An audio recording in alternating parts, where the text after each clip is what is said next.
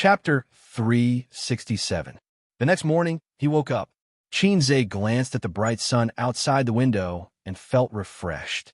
Haha, I survived the New Year's Eve in Salted Fish Lake. I'm happy. Last night, he thought that he might not survive the cold New Year's Eve. Although the air conditioner was on, his heart was cold. 3 women make a play. This saying was not wrong at all. To sum it up, they could make a fuss. Everything was over, really over, because it was dawn. This time, he could set up flags crazily. The sun was his biggest backer. This morning, the ants were coming to eat at home. Suyu had no reason to stay, and relatives were coming. Even if she stayed, she would be very restrained. Sister Ziwei was the same. Happy. We, the common people, are so happy today. Xianxia sang loudly. What are you so happy about? Qinma's voice came from the kitchen. It was 7:30 in the morning. Qinma and the old man got up. Her mother was making breakfast in the kitchen. The old man sat at the table and looked at his mobile phone. He should be using his mobile phone to read the news. Xianxia folded the quilt neatly and stood at the kitchen door with the quilt. Probably I'm glad that I survived another night. By the way, where do I put the quilt? Qinma shook her head. Solve the matter as soon as possible. It's useless to waste time. Don't think that your father doesn't urge you. If you don't give him a satisfactory result, he will really hit you. Xianxia hummed twice and perfunctorily told his mother that only his mother was good in the world. Qinma was always very tolerant of him. Put in your room. Suyu has already got up. Zijin has also got up. They are all washing up. Wake up your lazy sister. Qinma turned and smiled. One is in the bathroom outside, and the other is in the bathroom of my and your father's room. Qinma's voice paused and looked at him strangely. What's wrong? Xianxia held the quilt with both hands. Is there a flower on my face? No. Qinma stopped talking. Oh. Xianxia hugged the blanket and turned to greet the old man, who was sitting at the dining table. Good morning, Dad. The old man nodded and looked up. Continue helping your mother at noon. The old man's voice paused, and his expression became strange. Help my mother with what? Xianxia hugged the bedding with both hands. You're just like my mother. Your gaze is so strange. Help your mother cook lunch, the old man muttered. You're messing around at home. You don't know how to control yourself. Xianxia took the quilt to his room and met Suyu coming out of the bathroom, humming a song. Teddy seemed to be in a good mood. Hey, good morning, Xianxia greeted. Suyu raised a smile on her cold face. It was as if the ice river melted, particularly bright and beautiful. Morning, gif of Suyu's smile gradually disappearing. You have a strange look in your eyes, Xianxia repeated. Suyu stared at him fiercely, showing a rare look of anger. At this time, the door of his parents' room opened. After washing up, Sister Ziwei came out refreshed. Sister Ziwei, Xianxia's heart moved, silently watching her approach. Gif of Suyu's smile gradually disappearing. It appeared again. Originally, Wang Zijin saw him and subconsciously showed a gentle smile. She came a few steps and looked at his face. Her small face changed, and the smile disappeared. Xianxia was shocked at that time. Did my appearance plummet when I woke up? Or was my complexion so bad that I was disfigured? You don't have to say anything. I'll look at myself in the mirror. He hugged the blanket into the bathroom. Xianxia stood in the bathroom and stared at himself in the mirror. His mind was full of what the F***CK. The little brother in the mirror was handsome, with sword-like eyebrows, starry eyes, and a clear face. If this face walked on the street, countless good girls would scream, "Look, fast shooter." This was not the point.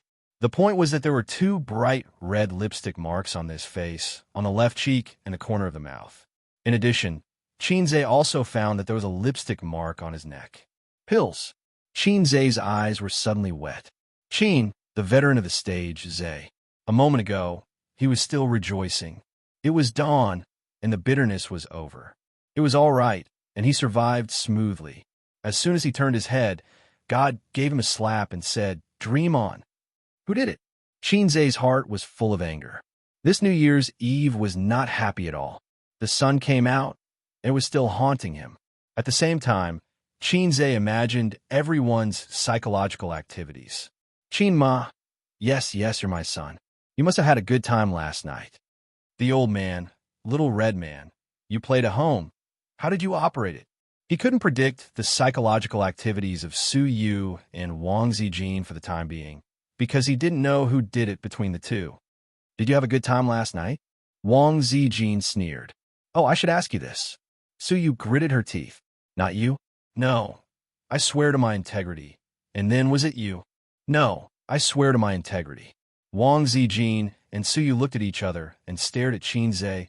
Who did it? Not you too. Qin Zhe's mouth twitched. Damn, who did it? Wang Zijin glanced at Su Yu suspiciously and said lightly, It's simple, just ask.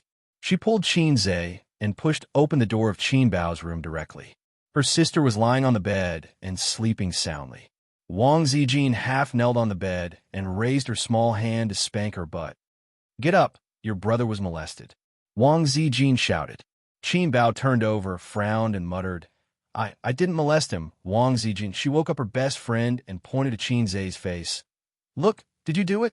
Qin Bao looked at Qin Zhe with dilated pupils, and slowly, her eyes became sharper and sharper, staring.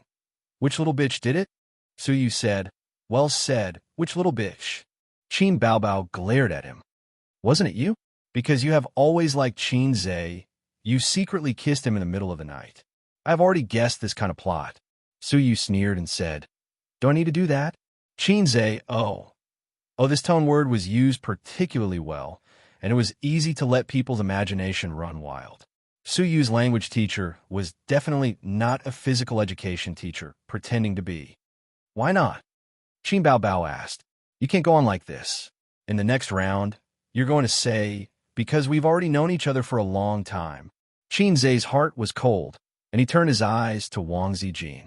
Wang Zijin's little face was pale with anger, leaving a kiss mark on Qin Zhe's face. Whether it was Su Yu or Qin Bao, it was a naked provocation to herself. It was like a lion's territory was invaded, and the invader peed comfortably. 3 kiss marks formed a sentence. Hey, your boyfriend tastes a little sweet. Damn it. If it was Su Yu, preferably Su Yu, Wang Zijin must let her know why the flowers were so red. If it was Qin Bao, it seems that the secret can't be hidden, but since you have provoked, then draw the sword. Chapter 368. Why are you looking at me? Don't you know who kissed you? Wang Zijin said angrily. I fell asleep. Qin Zhe said weakly. It's also possible that someone is a thief calling for a thief.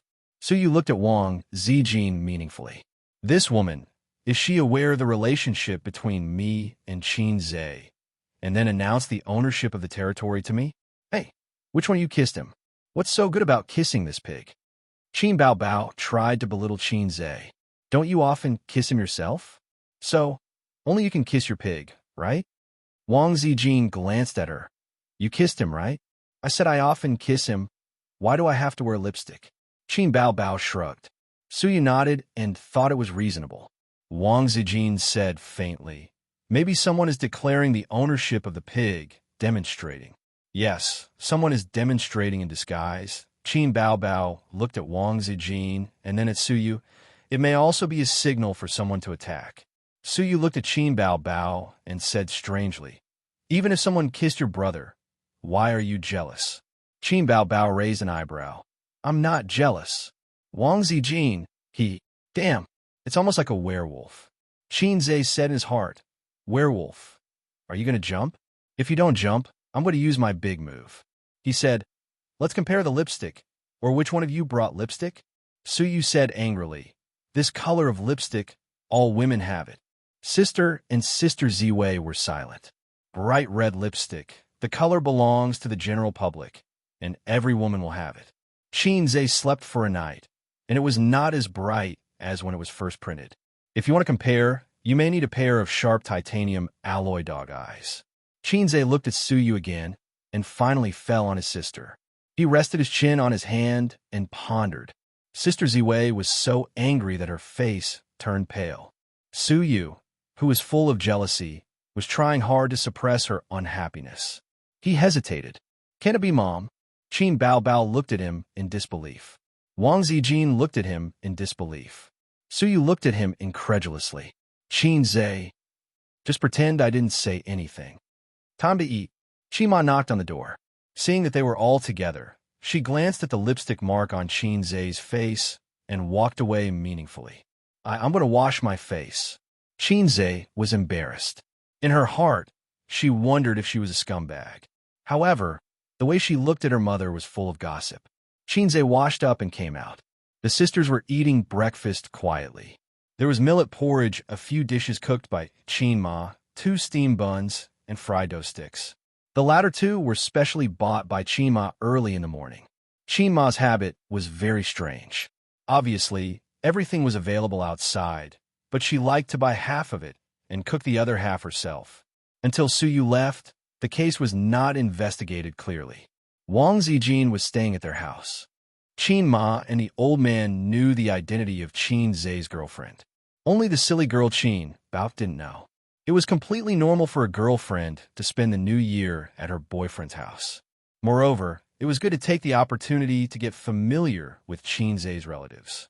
At noon, his father's relatives came, the eldest aunt's family, the youngest aunt's family, a total of 6 people. Qinzai introduced his relatives to Wang Zijin. The eldest aunt and the eldest uncle were civil servants working in state-owned enterprises. The eldest uncle was doing well and was a small section chief. Both husband and wife had a golden rice bowl and had 2 houses in Shanghai. The beautiful cousin was called Xianxia. The youngest aunt was a middle school teacher. As a teacher, she was qualified, but as a mother, she was undoubtedly a failure. At least in the eyes of the youngest uncle, his wife was a failure of a mother.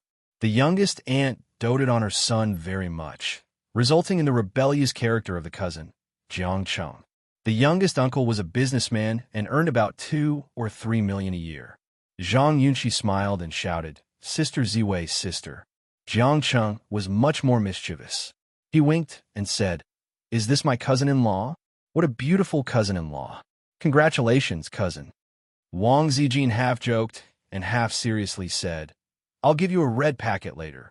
"Thank you, cousin-in-law." Jiang Cheng shouted, "Ouch, cousin, why did you cut off my head?" Qin Bao didn't give him a good face and said, "Go away. You're blocking my way." Jiang Cheng felt wronged and said, But there's no way behind me." Qin Bao raised her hand and said angrily, "Try talking back again." Jiang Cheng was speechless. He looked at Qin Zai pitifully. Jiang Cheng was a shameless person who judged people by their appearance. He loved to stick to Qin Bao since he was young, but he was teased and bullied by his cousin. He was like a rubber ball, kicked away and then rolled back. "My cousin abused me thousands of times, but I treated her like my first love." During the first year of high school, he rushed home and said that he wanted Qin Bao to pretend to be his girlfriend and go to school. He was beaten up by Qin Bao. Jiang Cheng pointed at Qin Zai and said angrily, "Why did my cousin pretend to be my cousin's girlfriend and not me? Boys with girlfriends will have a lot of face in school. My cousin is so hot and beautiful." He was beaten up by Qin Zai. Qin Zai and Qin Bao both liked to beat him up. He was stubborn and wasn't afraid. His way of thinking was different from those born in the 80s and 90s. "My cousin abused me thousands of times, but I treated him like my first love." After lunch, Qin Zai snuck to the balcony to smoke. The cold wind was howling. Jiang Cheng snuck over and smiled slyly. "Cousin, give me one." Qin Zai handed him one. He snuck to the corner of the window and lit the cigarette. He took a deep puff and coughed violently. "Don't smoke if you don't know how to." Qin Zai teased him. "Damn, I always thought that smoking was cool, but it's too suffocating." Jiang Cheng wiped his tears. "I have to learn this skill. It's very effective to show off in front of girls. In fact, 90% of women hate the smell of smoke. Cousin hates it too." "Yeah, then I won't smoke." Jiang Cheng stamped out the cigarette and threw it out of the window. "I heard from your mom that you ran away from home again and hit your aunt's house." Jiang Cheng grinned. "That's because my dad always beats me. Aren't you just asking for it?" Jiang Cheng felt wronged. "Brother, you can't be like this. What era are we in now? It's not popular to teach people that beating is affection and scolding is love." "I'm not you." Qin Zai skinned him. "Why don't you try exposing my scars again?" Jiang Cheng sighed. "Recently, my dad often said something to my mom. Big brother beat A's since he was young. Look, he's so promising now. It's because you spoiled him too much when he was young that your son became useless. Xianxia was speechless. My poor cousin, my uncle was led astray by my dad. Xianxia thought for a moment and said, what you're pursuing now in 5 or 10 years, you'll look back and realize how childish and laughable you are. Of course, you might not understand if I tell you this. When we were young, our parents always taught us to study hard or we'll regret it in the future. They never took it seriously.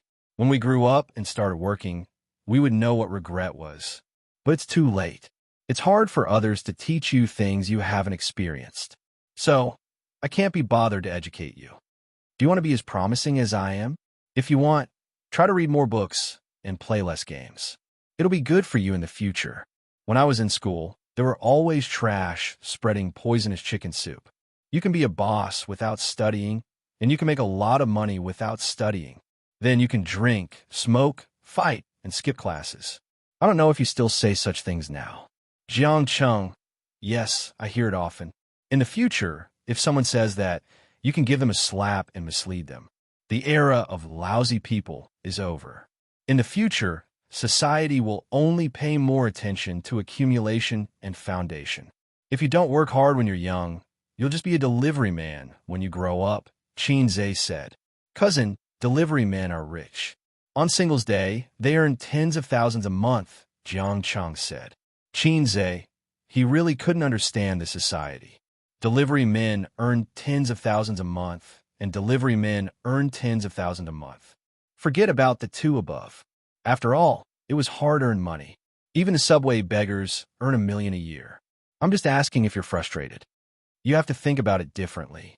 Xianxia said, look, I have 2 companies under my name now. I have tons of money. Lamborghinis, Porsches, Maybachs, and Ferraris. It's up to me whether I want to buy them or not, but whether I can buy them or not. Think about it. Isn't it good to drive a luxury sports car and chase after girls? There are secretaries waiting for you in the company. Isn't it good to have a girlfriend? An entertainment company, a whole bunch of models with great figures, and many female celebrities. All of them are waiting for you. Don't you think it's great? Do you crave money? Do you crave for hot sex? As long as you're willing to work hard and study, you'll have secretaries and sports cars.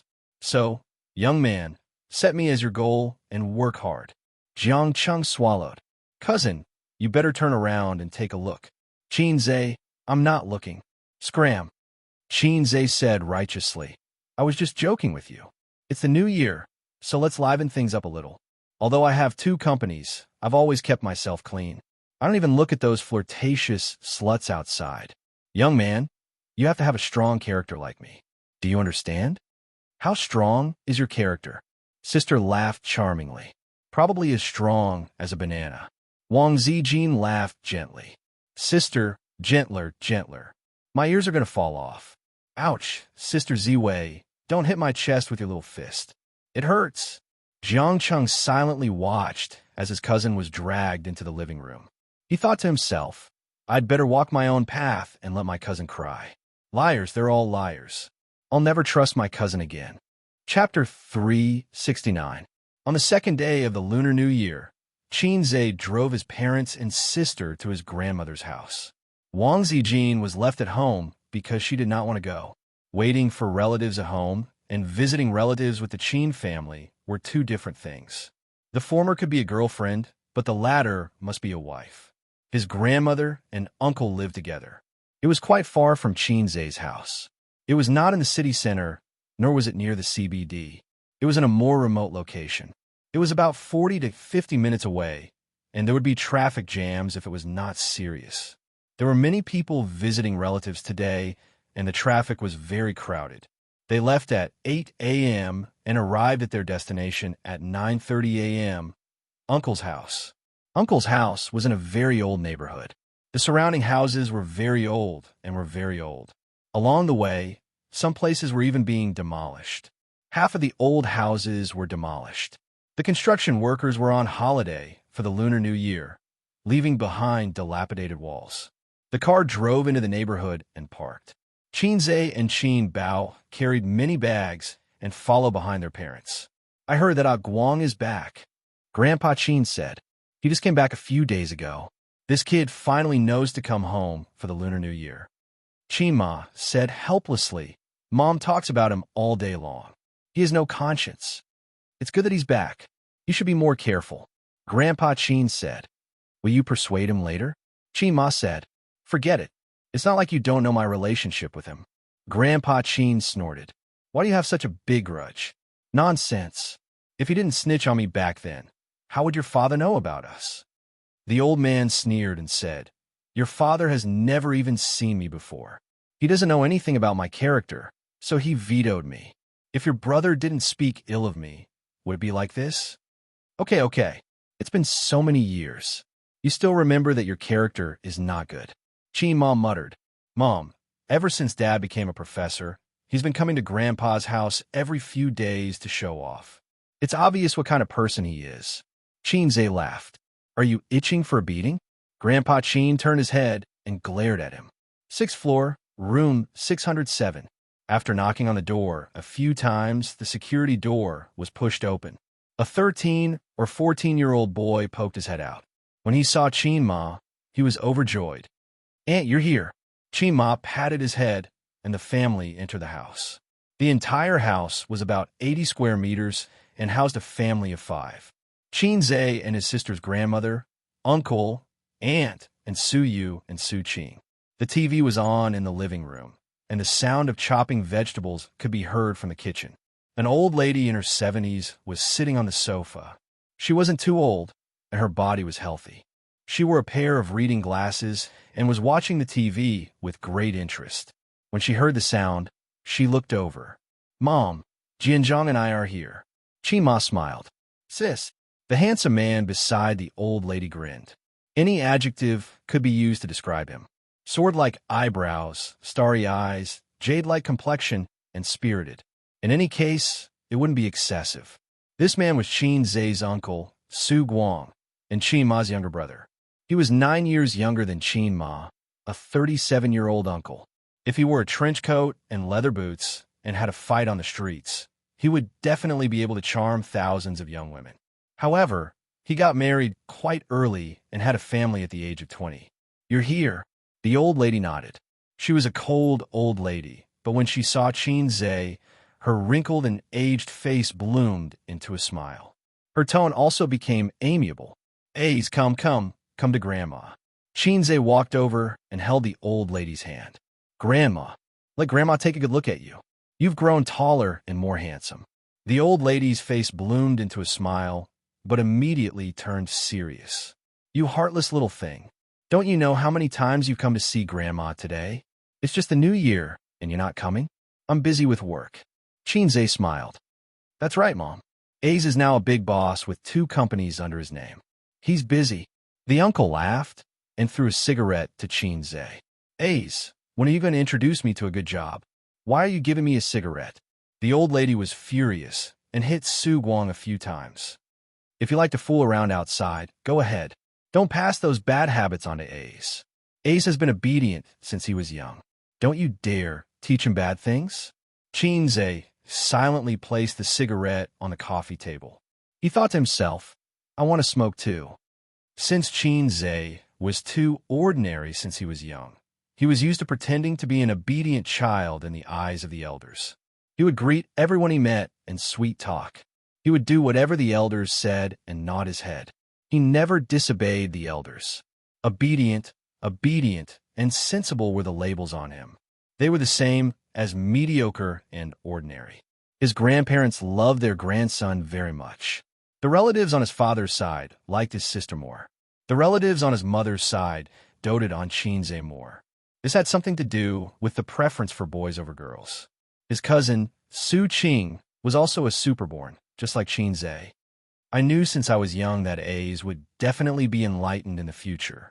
Look, is it true? The old lady held Qinze's hand and smiled kindly. In our family, A's is the most capable. Grandma saw you singing on TV. You sang really well. Yaya said that one song of yours can sell for a lot of money. You even know how to invest in stocks. Who's better, you or your dad? The old man gave him a sidelong glance. Qinze thought about it. If he acted cool and slapped his own face in front of the retarded supporting characters and his own father, he would really be slapped in the face. Just as he was about to humbly say that his dad was better, he heard the old lady snort. I think you're better. Your dad doesn't have the ability to start a company. He'll only be like this for the rest of his life. He'll be a teacher for the first 10 years and a professor for the next 10 years. A's is different. When your dad was at your age, he was nothing. But you're already a boss. If your grandfather knows about this, he'll definitely be happy. Don't you think so? Xianxia sweated profusely. How am I supposed to continue this topic? My old man's mouth is already twitching. The old lady had hidden needles in her words. She was hinting that the old man used to show off in front of their grandfather for no reason. The old man pretended not to hear it. The old lady's gaze turned and landed on Qin Bao Bao. Qin Bao Bao thought to herself, it's finally my turn to shine? I've had enough of sitting on the cold bench. Grandma, Happy New Year. Qin Bao Bao revealed a cute and gentle smile. However, the old lady's attitude towards her granddaughter was obviously different from that towards her grandson. She replied with a nonchalant, Mom, Bao Bao is a big star now. Many people are fighting for her autograph. Uncle laughed. The old lady snorted. What big star? She's just an actress. Wasn't her previous job pretty good? She worked in so many powerful units. She didn't lack any reputation. Why did she have to become a star? In her generation, the harshest sentence was, whores are heartless, actors are unrighteous. Uncle laughed dryly and didn't dare to talk back. The old man and Qin Ma didn't say anything. Qin Bao Bao rolled her eyes. All right, the grandson was a treasure, but the granddaughter was nothing. The granddaughter's singing was good. The granddaughter was a disgraceful actress. Forget it. Anyway, she was used to it. Grandpa and Grandma treated her just so. It wasn't bad, but it wasn't good either. Qin Bao Bao made a face at her grandmother's precious grandson. Ace, your uncle won't be leaving this year. Do you want to help him find a decent job? The old lady looked at her precious grandson hopefully. Mom, who said I won't be leaving? I still have a business outside. I could start my own business. It's just that my business has just started and I invested all my money into it. That's why I can't bring the money back. Uncle scratched his head.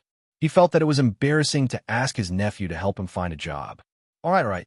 How can I not know what kind of person my own son is? The old lady said with disdain. You're almost 40 years old. You don't care about your family at all. Xiao Ru is the only one working hard. You don't care about your son and daughter? Look at Yeye and Qing Er. Do they call you dad? Su Qing pretended not to hear. He looked at his TV and turned a blind eye to his father. Of course, no problem. I'll help uncle with the job. Xianxia thought to himself. The most handsome gatekeeper in history had appeared. The gatekeeper, Grandpa Su. With Uncle's standard, he could only be a gatekeeper. Qima shook her head helplessly. Mom, you go in and help Xiaoru cook. Mom, let me do it. You sit down and rest. Xianxia said. Grandma, I'll help you cook. Why are you cooking? Let your mother do it. It's only right for a mother to cook for her son. Ace, just accompany me. The old lady said. Grandma, I'm good at cooking. I've specially cooked for you today. You could try my cooking. Xianxia said. The old lady was pleased. Okay, then I'll wait here. Xianxia could always coax his grandmother with a few words. He was well-behaved, obedient, and filial. He was the perfect child in the eyes of the elders. Grandpa Su also felt that this was impeccable. He was smug and felt that it was all because of his education. As for beating his son, it was not because he was disobedient. It was because he wanted him to be successful. Xianxia walked into the kitchen. His aunt was cutting vegetables, and his cousin was washing the vegetables. The 17-year-old girl's figure was as graceful as a newly sprouted willow branch. She was wearing a wine-red sweater with her sleeves rolled up. Her arms were white and tender. She was washing vegetables in the middle of winter, and the house was reluctant to turn on the air conditioner. She was a little cold, and her hands were red from the cold. Aunt, I'll cook lunch, Xianxia said. Suru turned around abruptly. Her face was filled with surprise, nervousness, and excitement. She looked like a little girl. Chapter 370. There are too many typos in the previous chapter. If I change this chapter, it will disappear. Considering that all of you like to read this chapter, I will not change it. I will take note of it next time. Note, chapter 336 did not disappear. It was me who wrote the wrong chapter name. Sob, sob, sob. Compared to her daughter, Feng Yu's aunt smiled and joked. You can cook? Can you do it? Don't burn it. It's not easy to order takeout during Chinese New Year. Xianxia laughed. Let me do it. I will cook something nice for Grandma. Feng Yu's aunt hesitated for a while and nodded. Okay. You, help me look after the kitchen. Su pecked his head. Feng Yu's aunt passed the apron to Dong Shuebing and left the kitchen. Su blinked her bright eyes and looked at Dong Shuebing. Her gaze was the same as when she was young. She liked him, but now there were other emotions like worship. Xianxia looked around the kitchen and noticed that there were a lot of ingredients. All of them were good dishes. With Feng Yu's aunt's frugal lifestyle, Dong Shuebing knew that this was definitely bought by his prodigal uncle. His uncle's flaws and strengths were obvious. As a husband and father, he was undoubtedly a failure. But he still had his good points. For example, when he was at his lowest, he lowered his head and borrowed money from his relatives to send his children to school. He also refused to let his grandma stay at Xianxia's house. Back then, Qin Ma wanted to bring her grandma home. On one hand, it was out of filial piety, and, on the other hand, it was to help her brother share the burden.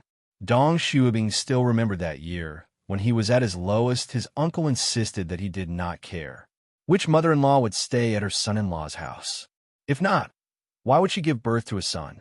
Xianxia looked at his uncle as if he was an idiot. Many years later, when he thought about it, he was impressed. Dong Shuebing and Suyu looked at each other in the kitchen. In the end, Suyu whispered, Cousin, let me cook. Help me wash the vegetables. Xianxia shook his head. No need. I know how to cook. Suyu tilted her head. You never entered the kitchen when you were young. Xianxia smiled and said, That was many years ago. I'm different now. Suyu lowered her head. Yes, 10 years. It was almost 10 years. Don't just stand there. Help me wash the vegetables. I'll show you what I can do. Xianxia patted her head. It was a habit from when they were young. Suyu wrinkled her nose and surprisingly didn't resist. Xianxia took a glance at the girl who had just finished washing and cutting the vegetables. Her knife skills were very nimble. She must have cooked a lot. For a girl of her age and living in a big city, it was very good that she knew how to cook. You didn't buy any new clothes for the new year? Xianxia asked. Yes. Suyu pursed her lips and pretended not to care. I'm an adult, not a child. It's not fashionable to buy new clothes for the new year. You don't have money, right? Xianxia exposed. Suyu was speechless. She suddenly felt wronged. Cousin was so bad. Actually, it wasn't that she didn't have money. She had money to buy clothes. It wasn't the 1980s anymore. However, her family was in debt. She had an unreliable father. She and her younger brother had to go to school, and it was quite hard to rely on her mother to support them. She chose not to buy new clothes. He cooked a few dishes one after another. The aroma was very fragrant. Suyu swallowed her saliva. When Xianxia wasn't paying attention, she secretly took a bite. She squinted her long eyelashes, and her face was full of happiness. Is it delicious? It's delicious. Suyu was speechless. Xianxia suddenly remembered something. You that? Well, the female high school student. Wen, does she still bully you? Suyu shook her head. No, Chen Yuan always plays with me. She treats me like a sister. No one dares to bully me in school now. Xianxia said, Oh. Suyu glanced at him. Cousin, Chen Yuan probably likes you. Xianxia's expression didn't change. Get rid of the probably. Suyu grinned and said, She's always trying to find out about you. She even asked me to ask you out. I just don't know why she doesn't dare to ask you out. Xianxia sighed. She still hasn't given up. He was proud to have JK, who always wanted to do something with him. However, it was more of a burden, an emotional burden. Your dad isn't going out this year? Xianxia asked. Who knows? Suyu pursed her lips. I know he's hiding at home to avoid debt. I overheard him talking on the phone outside the other day. He said that he would return the money after the new year. I don't know how much he owes outside. As she spoke, her eyes filled with tears. She choked and said, He's always like this. He used to tell Mom that the poorest he could be was begging for food. If he didn't die, he would always make a name for himself. Xianxia was stunned. He thought, Uncle must have watched too much chicken soup on the internet. This sentence is full of déjà vu. He also said that he would let the family live a prosperous life when he earned money. He said that he had accumulated a lot of experience and was only one step away from success. Xianxia couldn't help but say, that's just an illusion. The first of the three things in life is that I will always make a name for myself. Suyu was speechless. She choked on her words. Suyu said, then at least he's back home. As long as he can find a stable job, sooner or later, the hard times will end and the good times will come. When I graduate from university and find a job, I can share Mom's burden. With Mom and him working together with me, our lives will get better and better. Xianxia waved his hand. That's not going to happen. I knew what your dad was like when I was 10 years old. You're already 17, and you still don't know? A leopard can change its spots, but a leopard can't. So you stared at him blankly. The mist in her eyes became thicker and thicker. She tried to hold it in, but she couldn't. She burst into tears.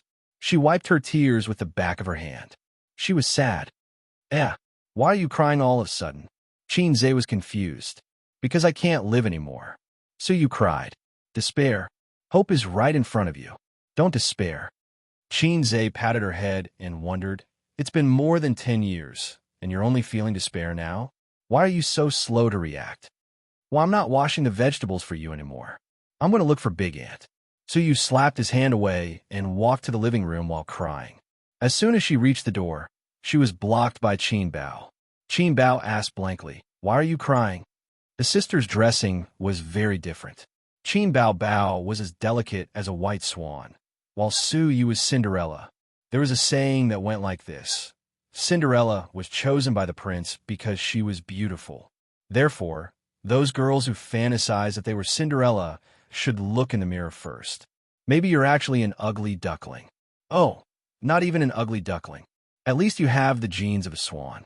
Life was full of despair. Cousin bullied me. Suyu cried. Xianxia was confused. He didn't know why, but he was blamed. What are you doing? You bullied Yu. Do you believe that I won't beat you up? Qin Bao Bao patted her cousin's head. I didn't bully her. She must have remembered something sad. Xianxia said, why did you come in? I'm a little hungry, so I came to find something to eat. Qin Bao Bao saw the delicious food on the table and threw her teary cousin aside. She took out her chopsticks and took a few bites. She said happily, delicious. Don't eat too much. Leave some for everyone. Xianxia had his back to the door and didn't know that Suyu hadn't left. He said while cooking, Yu just said that Uncle came home and wouldn't leave in the future. She also said that when she graduates and finds a job, Uncle will also find a job. Then the family will have 3 incomes and their lives will get better and better. Qin Bao Bao, she laughed and said, that's a good idea, little girl. It's been more than 10 years. Who doesn't know what Uncle is like? His mother and grandmother have lost all hope in him. Sigh, a 17-year-old in the prime of youth loves to fantasize. I'm so envious. Sister, you don't have to be envious. Yu is 17. You're 18. Xianxia flattered. Then shouldn't I call you brother? Qin Bao Bao said angrily. No, I'm 17. 5. Xianxia said shamelessly. The siblings were chatting when they suddenly heard a sobbing sound. They turned to look and saw Suyu wiping her tears and rushing out of the door. She didn't leave. I didn't notice. It's all over. Xianxia, Qin Bao Bao. By the way, should we help Uncle? Qin Bao Bao asked. Of course we should help. But we can't help unconditionally, Xianxia said. Qin Bao Bao rolled her eyes. Why don't you send someone to disguise him and throw him into the Huangpu River? You can fish him out when he's about to suffocate. He'll be honest next time. Xianxia thought for a moment and said softly, Sister, that's our uncle. Isn't that too much? Also, where did you learn to throw him into the Huangpu River? Qin Bao Bao, I learned it from Sister Man. Her catchphrase is really strange. She always likes to throw people into the Huangpu River. Xianxia thought to himself, you know better. It's really strange. You always like to call me a maggot, a black-hearted maggot. Black-hearted maggot, hurry up and cook. Why are you in a daze? I can smell something burning. You don't understand. It's only delicious when the fat is fried. In the living room, Suyu stood in front of her family with red eyes. Her father looked at her and said nothing. Her grandmother looked at her and said nothing. Her brother was watching TV with great interest. Her mother asked, "What's wrong?" Suyu said sadly, "Cousin bullied me." Her mother said, "Oh." Her uncle said, "It's common." Her grandmother laughed. "Why are you still the same as when you were young? You always say that your cousin bullied you." Chima, an old master. Ha! Suyu, then I was born to be bullied by my cousin? Suyu felt wronged. Yes, if it was 100 years ago, it would be good to marry you to your cousin. Her father smiled cheekily, but she and Bao Bao would fight every day. Bah, you only know how to talk nonsense, Chima said angrily. Nothing good comes out of a dog's mouth. Qin Bao Bao came out of the kitchen. When she heard this, she glared at her uncle. She had never been nice to her uncle. There was a knock on the door. Bang, bang, bang. It was very loud. Suyu opened the door. There were 4 or 5 men standing outside with cigarettes in their mouths. Chapter 371. Suyu stood at the door and did not move aside. She looked at the unfamiliar men and asked timidly, "Who are you looking for?" The leader took out his cigarette and threw it on the ground. "Su Guang lives here." Suyu was used to girls who came to collect debts. In the past few years, it was the most annoying at the end of the year. There would always be groups of debtors coming to collect debts. Suyu, who had been through all kinds of debt collection methods, was a little scared, but she did not panic. She said calmly, "You've got the wrong person." Then, she was about to close the door. "Yes, this is the address on your ID card." The leader pushed the door open and said in a foreign accent. Suyu was a little girl, so she was definitely not as strong as an adult man. Moreover, she looked like a burly man. The group of people rushed into the house. The leader smiled. "Su Guang, it's time to pay back the money." In the house, everyone's hearts sank. The uncle, who was sitting with his legs crossed, suddenly froze. He quickly got up and smiled like a grandson. He bowed slightly. "Brother Lu, why are you here? If I don't come, how can you pay back the money?"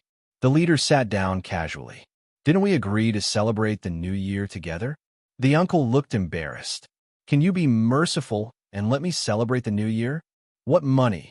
Who do you owe money to again? Didn't you pay back the loan sharks?" Grandma's expression was indescribable. She grabbed her son's hand. "You owe money again?"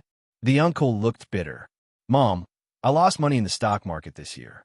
"How much do you owe?" "Not much. I'm asking you how much you owe." Grandma yelled, her eyes red.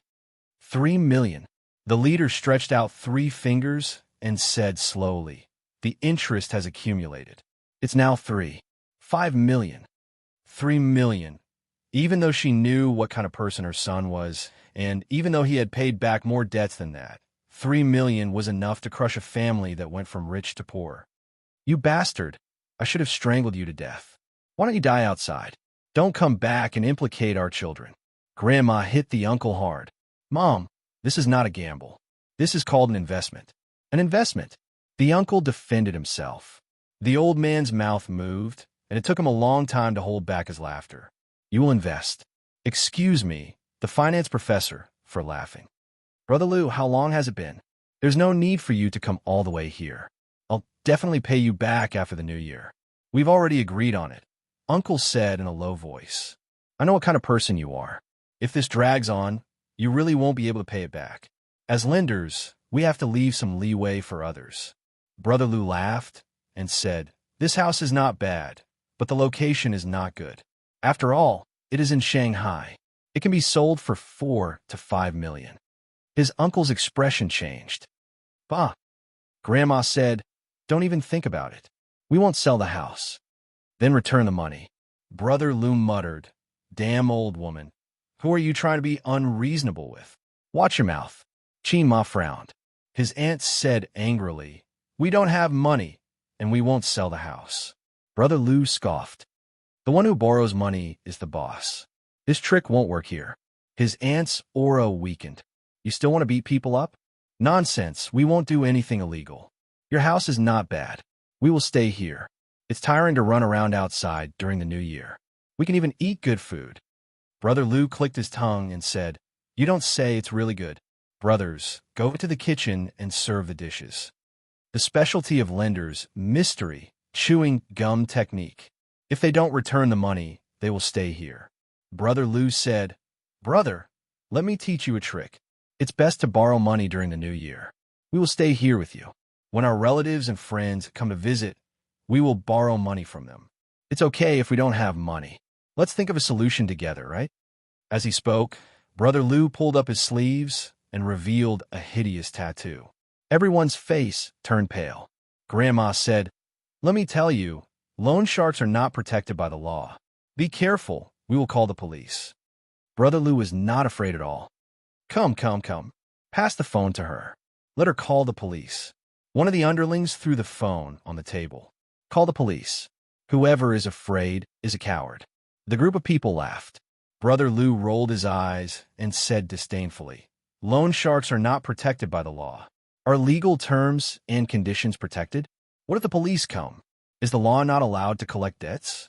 Besides, we didn't beat anyone up, right? The underlings, we are professionals. Just call them. We gave you the phone. Mom, I really didn't want to gamble this time. I wanted to make a lot of money to show my filial piety to you. Who knew? Uncle frowned. He planned to run away after the new year. He had promised the loan sharks that he would come back after the new year. Who knew that they would not play by the rules? The old master glanced at his brother-in-law. He remembered that he had said the same thing back then. When the creditors came, he swore to his family and relatives that he would never gamble and work obediently. Again and again. Now, even his relatives were avoiding him. He was at his wit's end and had no choice but to beg him for help. He almost knelt down and sold a house to help him pay off his debt. His father-in-law used to be a manager in a state-owned enterprise. He was rich and powerful. In the 1990s, the problems accumulated by state-owned enterprises broke down one after another. The employees were laid off. His father-in-law originally had a place to go. The state arranged for him to be a small leader in a government office. However, he resigned and started a business. When he retired, his family had 4 houses in Shanghai and more than $2 million in savings. TSK. At that time, they were much richer than the Qin family. Later, he handed the business to his son. 3 years later, the small company went bankrupt. Su Guang was ambitious but incompetent. He was unwilling to give up and always wanted to make a comeback. Then, his investment failed. He went to gamble and lost everything. After more than 10 years, he still could not make a comeback. He sold the house, lost all his savings, and was still in debt. Life was full of despair. In the kitchen, Qin Bao stood by the door and eavesdropped. He's going to sell the house. His sister walked back and whispered, It's time for us to perform. That loan lender is trash. Xianxia muttered. I can't believe he didn't do anything. Give him a good beating. Beat him to death. Uncle, this guy, if he doesn't taste the despair of the abyss, he won't learn his lesson. His sister glanced at him. That's why you keep pretending. Just now, you said that your uncle can't be too cruel. Also, what if we hurt Mom, Dad, and Grandma? You don't know Dad. If we fight, Dad will be the first to protect Mom and Grandma. Then, he will watch the show happily. The loan sharks are not lunatics. They won't beat people up. Qin Bao did not speak for a long time. They're evil maggots. The family stopped talking. The atmosphere was tense. Brother Lu stared at his younger brother. What are you waiting for? Go and get the food. Aren't you hungry? The younger brother understood. Unless it was a last resort, it was not good to beat people up. However, disgusting things should not be said with words. It should be done with actions. Don't think that we loan sharks are paper tigers. The younger brother thought of a very powerful sentence. Don't say that I didn't warn you. The younger brother looked around and walked to the kitchen. Chapter 372. The younger brother walked to the kitchen. The closer he got to the kitchen, the stronger the aroma was.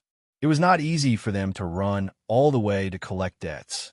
However, every time they collected debts, they would get a high commission. The more debts they collected, the more commission they would get. In fact, the company had planned to put Su Guang's money aside for a while and wait for the interest to increase. However, they later found out that Su Guang was a professional debt collector. He was a professional at running away. They might not see him even if they stayed at his house for a year. This was very naughty. They could not keep an eye on the orphan and widow. If the one being harassed was not the creditor, the police would still take care of it. If it was more than 10 years ago, they would have caught the woman at home and sold her. Look at the little girl outside. She was so pretty. The younger brother thought. Su Guang did not even bother to do a paternity test. She was obviously his biological daughter. The younger brother walked into the kitchen and was shocked. He saw a girl who was as beautiful as a flower. As an experienced driver, he subconsciously looked up. She was wearing a pair of pencil pants. Her legs were straight and long, slender and even. She was wearing a white knitted top. Her chest was heavy. She was tall, about the same as him. It was rare to see a woman with such a domineering figure. Further up, there was a face that could cause the downfall of a country. The curve of her cheeks was very beautiful. She had an oval face that was sharp and pretty. Her curly hair was draped over her shoulders, and her eyes were bright like stars. Although she was very beautiful, she seemed a little familiar. F***CK, it's Qin Bao Bao. The younger brother shouted. He grabbed his phone and took 3 consecutive photos of Qin Bao Bao. Boss, Qin Bao Bao is here. Qin Bao Bao was caught off guard. She cursed in her heart. F***CK, you're a quick-witted idiot. Hurried footsteps sounded. A group of people rushed over. It's really Qin Bao Bao. She's so beautiful. I didn't know she was so beautiful without makeup. I thought she was wearing makeup. Her figure is so good. She's indeed a goddess. But why would a relative of a goddess owe so much money? I want an autograph. I want to take a photo with her. Useless. You can even ask her to accompany you for a meal. Otherwise, we'll expose this matter. The underlings discussed animatedly as they took out their phones to take pictures. Gao. Qin Bao covered his face as he closed the door. Brother Lu held the door open and was pleasantly surprised. Su Guang is your relative? No wonder you've been hiding in the kitchen. Qin Bao Bao, let's talk outside. Yo, the stock god is here too. Brother Lu looked at Qin Zhe again. Bring the dishes out. Let's talk while we eat. Qin Zhe said indifferently. Let's talk outside. He led everyone to the living room. The loan sharks really knew how to pick the right time. At this moment, it seemed a little difficult to stay out of it. Although his uncle was a prodigal, he was really good at Qin Zhe when he was young. Before he squandered all the money in the family, he would often bring snacks and toys to his house. The thing that Qin Zhe looked forward to the most every weekend was his uncle's visit. His handsome uncle had the air of a big boss. The moment he came to visit, he gave him a hug and brought gifts and snacks. At that time, Qin Zhe was not rich and did not buy many snacks and toys. Otherwise, his sister would not have encouraged the little pervert to steal change to buy popsicles and lick them. Why don't you return your uncle's money? Brother Lu, who had learned about Qin Bao Bao's needs from Su Guang, sat on the sofa casually. The sofa was not big. The elders in the family were sitting. Qin Zhe and Qin Bao Bao were standing, and Brother Lu alone took up half of the sofa. I don't have money. Grandma was stubborn. She turned her head and insisted. How can you not have money? You're a big star. You can get millions or even tens of millions just by filming a movie. I heard that you can get even more if you drink with a big boss. Brother Lu laughed. Grandma suddenly looked at Qin Bao Bao with a sharp gaze. Grandma, my sister won't drink with people. She's in my company. I run an entertainment company. Qin Zhe explained. Grandma squeezed out a smile and said, Aze is so capable. I'll believe everything you say. Don't lie to me. If your sister drinks with men, I'll pretend that I don't have a granddaughter. Qin Zhe was the first male of the Qin and Su families in this generation. Grandma and Grandpa cherish him very much. Brother Lu sneered. Our rule here is that the dead person's debts are cleared. You can go to the rooftop. The elder's expressions changed. Aunt said, Then, Bao Bao, why don't you help your uncle? Aunt's eyes flashed with shame and hope. Su bit her lips and looked at Qin Zhe. Her eyes were the same as her mother's. What help? Grandma interrupted again. Isn't selling one house enough? Another 3 million? Is your sister's money picked up from the sky just to clean up your man's mess? Don't even think about it. I'd rather sell the house and let the whole family go hungry. Her tone gradually became flustered and exasperated. Tears welled up in her eyes. Why am I not dead yet? Let me die early so that I can meet your father. Out of sight, out of mind. Qin Ma's eyes reddened. She turned and glared at her husband. Grandpa, what did I do wrong? Why are you glaring at me? I haven't said anything from the beginning. If you don't believe me, you can read the previous chapter. I definitely didn't say anything. Why are you glaring at me? I'm so confused. Of course, he didn't know. However, Qin Ma knew the reason why her mother didn't let her fork out the money. A few years ago, when she knew that her daughter and son-in-law were unhappy about the sale of the house, her grandma talked to Qin Ma about it. She was afraid that her daughter's family would be ruined because of this. It was said that a son-in-law was half a son.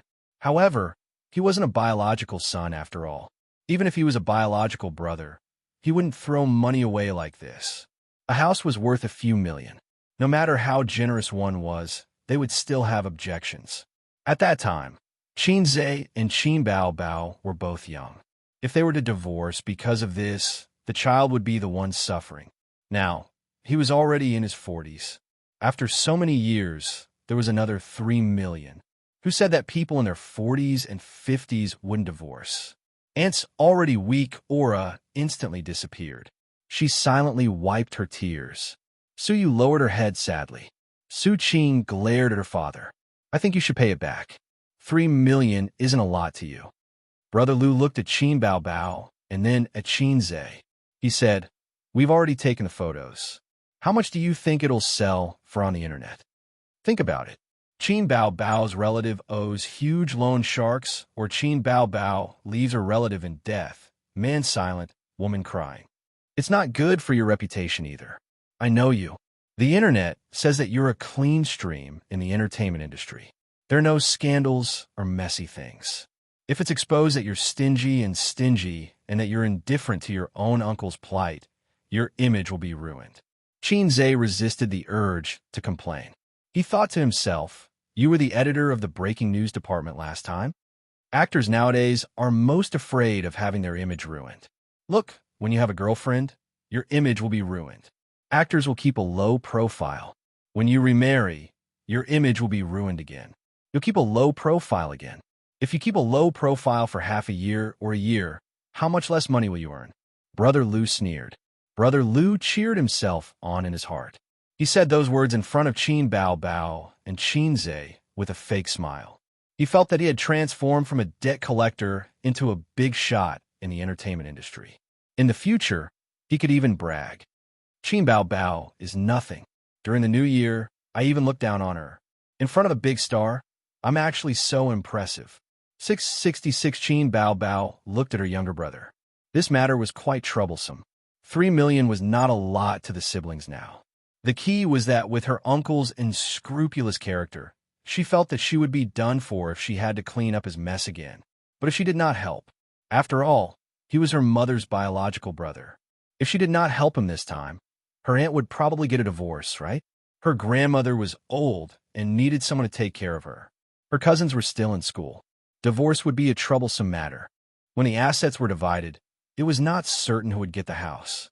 Because her uncle was always in the wilderness and her aunt was working hard to look after the crystal alone, the legal judgment would definitely favor her. Ding! System notification. There is no mission. The system appeared and said in a shocked tone, Host, this is such a good opportunity, but you don't have the slightest desire to show off. Every time you appear, it feels like an old friend reuniting. I almost forgot about you. Qin Zhe said in his heart. There are many people who have forgotten about me. The system said bitterly. Why are you acting cool in front of your family? Everyone knows that I'm rich. Qin Zhe said. Fine, I admit defeat. The system went offline. I'll pay for this. Qin Zhe said. Since his sister threw the responsibility to him, of course he would accept it. As a man, his sister only needed to be responsible for crying. Why don't you come out with me? I'll bring you to the bank. Brother Lu was stunned. Can you withdraw money from the bank now? It should be the holidays now, right? If you can't withdraw money, why are you here to collect debts? Qin Zhe said in a huff. Actually, they did not plan to get the money. If they were so straightforward, the debt collectors would lose their jobs. At first, They planned to pester them so that they could not have a peaceful new year. When they got impatient and went crazy, they would return the money. You want to go to the bank with this small amount of money? I have a lot of money in my safe. Xianxia was careless and showed off again. Then I'll go with you. They can stay. Brother Lu said, It's the new year. Are you trying to embarrass me here? Are you afraid that I'll stand you up? Do you know that? Do you think I won't smash you with a coin? Brother Lu was speechless. Xianxia turned his head and said, Grandma, I'll bring them to withdraw money. Grandma was in tears. She wanted to say something, but could not. After a moment of sobbing, she said, I really want him to die. Uncle looked embarrassed. He looked at Xianxia and seemed to want to say something, but in the end, he did not say anything. He felt guilty and grateful. Actually, if Su Yao had lent him the money, this would not have happened. But that grandson of his did not help him. The group left and followed Xianxia out of the door, took the elevator, and left the neighborhood. After Xianxia left the building, he turned a corner and brought them to the flower bed behind the building. Uncle's building was at the edge of the neighborhood. In front was the building, and behind was the wall and greenbelt. Anyway, no one would see it. As for whether the people upstairs would see it or not, Xianxia did not care. He took off his jacket and moved his neck like on TV. His bones cracked. Ding! Mission hint. Beat the lone shark until he starts to doubt his life. Success will reward 300 points. Failure will deduct the same amount of points. The system was in tears. Salted fish, you're finally hard for once. What? Do you want to do it? Are you sure? Brother Lu glanced at him. Even if you're a celebrity, we can still do it. His lackeys surrounded him. Chapter 373. It was only right and proper to return the money owed. The money had to be returned, and the person had to be beaten. He simply couldn't stand their style. It was one thing for them to force the debt, but they shouldn't have taken photos, and they even threatened Qin Bao. They were simply too arrogant. Debt collectors were not good people. It was always right to remember this sentence, especially loan sharks. Debt collectors, 10 or 20 years ago, liked violence. Beating people was a light punishment. They would rush into people's homes and wreak havoc. They would splash paint on people's doors, and the entire corridor would be filled with a pungent smell. On the wall, they would write things like return the money owed, and so on. This was not made up on TV. It was real. Xianxia had seen it when he was a child. A group of people rushed into his uncle's house and smashed everything they could get their hands on. They threatened to drown people in the Huangpu River if they didn't return the money. Then, they quickly left before the police arrived. At that time, his sister and cousin huddled together in fear. Xianxia watched the whole process expressionlessly. He felt that he was a little like Bu Jingyan. In fact, he was so scared that his legs went soft, and he didn't know what expression to make. He wanted to cry, but he couldn't. At that time, Xianxia, who was in the 3rd grade of elementary school, comprehended a super cool sentence without a teacher. The river flows east for 30 years, and the river flows west for 30 years. Don't bully me just because I'm still young. Since then, he didn't like to go to his uncle's house. He had long wanted to beat up the debt collectors. Unfortunately, debt collectors were now advancing with the times. It was not popular to rush into people's houses to smash and rob. Xianxia's many years of wish could not be fulfilled. At home, he had to maintain the image of an obedient grandson, a good son, a good cousin, a capable brother, and so on. Brother Lu was right about one thing. He couldn't let his image collapse. Brother Lu strode over and slapped him. He was very disdainful. Did a stinky actor really think that he was the king of the city soldiers? One against a group of them? He didn't hit people because it was more convenient to collect the debt more quickly. It didn't mean that he really didn't know how to hit people. Halfway through the slap, he was kicked in the stomach by Xianxia. The man, who was more than 160 pounds, flew 2 meters away and lay on the ground vomiting acid. Well, he didn't have time for lunch. The group of people and the entire atmosphere suddenly froze. But Xianxia didn't care. He was like a wolf in a flock of sheep. He sent one flying with a slap and one flying with a kick. He was fast and ruthless.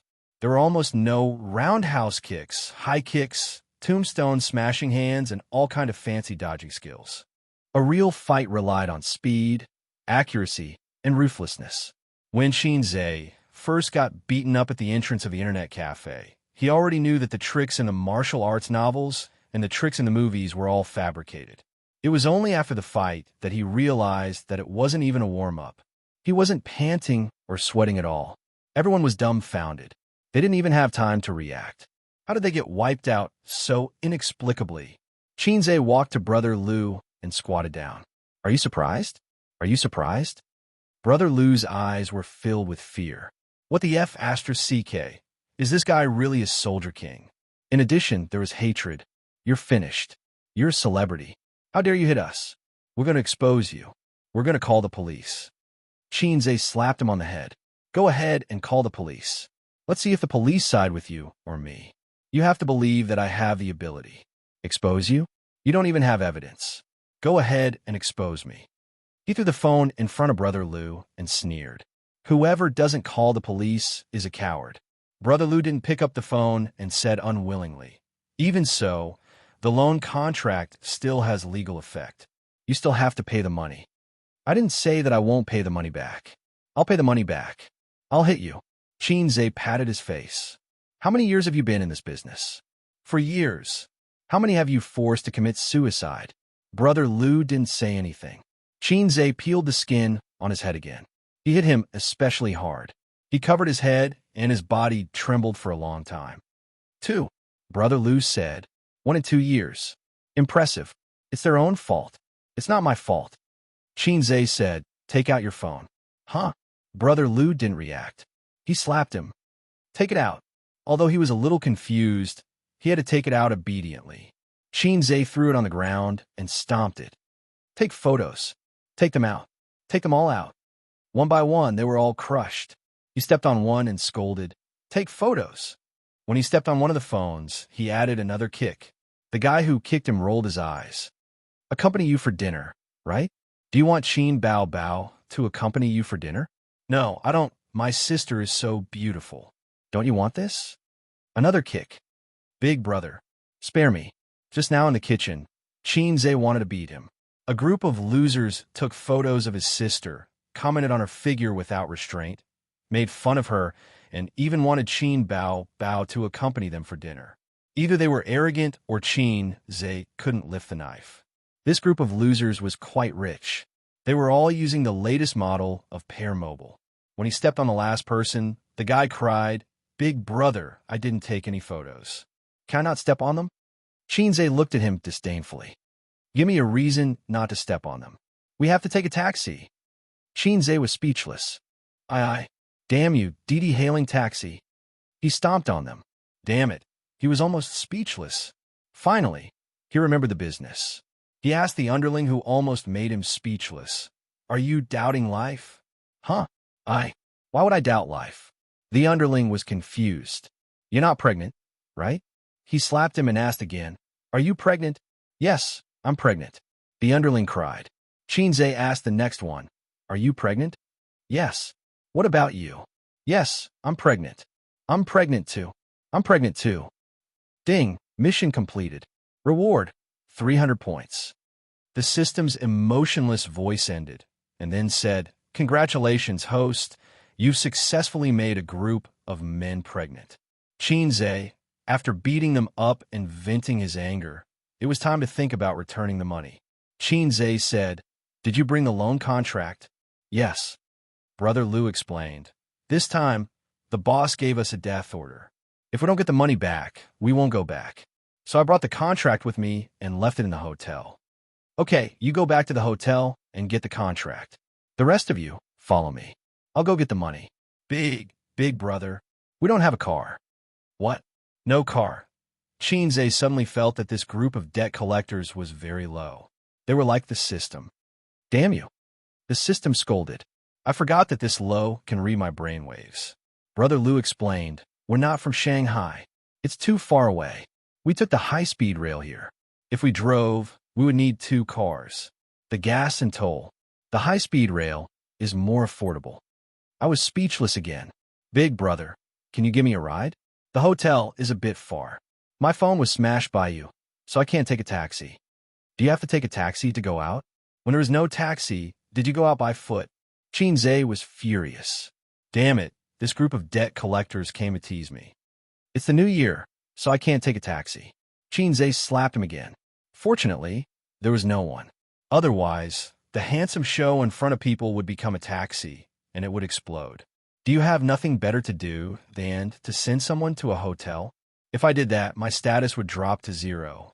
Xianxia turned his head and left. He drove to the company and took out all the money in the safe. It was not enough. He called Suyu and asked her for the password of the safe in the office. The two of them pulled together and made up 3 million. He put it in a cardboard box, tied it with tape, and carried it out of the company. During the new year, some office buildings have been closed, some have not. Not every company must have a holiday during the new year. Many posts are open all year round. Back to Grandma's community, it was still the original grass. Brother Liu, with a group of people, sat on the lawn, smoking and talking. Boss, is this the end of it? A younger brother bit a cigarette and said unwillingly, why don't we get the money and run away without giving him the contract? Anyway, there are so many people, he doesn't know who has the contract. You are stupid if you don't get the contract. He will give you the money, watch you go a long way, and then say, oh, the contract is not in hand, and then catch us with flies? Brother Liu spat out a mouthful of smoke and sighed. Shut up, it's good to get the money back. Go home early and you can still catch up with the new year. He's here, a younger brother whispered. Brother Liu threw away the cigarette but put a smile on his face and greeted him. So fast. Xianxia saw him and was a little surprised. Didn't he say that it was difficult to take a taxi? I bought a few packs of cigarettes at the supermarket outside and asked the boss to help me take a taxi. I told the driver to cancel the order when the taxi arrives. Damn it, this Didi taxi driver just won't go away. In addition, his words were full of the shrewdness of a commoner. Although it was very realistic, it still felt very low. Why is it that other novel protagonists are so pretentious and full of pretentiousness, but my style is not right? Xianxia put down the box. Another problem came. The tape was too tight and could not be opened. Do any of you have a knife? Everyone shook their heads. The lone shark, you don't have a knife? A younger brother said awkwardly, we did, but it was confiscated when we went through the security check at the high-speed railway station. The style was not right again. As a lone shark, shouldn't he just casually take out a knife? So he found a rusty iron wire and cut it open. A group of people moved the box to the side of the building. It was too conspicuous in the lawn, but could be seen clearly from downstairs. $3 million, a group of people, counting for more than half an hour. Xianxia stood at the side of the building and looked up at the sky. His heart was tired. Other protagonists. What? This beautiful girl's family owes you $5 million? It's okay, I paid it back. Then I pay the money back. As for me, I stood at the side and watched a group of debt collectors count the money until my hands cramped. I accompanied them in the cold wind for half an hour. Where did my pretentiousness go? Was it eaten by dogs? Brother Liu squatted beside the box and put the money into the box with his friends. He rubbed his swollen hands and said, actually, we can transfer the money to the bank. There's no rush. Stop talking, Xianxia said in a deep voice. If the amount is correct, take out the contract. Brother Liu took out the contract from the bag he brought from the hotel and handed it to him. Xianxia did not look at it. His heart skipped a beat. The money was returned, but his uncle did not learn his lesson. With his personality, he might be more reckless this year. Could he take this opportunity to teach him a lesson? For example, let these guys beat up his uncle. Scare him into chopping off his hands? But it's not good to cheat his uncle like this, right? Actually, this decision of mine is probably made by my father, mother, sister, grandmother, and other relatives. They all want to do it, but are too embarrassed to do it. Well, this is not my decision alone. It's the decision of all my relatives and friends. But everyone is too embarrassed, so I'm the only one who can do it. Thinking of this, his heart felt much better. Xianxia frowned slightly and felt that this was feasible. Come here, we have something to discuss. Xianxia waved at Brother Liu. Chapter 374. Big Brother. Is there anything else? Brother Liu looked at him cautiously. Once we get the money, our job is done. We don't know each other well. It's not easy for us lenders. Xianxia took out a cigarette and handed it over. There's something I need your help with. If you help me do it, I'll give you 3,000 each. You'll also have the high-speed train fare home. Then, what is it? Brother Lu said. Let's listen first. We won't do anything illegal. This was definitely not a debt collector. He was even more cowardly than a salted fish. Trick my uncle, Su Guang, into coming down, and then Xianxia mumbled, don't hit him too hard. Just beat him up, but don't hit him too lightly. Just scare him a little. Brother Lu looked at him in disbelief. He thought, what the hell? This kid is Su Guang's nephew? Then, how do we trick him down? Brother Lu asked. Just say that I asked him to come down and look at the loan contract to confirm its authenticity. Xianxia said. He ignored Brother Lu's weird look. Anyway, the situation had changed. It didn't matter anymore. From the nephew helping his sister solve the problem, it became the nephew working with outsiders to bully his uncle. I'll transfer the money to you through Alipay. Tell me your Alipay account number, Xianxia said. Okay. Although Brother Lu was a little confused, he was quite happy that he didn't earn money. Collapse. His uncle was obviously one of his own people, but he felt very, very scary. He only knew how to scam his own people. This time, he helped him with 3 million. What about next time? Would it be 30 million or 300 million? When that time came, Xianxia would definitely not help. There was no reason for him to spend money like this. However, how could he, as the grandson and son, feel good when he saw his grandmother heartbroken and Qin Ma's sad face? Therefore, he needed to let his uncle know why the flowers were so red. Brother Lu thought for a while and felt that it was feasible. He looked around and sadly found that his subordinates all had some injuries on their faces. He couldn't find anyone whose face was unscathed. This son of a bitch, he didn't hit people's faces. He was going to break the rules. You go up and ask Su Guang to come down. Brother Lu pointed at a subordinate with lighter injuries. The little brother answered and went up the stairs. After the little brother went upstairs, he knocked on the door. The one who opened the door was the lively little girl. Su Guang, come down. Your nephew wants you to take a look at the contract. The subordinate stood at the door and shouted inside. Su Guang immediately ran out. In the elevator, Su Guang looked at his little brother and asked, What happened to your face? It's none of your business. The underling's face immediately darkened. Su Guang smiled. The two of them exited the elevator and walked to the lawn behind the building. Su Guang saw Brother Lu and his gang. At the same time, he was also surrounded. Take a look at the contract. Is there any problem? Brother Lu handed the contract over. Su Guang looked through it carefully and scanned his signature and thumbprint to confirm that there were no mistakes. No problem. All right. Brother Lu placed the contract on the box and chuckled. The money issue is settled. Now let's settle the accounts. What debt? I don't owe you anything. The uncle took a step back warily and looked at his nephew, who was not far away. His nephew put his hands in his pockets and looked at the sky at a 15-degree angle. He was whistling and looking cool. A's, the uncle shouted. Uncle, what's wrong? Xianxia was confused. They want to beat you up. The uncle shouted. Beat him up. Brother Lu waved his hand. Immediately, one of the underlings kicked Su Guang and the others surrounded him and punched him. Please, don't beat my uncle. Be careful, or I'll call the police. Xianxia's expression changed drastically. His feet didn't move at all. Don't beat him. Don't beat him. I've already returned the money. Why are you still beating me? Give me a reason first. Hit him again, and I'll call the police. Xianxia witnessed the entire process of his uncle being brutally beaten up for 5 minutes. It was too cruel, but it was different from when he was young. When he was young, he was filled with fear. Now, even if I told you, you might not believe it, but it felt great. After being beaten up, the uncle was not satisfied. Why are you beating me? Brother Lu was speechless. This wasn't written in the script. He turned his head and looked at Xianxia. Xianxia said angrily, Why are you looking at me? If you beat my uncle, I'll call the police. F***ck, he's so stupid. I really want to feed him an acting book. Who asked you to borrow money from loan sharks? Who asked you to owe so much money? You're the scum of society and your family. Brother Lu thought of a reason. But you're the loan sharks. The uncle was not satisfied. Shouldn't people like me like you? Brother Lu said angrily. You talk too much. Beat him up. Another round of beating.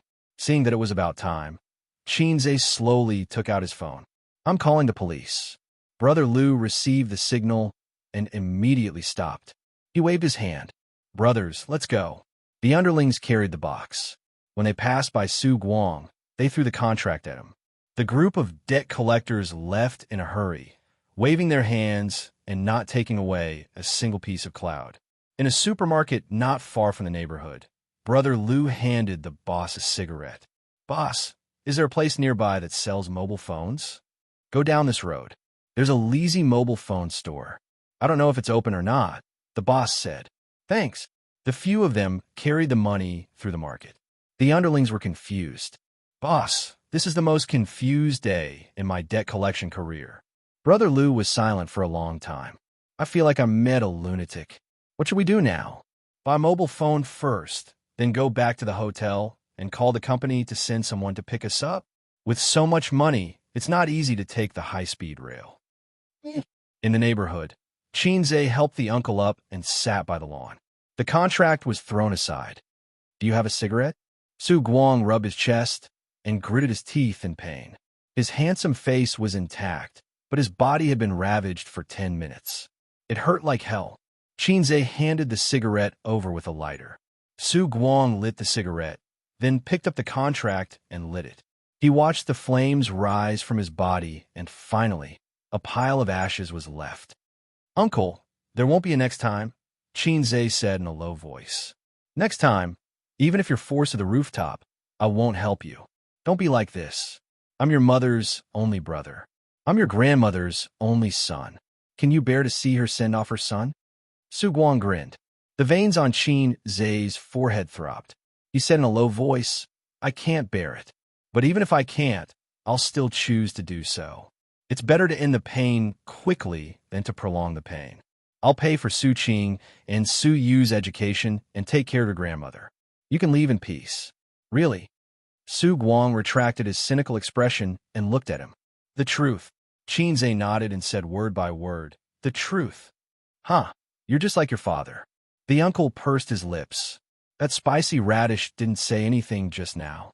He was just watching the show. That's right. He learned the spicy radish from his uncle.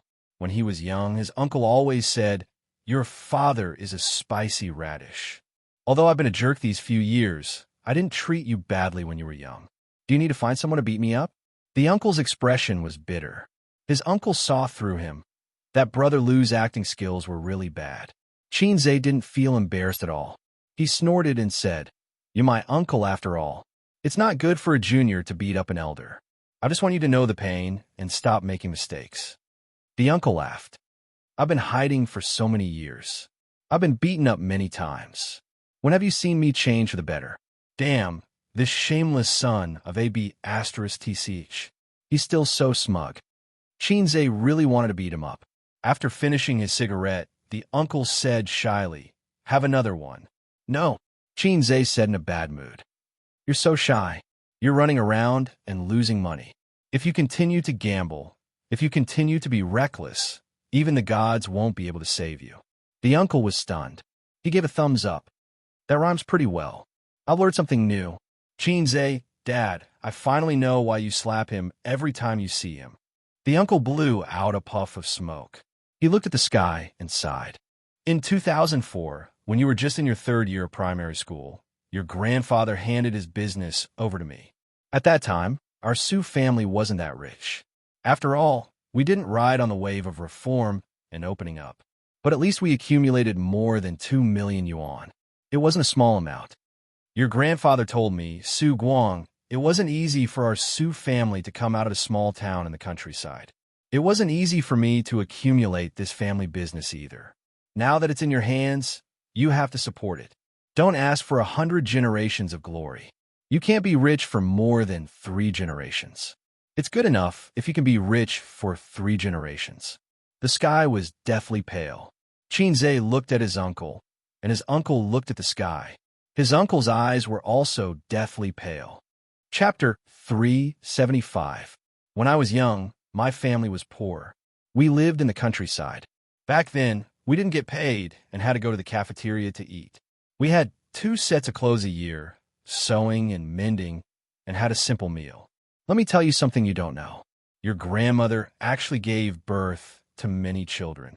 The first was twins, but they died a few days after they were born. The second was your mother. Before me, there were 2 more, an older brother and an older sister. But they didn't survive because their lives were too hard. Otherwise, your mother and I wouldn't be so different in age. Your grandfather had a strong personality. He was afraid of being poor and suffering. Later, he pulled some strings and entered a state-owned enterprise. As for myself, I was educated and became a production model for a few years. After many twists and turns, I was assigned to Shanghai. Later, I slowly climbed up the ranks and became a small leader. The sentence that left the deepest impression on me was, if you don't work hard, you'll always be a bumpkin. If you don't work hard, you'll never get a wife. He always said that to me. It's not that he looked down on farmers. He was one himself. It's just that the farmers back then had no way out. They just had to make ends meet.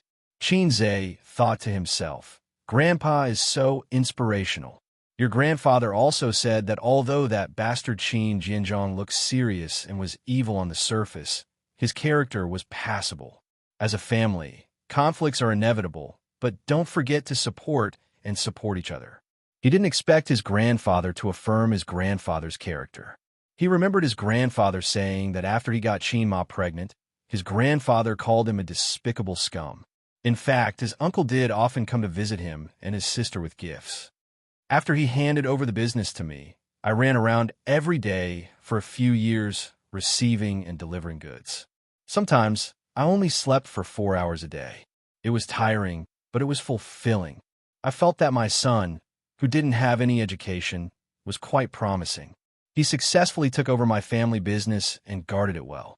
Until 2008, I didn't know why, but I kept losing money. Not only did my efforts go down the drain, but I also lost nearly $1 million. Your grandfather also fell sick at that time. He lay in bed and said to me, "Don't be discouraged. Dad just started the business, and it wasn't always smooth sailing. Just treat it as your tuition. Actually, you've been doing well these few years. It's good that you can suffer a little." 2008, economic crisis. Xianxia frowned. However, as an ordinary person, the economic crisis did not affect him much. Moreover, he was still young, so he did not feel much. Yes, at that time, I was young and full of vigor. Even if the market was not doing well, I could still make a name for myself and prove my ability. That's what I was thinking, and then I lost out again. How miserable. Later on, I gradually couldn't stop myself. I would enter whatever industry people said would sell well. I would invest in whatever industry was good. In the end, most of the goods went to waste, and the financial deficit made me almost desperate. In just over a year, I had squandered almost all of our savings. At that time, I was very haggard. My father was also haggard. His illness gradually worsened. He advised me to stabilize for a while and observe the situation. But I didn't listen. I was already crazy. A friend told me that he found a good project that would definitely make money. He just needed a partner. And then, you were deceived by him. Xianxia said. He knew about this incident. In fact, it left a deep impression on him. Qima cried at home for a long time. Not long after, Xianxia saw his uncle in the hospital. He felt that his uncle had completely collapsed. He was no longer that handsome uncle. You still remember. His uncle smiled awkwardly. Yes, our last hope was gone. Not long after this incident, your grandfather passed away. Then, his uncle began a carefree and unrestrained life. He began to indulge in all kinds of debauchery. Xianxia thought to himself, perhaps the blow was too great, and he gave up on himself. Before your grandfather passed away, he grabbed my hand and said a lot of things. He didn't blame me. Instead, he smiled and said that it was fine. Just treat it as starting over. As long as you were willing to work hard, your life would get better and better. Don't be defeated by a single setback. His uncle chuckled. He was clearly smiling, but Xianxia felt that he was crying. Even when I was such a good-for-nothing, he didn't scold me. I thought, there's no reason why I can't get up. If my business fails, I can make a comeback. If I don't have the funds, I'll gamble, I'll borrow. If I fail once or twice, I'll succeed. But there's no hope. There's really no hope at all. I lose more and more, and the debt I owe more and more. I can't accept this. A few million, such a high starting point, but I still owe more and more. It's been more than 10 years. It doesn't make sense. It really doesn't make sense. Xianxia was silent. All these years, I've been thinking, if it weren't for that, if it weren't for me, my dad might have lived a few more years. My mom doesn't blame me. Neither does my sister, but I can't get over myself. Such a good family, such a rich family, my dad's life's work. 5 years I squandered it all. Every Qingming festival, I don't dare to visit the grave. I'm afraid. I thought, sooner or later, I'll live a glorious life. When that time comes, I'll go and see him again. I'll go and see him in glory. This man, who was almost 40 years old, squatted on the ground with a cigarette in his mouth, crying like a fool. Xianxia's heart skipped a beat. So that's how it is. Whether it's gambling, trading in stocks, or taking all kinds of risks in the eyes of others, they're all just trying to get back what they've lost. The death of his grandfather back then was a bigger blow to him than he had imagined. He felt that everything was because of him. He was the one who broke his father's heart, and he was the one who pushed the family from riches to poverty. His uncle was trapped in his own knot. He was too ashamed to face his father and elders in Jiangdong, so he had been wandering outside. He had a home, but he didn't want to come back because he felt that he wasn't qualified to come back and see his late father. But after so many years, he still hadn't succeeded. Instead, he became a scum in the eyes of his relatives and friends, a good-for-nothing. Xianxia's heart was filled with mixed feelings. He sighed and said, "So, if you want to make a comeback, you have to grow up wretchedly and not wander around everywhere." Su Guang. He didn't know if it was an illusion, but he felt that the sadness brewing in his uncle's heart suddenly disappeared by more than half. In this world, there are many people who go bankrupt, and even more prodigals. Many people are unwilling to give up and want to make a comeback. But in reality, hard work isn't enough. If hard work is useful, what's the use of being a genius? Xianxia poured poisonous chicken soup for him. Success can't be separated from opportunity, vision, and talent. Only a genius like me can have the last laugh. Uncle, if you want to believe me, just wait. Xianxia said, business opportunities aren't so easy to grasp. You've been out there for so many years, so you should understand this. I have an investment company under my name, and this year I'll start to survey the industry. If possible, I can help you fly. His uncle didn't reply. He lit a cigarette for himself, but he didn't smoke. He sat there in a daze and calmed himself down. Xianxia didn't say anything and just accompanied him. After being exposed to the cold wind for a long time, his uncle sighed and said, "I feel better after spitting out all the words in my heart. If you didn't find someone to beat me up today, I wouldn't have said all these to you. No matter what, I'm still your uncle. I can't show my weak side in front of my nephew. A man has to maintain a strong image." Xianxia chuckled and said, "Don't talk about me. Your image is already gone in front of your own children." His uncle kicked him and scolded jokingly, "Get lost, I deserve to be beaten. I'm still your uncle, after all. I doted on you when you were young. Don't you know how to be gentler when you hit people? All right, how did you know that I'm in cahoots with them?" Xianxia thought for a long time and felt that something was wrong. Could it be just from a glance?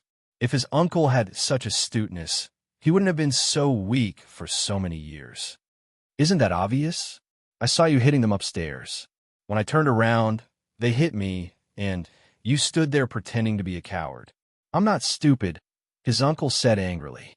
"So that's how it is, begging for a bean sack. What do you mean you saw me upstairs? Could it be that everything I did downstairs was seen by my uncle upstairs? Why are you standing by the window in the middle of winter? If you want to jump, please go to the rooftop. If my uncle saw it, then did my grandma, dad, mom, aunt, sister, and cousins all see it? F*CK. I'm really done for." Xianxia sat in the cold wind, his body weathering inch by inch. Inexplicably, a song floated in his mind. "Let the autumn wind take away my thoughts, take away my tears." Chapter 376. Xianxia felt that this year must be his zodiac year. Otherwise, he wouldn't be so unlucky since New Year's Eve until now. Originally, he had stepped in and saved the day, appearing in front of his uncle's family as a savior. Imagining the thoughts of the various characters. Grandma, as expected of my grandson, the number one of the younger generation. Aunt, without A's, I really don't know what to do this time. Cousin, cousin is so capable. I admire you. Cousin, in the future, I will also become a man of indomitable spirit like cousin. Just thinking about it was wonderful. Now, it was not the case at all. Although his uncle deserved a beating and everyone wanted to beat him up, thinking about it and doing it were two different things. His nephew had asked someone to beat up his uncle. Even if the old man was frantically cheering for his son in his heart, he would still scold him for being an unruly brat. Imagining the thoughts of the various characters. Grandma, I didn't expect my grandson to be such a person. All these years, I must have been blind. Aunt, A's is so scheming. I thought he was a good kid. Cousin, cousin is too much. I will never forgive him. Cousin, cousin did well, but I can't show too much happiness. I must be angry. As for his parents, they would also see him in a different light, because in front of the elders, Xianxia was an honest, calm, and obedient child. He would only vent his anger on his sister. Qin Bao Bao, don't you have hands and feet?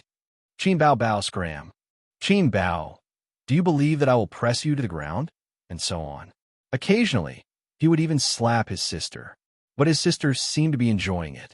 The angrier he was, the happier she would be. This was very awkward. Xianxia began to regret. If he had known, he would have found someone to teach his uncle a lesson another day. No, my way of thinking is getting weirder and weirder. If it were the old him, he would have definitely chosen to talk to his uncle instead of employing the insidious Didi beat people business.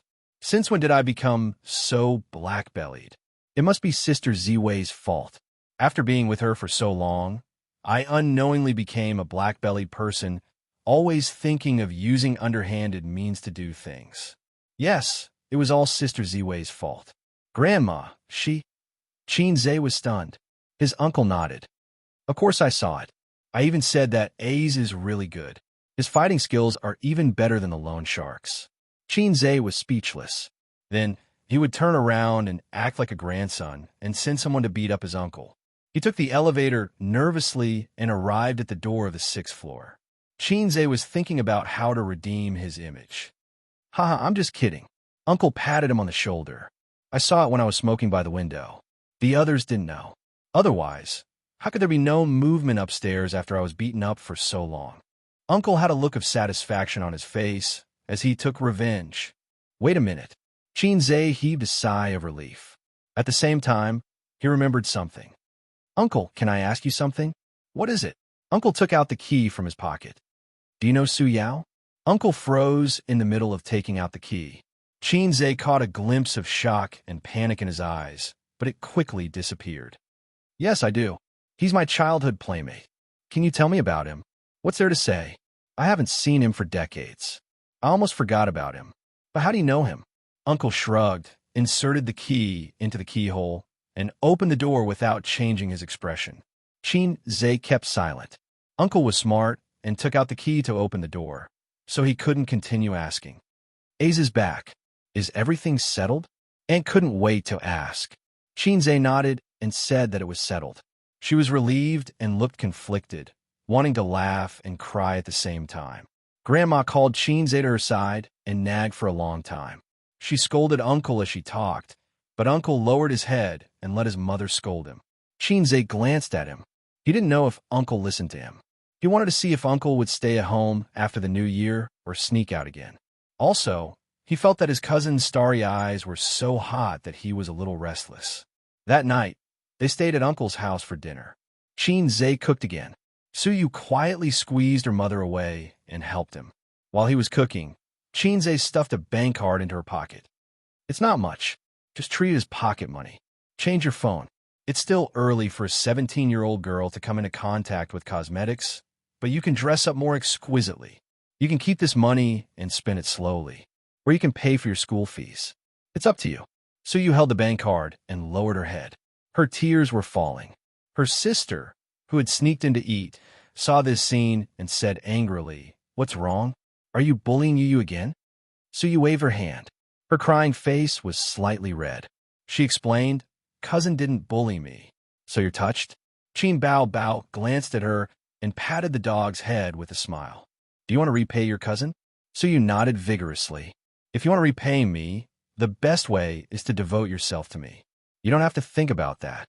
I mean, it's not realistic. Then, when you have a job in the future, you'll have to return the money." Baby Qin smiled. Suyu nodded. "Just give the money to cousin when the time comes. You can pay him back slowly. There's no hurry."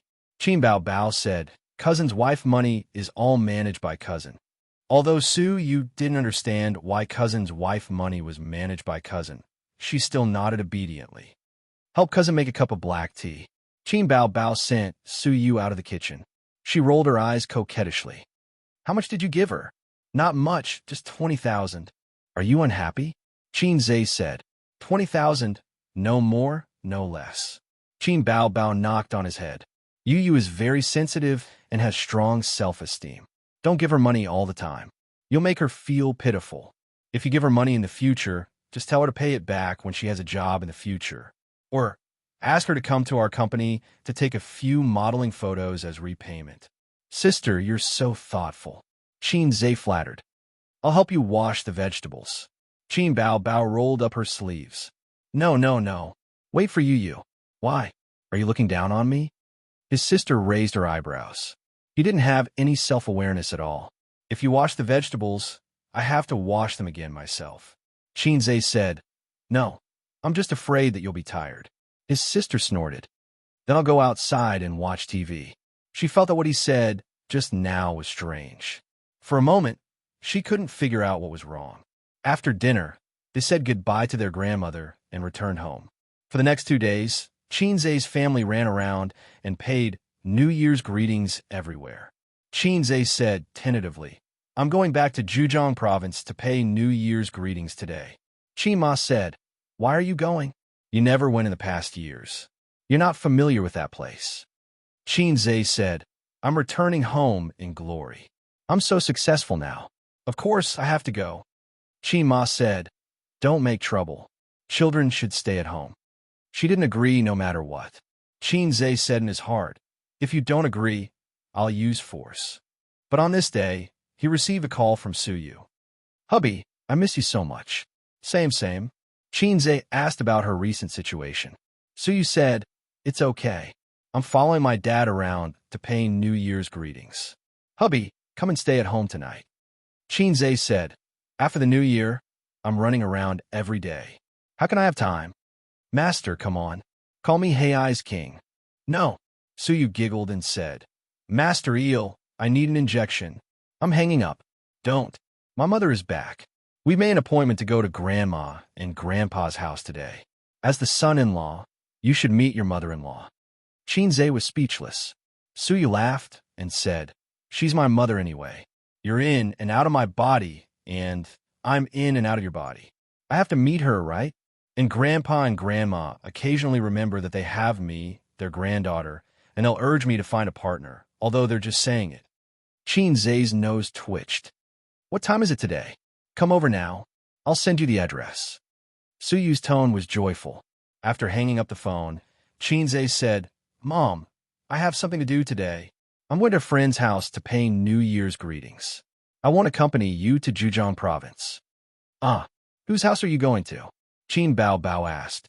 "My college roommate. He was hit by a little Mao Lu during the New Year. I'm going to see him." Qin Zhe raised his phone and said, "He just called me. I have to go." The actor was proficient in acting. Whether it was his eyes or his tone, they were impeccable, as if he was really going to visit his roommate who was hit. Qin Bao Bao said, "Oh," and said to Qin Ma, "Mom, you cook the rice. Zijin, and I want to eat at noon." There was no shortage of food during the New Year. She could just heat it up in a hot pot. She still knew how to use hot pot. Wang Zijin's mouth twitched, and she forced a smile and said, "Auntie, you can go. I'll cook the rice." "So embarrassing." Qin Zhe laughed and said, 2.5 cups of rice are enough for 2 people. Don't put too much." Wang Zijin's pretty face turned red. "I don't know. You don't have to talk. Get lost, Bao Bao. Get the hell out of here. Qin Bao Bao. Get lost, Qin Zhe. Qin Zhe. Get lost, Qin Bao Bao. Chapter 377. After Su Yu sent the address, Qin Zhe estimated the time and found that he could stay at home for another half an hour. Qin Zhe and his sisters were not playing for money. Qin Bao Bao sneaked into the old man's study and tore a few pieces of white paper from his diary. If this behavior was discovered, he would be beaten to death. His sister cut the paper into square pieces with scissors and wrote, "One day." Each person had 10 pieces of paper, and one day represented a day of housework. Mopping the floor, sweeping the floor, washing clothes, washing dishes, in addition to Qin Zhe's exclusive cooking. After all, the two sisters couldn't cook. The time was half an hour, and they arranged the work according to the pieces of paper in their hands. Qin Zhe's card luck was surprisingly good. Whether he was a landlord or a farmer, he had never tasted defeat. In 10 minutes, he accumulated 21 cards from 10 cards. The one with the worst luck was Qin Bao Bao. She always lost, but her sister was a flirtatious little bee *tch. At least, that was what Wang Zijin thought. When she lost too much, she would shamelessly throw flirtatious glances at her brother, hugging his arm and acting coquettishly. Qin Zhe immediately fell into his sister's beauty trap. He let her win several times and let her equalize the disadvantage. In this way, after half an hour, Wang Zijin's paper was empty. "Oh, I won." Her sister lay down on the sofa and slapped the sofa with her long legs. Wang Zijin faintly looked at Qin Zhe, got up, and left. Qin Zhe was shocked and asked, "Sister Ziwei, where are you going?" Wang Zijin smiled. "To the bathroom." Qin Zhe saw the shining word MMP from Wang Zijin's smile. After 0.01 seconds, Qin Zhe made an accurate judgment and followed Sister Ziwei into the bathroom. "What are you doing?" Wang Zijin squinted and didn't give him a good face. "Are you angry?" "No, I'm just angry. You're so annoying. I need to go to the toilet." "Get out." Without another word, Qin Zhe pressed her against the wall. "It's just for fun. Don't mind it." "I don't mind. It's just 10 days of housework. I like to do housework. It makes me happy." "Sister Ziwei, if it weren't for the way you gritted your teeth, I would have believed you. Let go of that housework. Let me do it." Qin Zhe hugged her slender waist. "What are you angry about? No matter who wins or loses, it's not me who does the housework in the end." "Then why don't you let Qin Bao Bao lose and let me lose?" Wang Zijin said with a straight face. "Hey, this jealousy." Qin Zhe licked her oval-shaped face. "Because I've always thought that Sister Ziwei is magnanimous and magnanimous. She wouldn't get angry over such trivial matters. That's because you don't understand women," Wang Zijin said.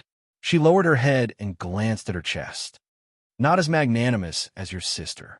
You're magnanimous, but she's magnanimous." Wang Zijin slapped his hand away and said gloomily, "I also eat papaya milk, but it's not on the same scale as your sister. Sister Ziwei is very good now. I like a woman who can be controlled with one hand. Moreover, it's not as effective as papaya milk. Let me tell you a secret," Qin Zhe said mysteriously. Wang Zijin's eyes lit up. "What secret? What you eat to make up for it? You need to eat balls." Wang Zijin was stunned for 3 seconds. She finally understood. She lowered her head and glanced at it. "You're disgusting." Qin Zhe clamped his legs together. His balls were cold when she looked at him. "I'm not asking you to eat my balls. It's my fault for not making it clear. Cock balls can increase breast size after eating for a long time. The effect is very good." "How did you know?" Wang Zijin revealed a look of realization. "So, Qin Bao Bao used to eat balls every day?" No. Don't think so. Otherwise, my sister will kill me." Qin Zhe said, "I saw it on the internet. Anyway, many people said that it's effective. I don't know about such a disgusting thing." Wang Zijin sneered. "I'm just saying, it's up to you whether you want to eat it or not." Qin Zhe lowered his head and licked her fair and beautiful oval-shaped face. "My face is covered in saliva. Are you a husky?" Wang Zijin wiped her face and punched his chest with her small fists. "No, husky is so cheap. It's definitely not me." "Then what are you?" "I'm Teddy." Wang Zijin, speaking of Teddy, he almost forgot about Su Yu. You should go over. He said that he would meet Su Yu at the gate of the community. Aze, where did you go? Sister shouted in the living room. Qinze turned and went out of the bathroom. What are you doing? I'm in the room. Qin Bao, help me get the scarf on the hanger. It's cold, Qinze said in a bad mood. You don't know how to get it yourself. You're closer. Qin Bao said in a coquettish voice. You help me get it. Qinze said in a helpless voice. Got it. In the bathroom, Wang Zijin listened to the conversation between the sister and brother, and suddenly had an idea. If I learn from Qin Bao and act coquettishly, will Ace be more obsessed with me? Men like women who are cute, cute, and coquettish. Zhao Taiju once said to her, then should I use a new skill? Although it's very embarrassing and difficult for me to do it, men are all changed from eels. Women should also change. Wang Zijin closed her eyes, brooded for 3 seconds, and put on a cute posture. You're so annoying. No, not cute enough, not coquettish enough. In her mind, she recalled Qin Bao's coquettish appearance to Qinze. Well, her eyes should be more charming, and her small eyebrows should be slightly frowned. Let's do it again. You're so annoying. She fell a little bit, but still a little bit. Yes, her small mouth should be pouted. Wang Zijin pouted and frowned. You're so annoying. Wang Zijin suddenly froze. From a mirror, she saw Qinze standing by the bathroom door. Qinze's face was very complicated, with a confusion of doubting life. When did he come back? He saw it all? Wang Zijin froze there, not daring to turn around, and her face turned red. Qinze was stunned for a few seconds, then walked away silently. Wang Zijin, A's, listen to me. Qinze walked to the living room in a daze, his mind full of Sister Ziwei's pouting and coquettish appearance. Although Shishi's frowning appearance was very beautiful, when that kind of expression appeared on Sister Zin's dignified oval-shaped face, it felt too out of place and did not match her temperament. It stung his eyes. Sister, act coquettishly, Qinze suddenly said as he walked past the living room. Qin Bao was lying on the sofa, looking at her phone. She liked lying on her stomach, but this position was actually very tiring for her. After lying down for a while, she had to get up and rub her chest. What? Quick, act coquettishly. Qin Bao was confused, but still pouted and acted cute, annoying. Qinze happily changed his shoes and left home. Sure enough, his sister's coquettish appearance was pleasing to the eye and tolerable. At 10:30, he arrived at the community where Su Yu's grandparents lived. The building was very new, and the greenery was very good. Qinze estimated that it was completed no more than 5 years ago. In addition, this area cost 70,000 yuan per square meter. It seemed that they were rich. Although he didn't know what her mother did, her father was so rich that he must have received a lot of property when they divorced. At the gate of the community, a tall beauty stood there, waving her hand. Su Yu recognized his car and burst into a bright smile. She was dressed very homey, light blue slim jeans, a down jacket of the same color, snow boots, and a burgundy scarf. On New Year's Eve, she had her hair styled like a goddess. Su Yu trotted up to meet him, opened the door, sat in the passenger seat, rubbed her hands vigorously, and her round nose was red from the cold. Qinze apologized.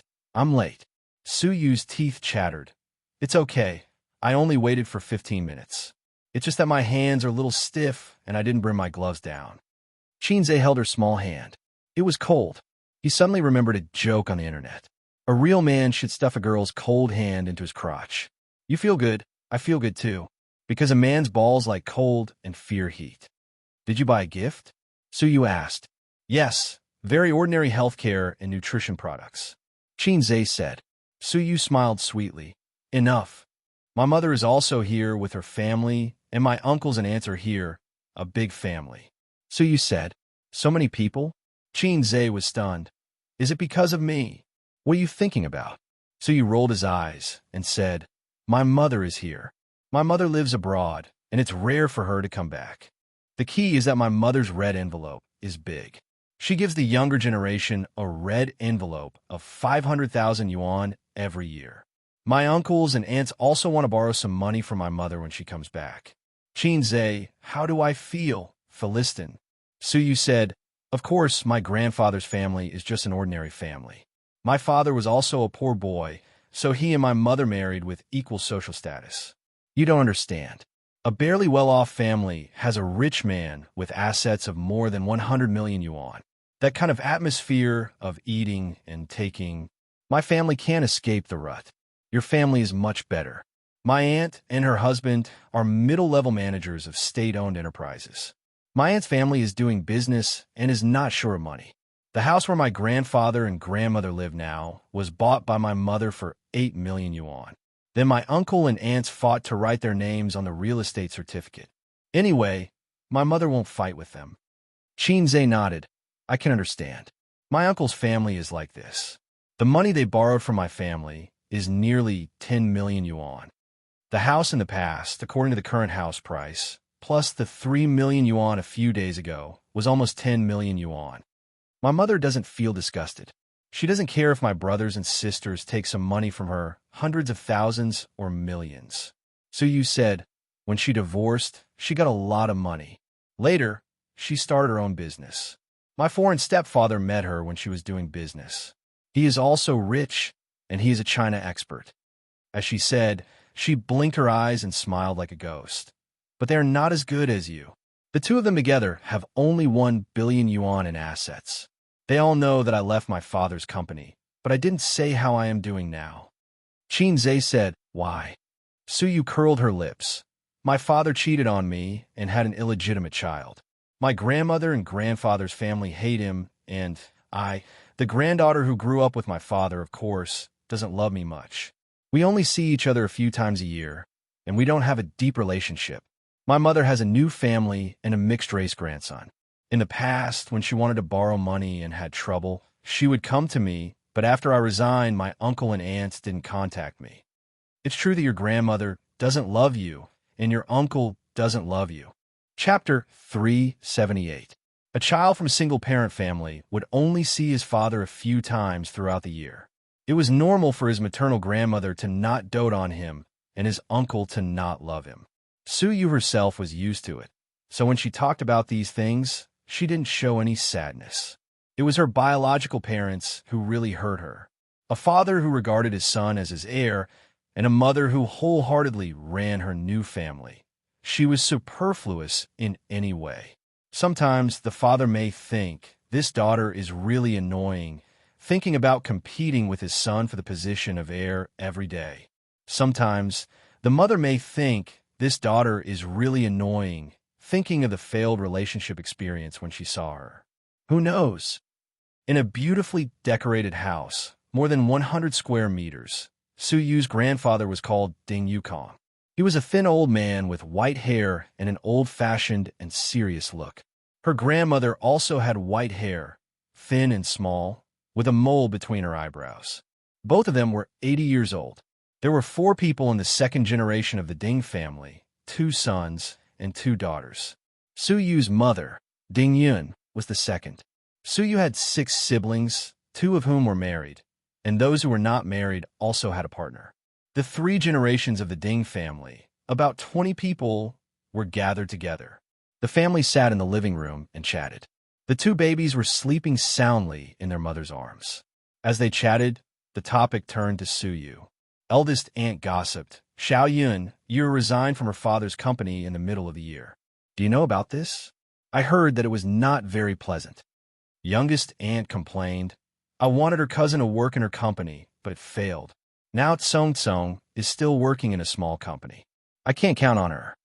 Ding Yun, 48 years old, had a gentle and beautiful face and fine crow's feet at the corners of her eyes, showing her charm when she was young. Su Tong's facial features were well-defined, but not stunning enough to give birth to such a delicate daughter. Sitting next to her was a foreigner with brown hair and brown eyes. He had a high-nose bridge and deep eyes, very handsome. Then, there was a smaller version of the foreigner. He also had brown hair, a high-nose bridge, and fair skin. He was a young man in his early 20s. He was a mix of Chinese and Western descent, very handsome. Mama, my sister hasn't come back yet, the little foreigner said, speaking in poor Chinese. Ding Yin said, She went out to pick up your brother-in-law and will be back soon. After that, she turned to look at her two sisters-in-law and asked, "What's going on?" I think that little B asterisk starred snatched it away. The stock market is very hot this year, and you started an investment company that specializes in stocks. I only found out about it when I asked her for help with Song Song's job. Song Song was supposed to go over, but that little B asterisk starred came and made her a mere figurehead. After that, I heard that she quit her job. I heard that she got into an argument with her father. Ding Yun frowned. She didn't know about it. So you didn't tell her, but the mother and daughter rarely contacted each other. Grandma interrupted and asked, "Where's your working now?" "I don't know. Probably not going to work. Anyway, cousin won't be short of money. Her pocket money is enough. You're such a petty child. No matter how much pocket money you have, it's still the same." Everyone was talking at once. Andy suddenly said, "Sis, Liang is getting married next year, but the down payment for the house isn't enough." Ding Yin smiled. "How much do you owe?" "Uncle, for 100,000. The policy was changed last year. The second house needs a down payment of 50%. I want to borrow some money from you." Ding Yin nodded and smiled gently. "Sure." Everyone laughed. Then, the topic turned to Su Yu's boyfriend. Uncle said, "You finally found a boyfriend. After the new year, she'll be 28. Ding Yin smiled and said, "It can be considered as solving one of my worries." Uncle said again, "Sis, ask her later what's going on with her family. Don't always be angry with her father. When the time comes, you won't be able to get a share of the family property." "Auntie, that's right. Let her go home and guard it well. The family property can't be less. We definitely can't let that little bastard have it." "Auntie, it's the Su family's property. It's a waste not to take it." After so many years when talking about the Su family, there was no longer the hatred of gnashing teeth. Now, the most talked about was the family property that Su Yu got. The core content was the money that should be taken, not a single cent less. Ding Yin didn't like to talk about this topic. She turned her head and whispered to her foreigner husband in fluent English. The little foreigner stood by the window and looked out. He happened to see a car parked downstairs. Su Yu and Xianxia got out of the car and took his hand into the building. "Sister is back. She brought back a man," he said in broken Chinese, looking very excited. Su Yu stayed abroad for a few years and lived with her mother for a long time. It was ironic that the foreigner's stepfather and cheap brother were very good to Su Yu. A few of his cousins rushed to the window and peeked out to look down. "What car does he drive? Porsche? Lamborghini? Maybach? Which one? What does cousin's boyfriend look like?" they asked in a low voice. The little foreigner pointed to a black, ordinary car. "It's that one." Everyone looked disappointed. Several elders looked over curiously. Annie asked, "What's wrong?" "The car is ordinary. It doesn't look more than 1,000,000 yuan. You don't know the value. It's not even 500,000 yuan. I sell cars. I can see it at a glance." "What brand is it?" "I can't see clearly, but it's not expensive." When Annie heard this, she said to Ding Yun, "Yours taste in men." She didn't finish the sentence, but the meaning was obvious. "Uncle, probably because he's handsome." "Uncle, maybe he can take care of people." "Grandma, it's good to take care of people." "Auntie, what's good about it? How can you marry without money?" "Ding Yun, it's good that you like him. It doesn't matter if he has money or not." She was really an open-minded mother. Or she just wanted to marry her daughter off as soon as possible. There was a knock on the door. The little foreigner opened the door in a hurry. Su Yu took Xianxia's hand and entered the house. The moment they saw Xianxia, the elders' eyes lit up. Well, a very handsome young man with good temperament. Speaking of temperament, Xianxia's temperament has improved recently. He was no longer a good-looking guy with no temperament. Since he had money in the system, although it was a bit low, he finally had confidence in his heart. A man with confidence has temperament. In the words of my sister, my little foreigner is becoming more and more manly.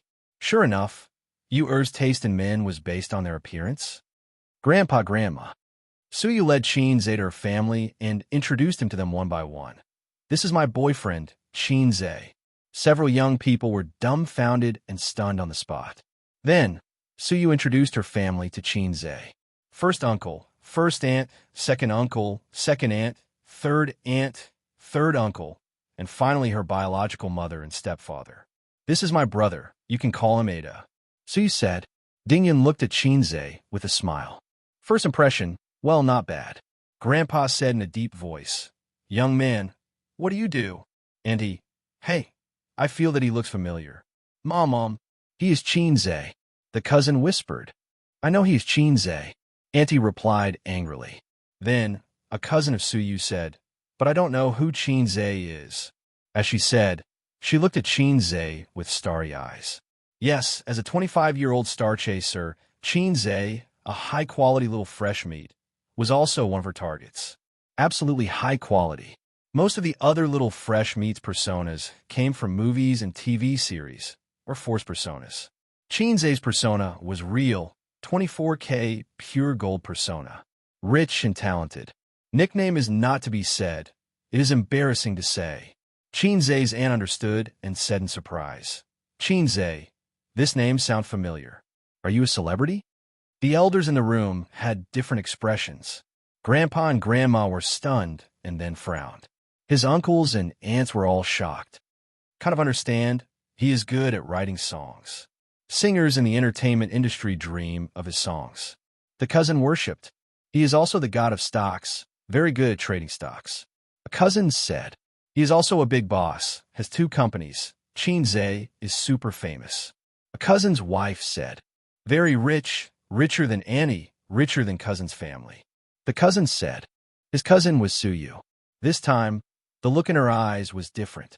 Oh, you're is really lucky. Her boyfriend is so handsome.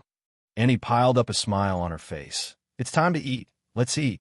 Xianxia, treat this place as your home. Don't be an outsider. Several relatives smiled more eagerly than Dingyan. Not long after, the food was served. The younger generation sat at one table, and the elders sat at another table. Uncle said that the big boss couldn't sit with the younger generation, so he let Xianxia and Suyu sit with the elders. At the table, the elders insinuated about Xianxia's work and income. When they learned that Xianxia and Suyu were partners, they suddenly realized that he was a rich second generation. However, from beginning to end, no one mentioned Qinbao. In the past, Xianxia's label was the most dazzling. Qinbao's younger brother. Now, he himself was a very famous celebrity. So, the elders began to inquire about Xianxia's family background, trying to estimate his family background. This was very normal. The younger generation in the family must inquire about the other party's family background. Xianxia briefly said that his father was a university professor, and his mother was a stay-at-home mother. The elders were dumbfounded, listening to the young man's words. He was not a rich second generation. His family background was earned by himself. Xianxia is amazing. He can sell a song for a lot of money. The cousin at the next table interrupted. Auntie secretly took out her mobile phone and searched for Xianxia. At first, she didn't search correctly and wrote the name wrong. After thinking about it, she searched. Xianxia is very good at writing songs. Search results. Fast shooter Xianxia. Fast shooter? Auntie's mouth twitched. Chapter 379. So is this Zay? Auntie re-entered it and entered it correctly. She clicked on Xianxia's personal profile. Shocked. A song that was hard to get even with 10,000 gold. Got a stocks. Fast shooter. Buying 80% of the shares of Tianfeng Entertainment. Everything that had happened was recorded. They were all legends that Xianxia had left behind in Jianghu. In the eyes of a commoner like Annie, he was simply the boss of the bosses. It turned out that Yor had found such a man. This was not just a rich husband, but a 24K pure gold. No, a titanium alloy husband. Moreover, he had a big celebrity sister. A big celebrity, in the eyes of ordinary people, was an existence that made money faster than printing money. They were paid tens of millions and bought mansions. Andy's mouth cracked open. Look at this, look at this. She handed the phone to her husband. Little uncle took the phone and was shocked. He thought to himself, this nephew is amazing. What are you two whispering about? You're eating and you're whispering. Grandma glanced at her youngest son and daughter-in-law. Annie's face was full of smiles. I just searched for Xianxia. He's really amazing.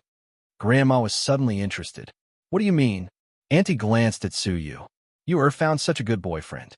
She didn't know to say earlier that she had to wait until the new year to bring him back. Mom, Qinze is very good at writing songs. He's the #1 in the domestic music industry. His sister is Qin Bao. That big celebrity Qin Bao. The internet said that she became famous because of the songs he wrote. Also, he's good at trading stocks. People say that he's the god of stocks. Many celebrities ask him to help them earn money. He also composes piano music and has acted in movies before. That bloody battle of Shanghai Beach was directed by him. The male lead, I say, looks familiar. Andy repeated Qin Zhe's resume on the phone, refreshing everyone's understanding of Qin Zhe again. Previously, they thought that although Qin Zhe was excellent, their Suyu was not bad either. She was tall and well endowed. Ordinary rich people were not worthy of her. Now, they felt that Suyu was a bit out of her league. This was not an ordinary genius. This was a legend. Dingyan also looked at him in surprise. Qin Zhe and Suyu's elders talked and laughed. He could even chat with the foreigner's stepfather. The foreigner spoke fluent Chinese and talked about his experience in China during those years. After chatting for a while, Qin Zhe realized that he was more inclined towards the technical type of boss. That's right. Developed countries have long passed the era of being uncivilized. Without skills and knowledge, it would be difficult to get rich.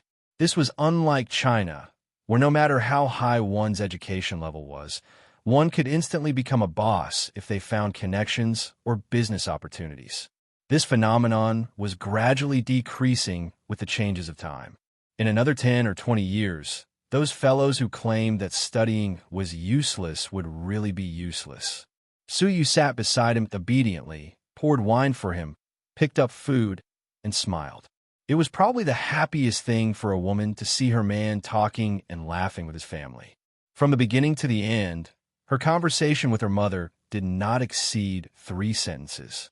The relationship between mother and daughter was relatively cold, but she had a good relationship with her half-brother.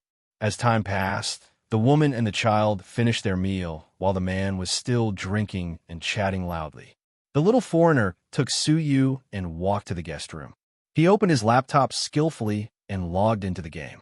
He communicated in English. "Sister, I have a new hero. You see how I play it? I will teach you later. I asked my cousin to download the China version. I will use your account and buy the new hero." Suyu began to play League of Legends abroad. It was this brother who introduced her to the game. Because she was bored, she tried to play it. Since then, she started a game career that was unrestrained and loved to scold people. In the game, she could scold people as much as she wanted. Others would not ignore her. Instead, they would fight with her for 300 rounds, making Suyu feel full of sense of existence. The little foreigner brother was also very happy to have a beautiful sister to play games with him. "Your brother-in-law also plays this game. We met in the game." Suyu laughed. "It's so good in China. You can make a girlfriend by playing games." The little foreigner said enviously, "Your brother-in-law is amazing. He often takes me to the next level." "Sister, what is your rank now?" "Gold." "Oh my God, I only take you to the gold rank." The little foreigner was shocked and despised. "The game is just a medium for communication. I will not be the girlfriend of whoever takes me to the next level." Suyu's mouth twitched. The meal lasted until 1 o'clock in the afternoon. The uncle and uncle were drunk. The foreigner's stepfather was drunk and unconscious. Dingyan helped him into the room to rest. Qinze came to find Suyu and saw her playing games on her laptop. As always, the operation was rubbish. The little foreigner brother was beside her, chattering in English and guiding her. The little foreigner was full of achievement. "Qinze, help me play." Suyu bit her lip and looked at her man with grievance. Well, the results were terrible. The little foreigner did not object and looked at Qinze. Suyu's character was a new hero recently. Qinze had not played games for a long time. Not only him, his sister had become a major shareholder of Tianfang. She was getting busier and had less time to play games. Suyu was focused on running Bowser and also rarely played games. They were like the game friends they had met on the internet. They gradually reduced their gaming time and then disappeared completely. They could not be contacted. Fate had ended. Fortunately, Xianxia did not need to worry about this kind of thing happening. Although he did not play games at night, he could play Suyu. This was more intimate and easy to understand communication. After resurrecting, Xianxia stood in the spring and carefully went through the skills. Then he emptied the equipment and bought new ones. The little foreigner stared. Xianxia's move was undoubtedly suicidal. The economy was a lot worse, and now was even worse. But 10 minutes later, it completely changed. He had a strong view of the overall situation, abnormal awareness, and sharp control. From the enemy's ATM machine to a hunter on the battlefield. Those who were scolding Suyu before were now crazily cheering. 666, awesome. Boss, was it your primary school cousin who was playing before? After watching for a few minutes, Suyu whispered, finished drinking? Well, I'm not drunk. Your stepfather is drunk and lying dead in the next room. Xianxia grinned. I'll make you a cup of tea? Okay. Suyu and the little foreigner went out. Soon, Xianxia finished a game and won the first victory. But Suyu did not come back with tea. When he went out, Suyu stood in the corridor and looked at the next room. Her eyes were filled with sadness and disappointment.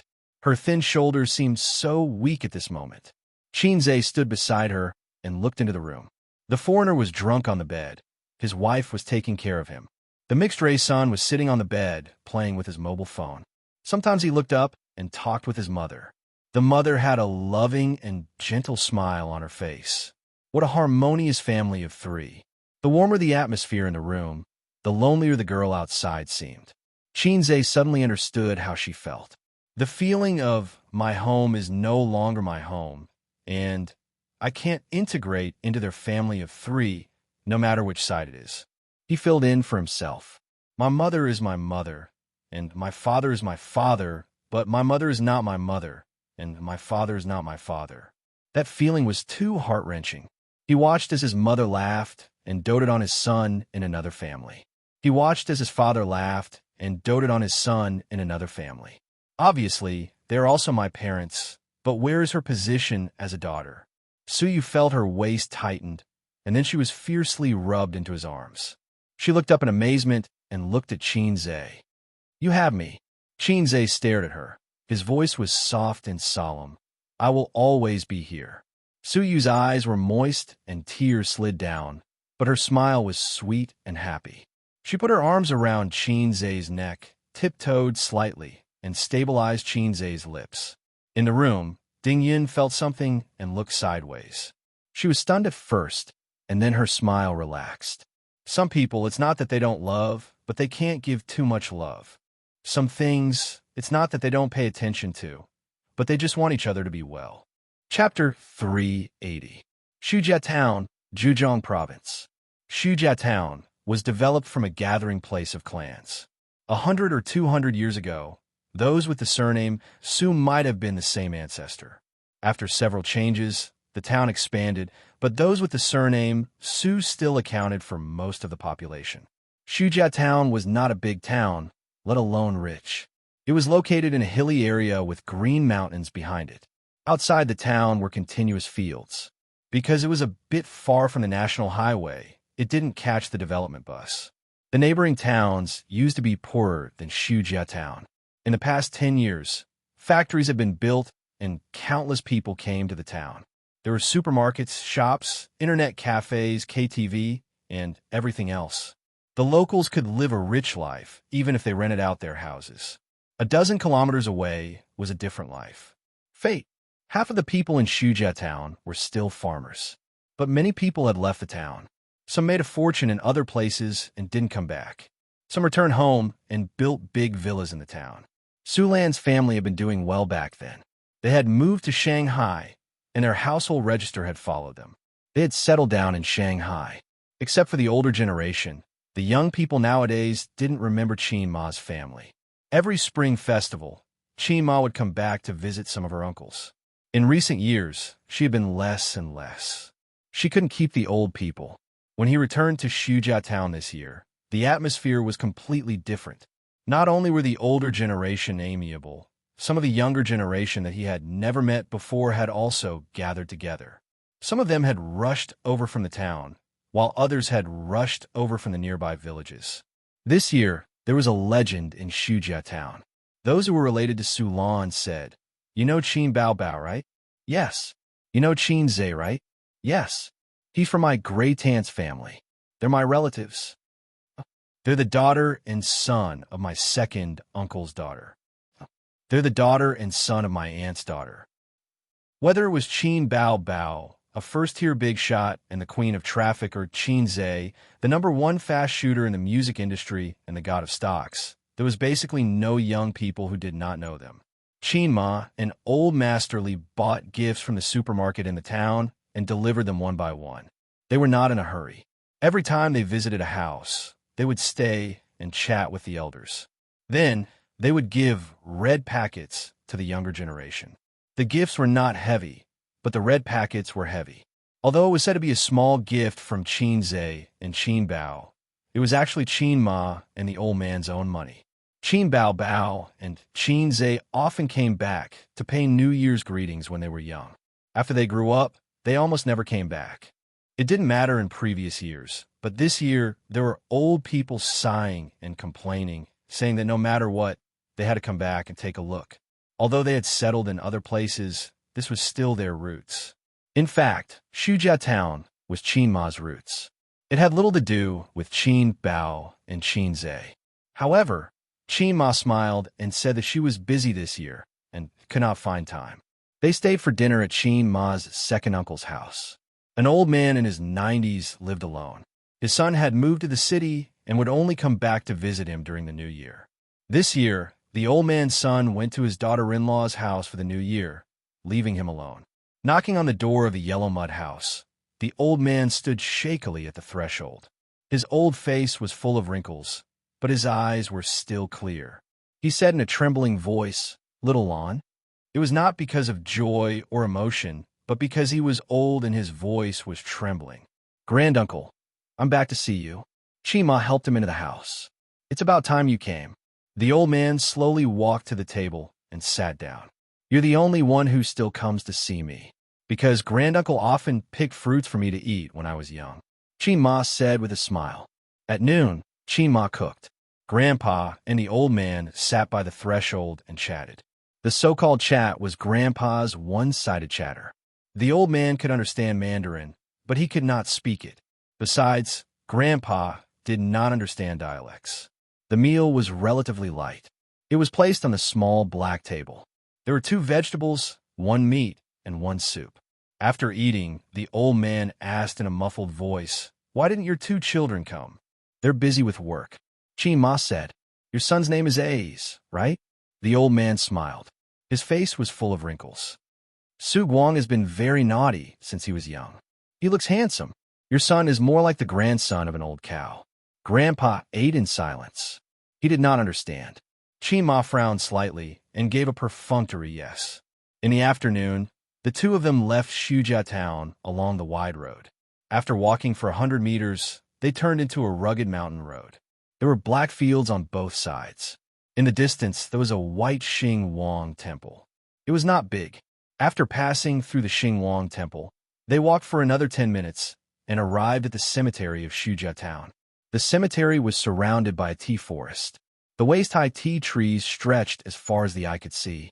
In the distance, there were undulating mountains. The real Shirley tea forest was a rare green in winter. The sun was warm and the air was cold. Qin Ma stood in front of a tombstone and did not speak for a long time. Grandpa lit candles, burned incense, and burned paper money. In the tomb lay a woman about the same age as Qin Ma. She was her childhood sister and best playmate. Xianxia town contained Qin Ma's childhood memories. It also buried her best friend, who was like a sister. Time passed so quickly. In the blink of an eye, the 2 girls who ran barefoot in the black fields were now lying in the cemetery and middle-aged. In her memory, the bright sun, the blue sky, the mottled halo under the shadows of the trees, and the clear chirping of birds were as clear as yesterday. Qin Ma held the incense and talked to herself in front of the tomb. Her mouth moved, but no sound could be heard. She talked for a long time, as if it was not a tomb in front of her, but her best friend, Su Ru. Grandpa watched from the side. Every year when he returned to Xianxia town, Visiting the cemetery was a must. He was used to it. When Qima finally finished, Grandpa set off a string of firecrackers and a bucket of fireworks. Only then did the two of them leave. On the way back, Qima met a man in a suit. He was holding a bunch of yellow and white flowers that did not belong to Xianxia town. He stood by the roadside with a complicated expression. Qima paused for a moment, then walked away calmly and passed by him expressionlessly. They were like strangers. She and Grandpa gradually walked away. The man turned and stared at their backs. Blue sky, tea forest, picturesque scenery. Su Yao stood in the painting for a long time, lost in thought. Leaving Su Yu's grandmother's house in the afternoon, she didn't want to invite her mother to sit in her house, nor did she want to go out for dinner alone in the evening. She took Qin Zhe's arm, drove, and left. Today, the lonely boat in his heart finally had a harbor to anchor in.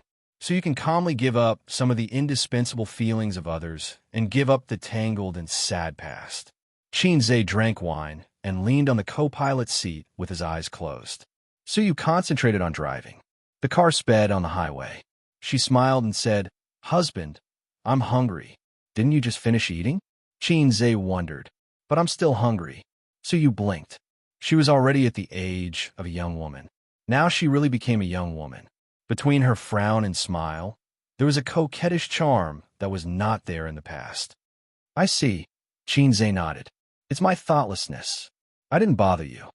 Good and evil will be rewarded in the end." So you said. At the end of the day, the two played in Su Yu's nest. When it was dark, Qin Zhe left holding the wall.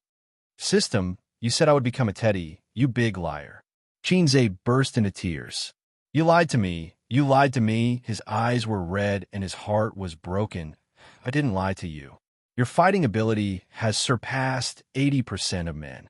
If you practice diligently, you can challenge the big boss teddy in a year and a half." The system explained methodically. "After all, you've been practicing the second set of broadcast gymnastics for primary school students. The times are calling, and it's only been 2 months." Qin Zhe, he found a phenomenon. When the body is hollowed out, people's reactions will become sluggish, and the brain will be tired. When looking at the mobile phone, the screen will be blurry. Tonight, the old man and Qima won't come back. They usually go to Zhejiang province and stay for 2 or 3 days. The relatives in Shanghai have all left.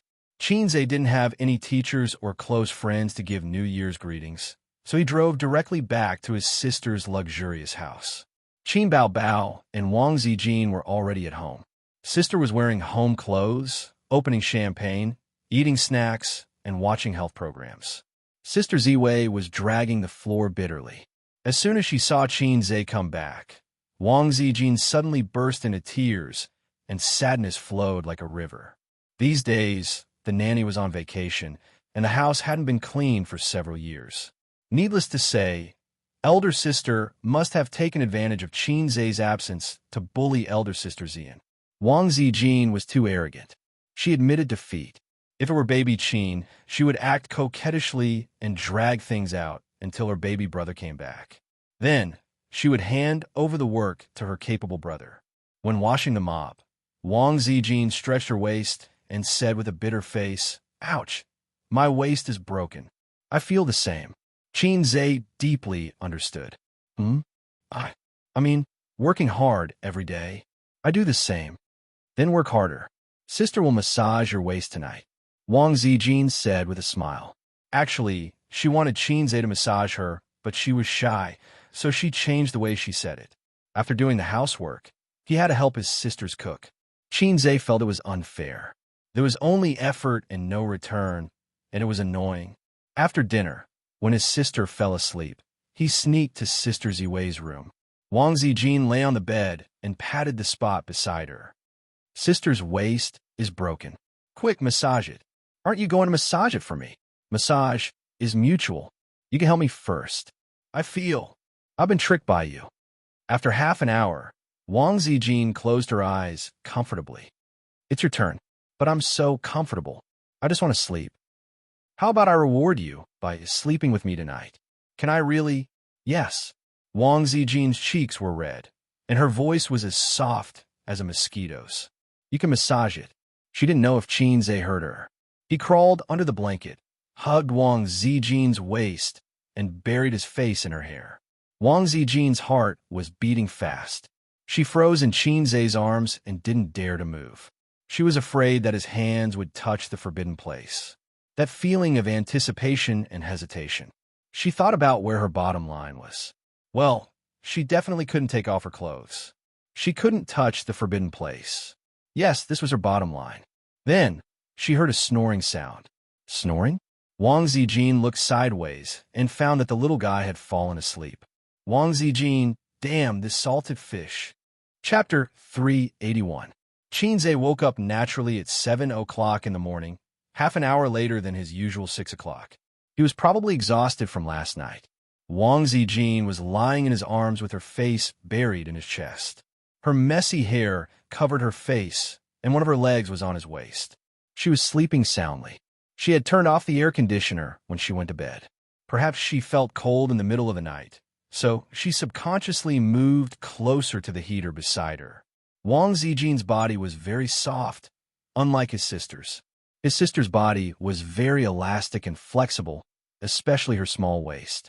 It was simply enjoyable to hug. Sister Ziwei's body was really soft and cute. Thinking of this, Xianxia touched her little butt with one hand. It was warm and soft to the touch, and it was very elastic. At this time, Wang Zijin mumbled and opened her eyes. Her biological clock was exactly 7 o'clock in the morning. Wang Zijin rubbed her eyes. Her sleepy expression was very cute. Thinking of this, the sun was not bad today. Why haven't you left yet? What if I get up? Wang Zijin sat up and pushed him with her little hand. Sister Ziwei, don't set flags. I'm experienced in this. Xianxia also sat up. Wang Zijin looked at him with a complicated expression. A's, you're such a gentleman. Xianxia said happily, Sister Ziwei, I have absolute respect for you. However, he felt that Sister Ziwei's gaze was strange. Was it an illusion? Gentlemen, hurry up and go back to your room. Wang Zijin curled her lips. Let me hug you for 5 more minutes, just 5 more minutes. Xianxia shamelessly moved closer to her. This was a rare opportunity. Wang Zijin would at most let him hug her waist and kiss her lips. Anything more than that, she would not give him. Shoo, shoo, shoo. Wang Zijin lifted the blanket and chased Xianxia out of bed. Then, she saw the man's crotch that was always propped up in the morning. She blushed and scolded, stinky hooligan. Xianxia thought to himself, luckily I'm a hooligan. If I couldn't be a hooligan in the morning, you would be the one crying. In addition, the radio calisthenics was still very useful. The recovery rate was very good. Then I'm leaving. Xianxia got out of bed and put on his cotton slippers. Wang Zijin was lying on the bed, yawning and playing with her phone.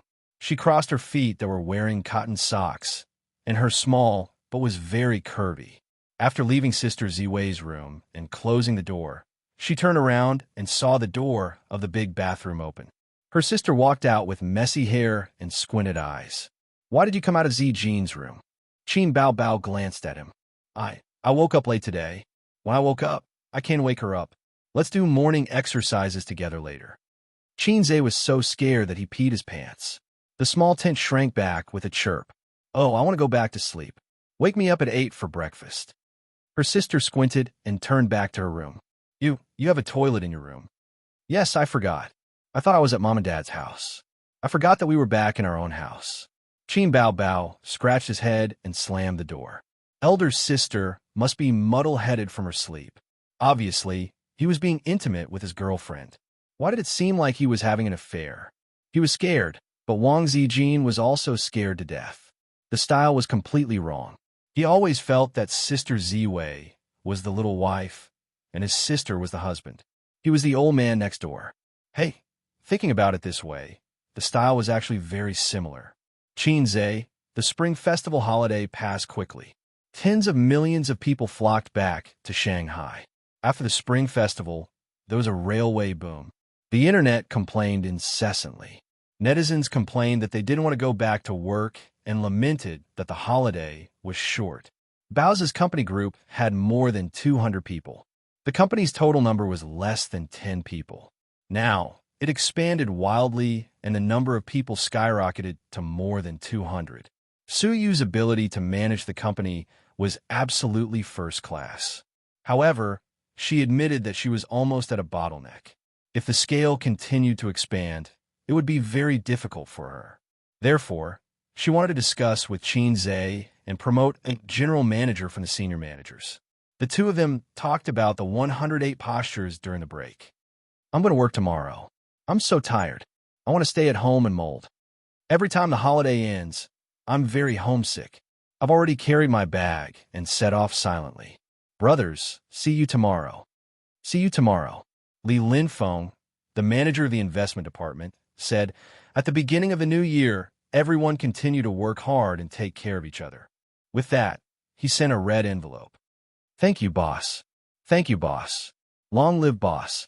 A lot of people grabbed the red envelope and sent thank you pictures. The lurkers were blown out.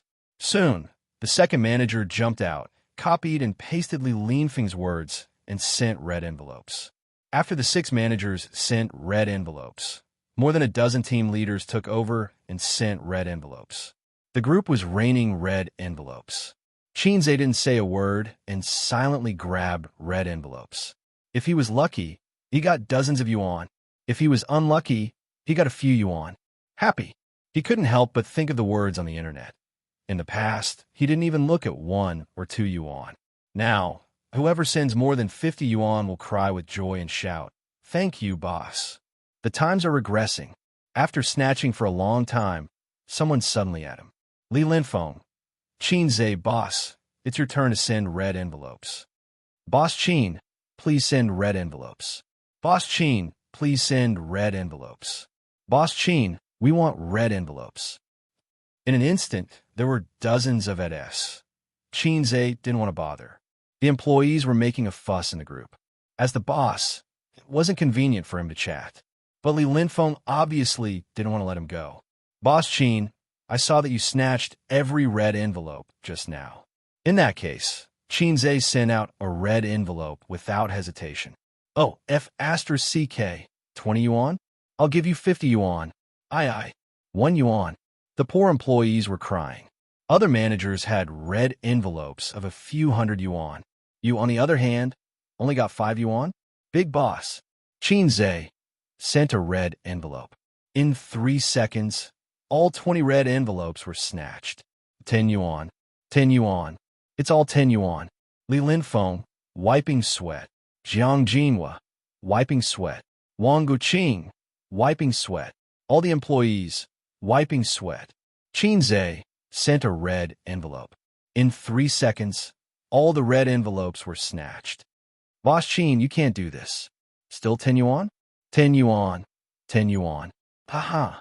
You bunch of weaklings. I'll give you 20 yuan. Ha. 20 yuan weaklings. I'll give you 25 yuan. Reality proved that the times were indeed regressing. People's hearts were easily satisfied. Xianxia, I'm done playing. Inform everyone that next year's red envelopes will be canceled for everyone who's late and asks for leave. The employees were so excited that they clapped and posted pictures. 3,000 red envelopes were equivalent to half a month's salary for many people. The benefits were reasonable. Bao's scale was not large. Compared to some financial giants, it was very young, but it was definitely not weak. In fact, it was full of vitality. First of all, Xianxia was a golden signboard and a stabilizing force. Second, there was no messy faction fighting in the company at the moment.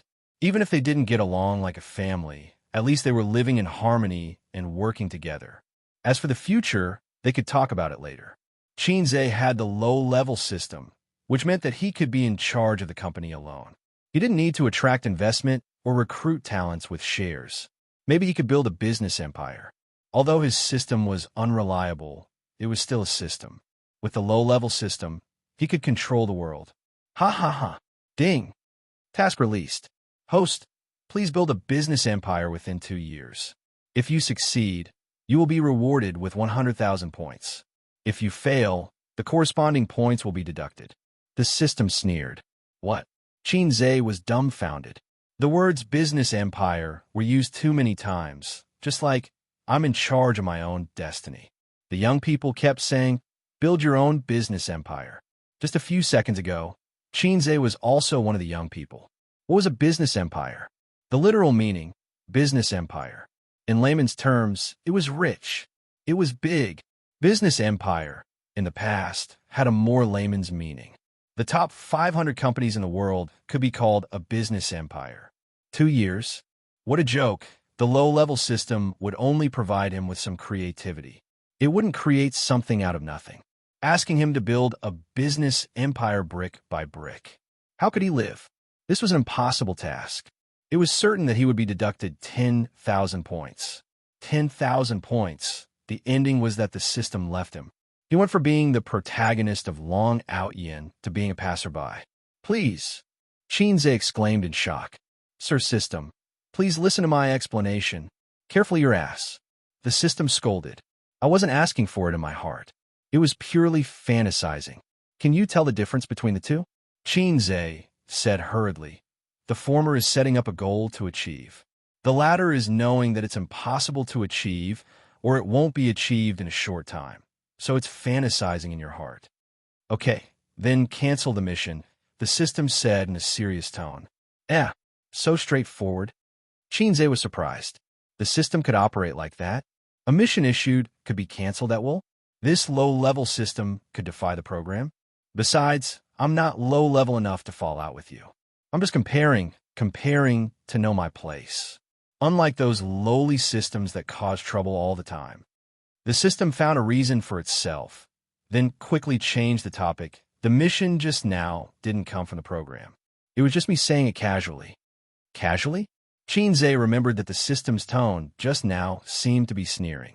In the past, when it issued missions, its voice was a standard electronically synthesized voice without any fluctuations. Xianxia sighed in relief. But, salted fish, didn't you forget something? The system changed the topic. What is it? The mission to become a big shot in the entertainment industry within 2 years. It's already been 4 months. Your Tianfeng Entertainment is developing slowly, making the system anxious. At this rate, you'll at most reach the title, Small Fame. Not the title, Salted Fish Big Boss. Then what should I do? Xianxia frowned deeply. System. Who's the system? Who's the host? You want me to do your mission? Do I have nothing better to do than to issue missions myself and use my own brain to complete them? Maybe I should have entered your sister's brain that day instead of choosing you. Probably because there's a slut living in my heart. The system gritted its teeth. It's quite interesting to think about it. Then Xin Bao will produce and sell her own products, write her own songs, sing her own songs, start her own company.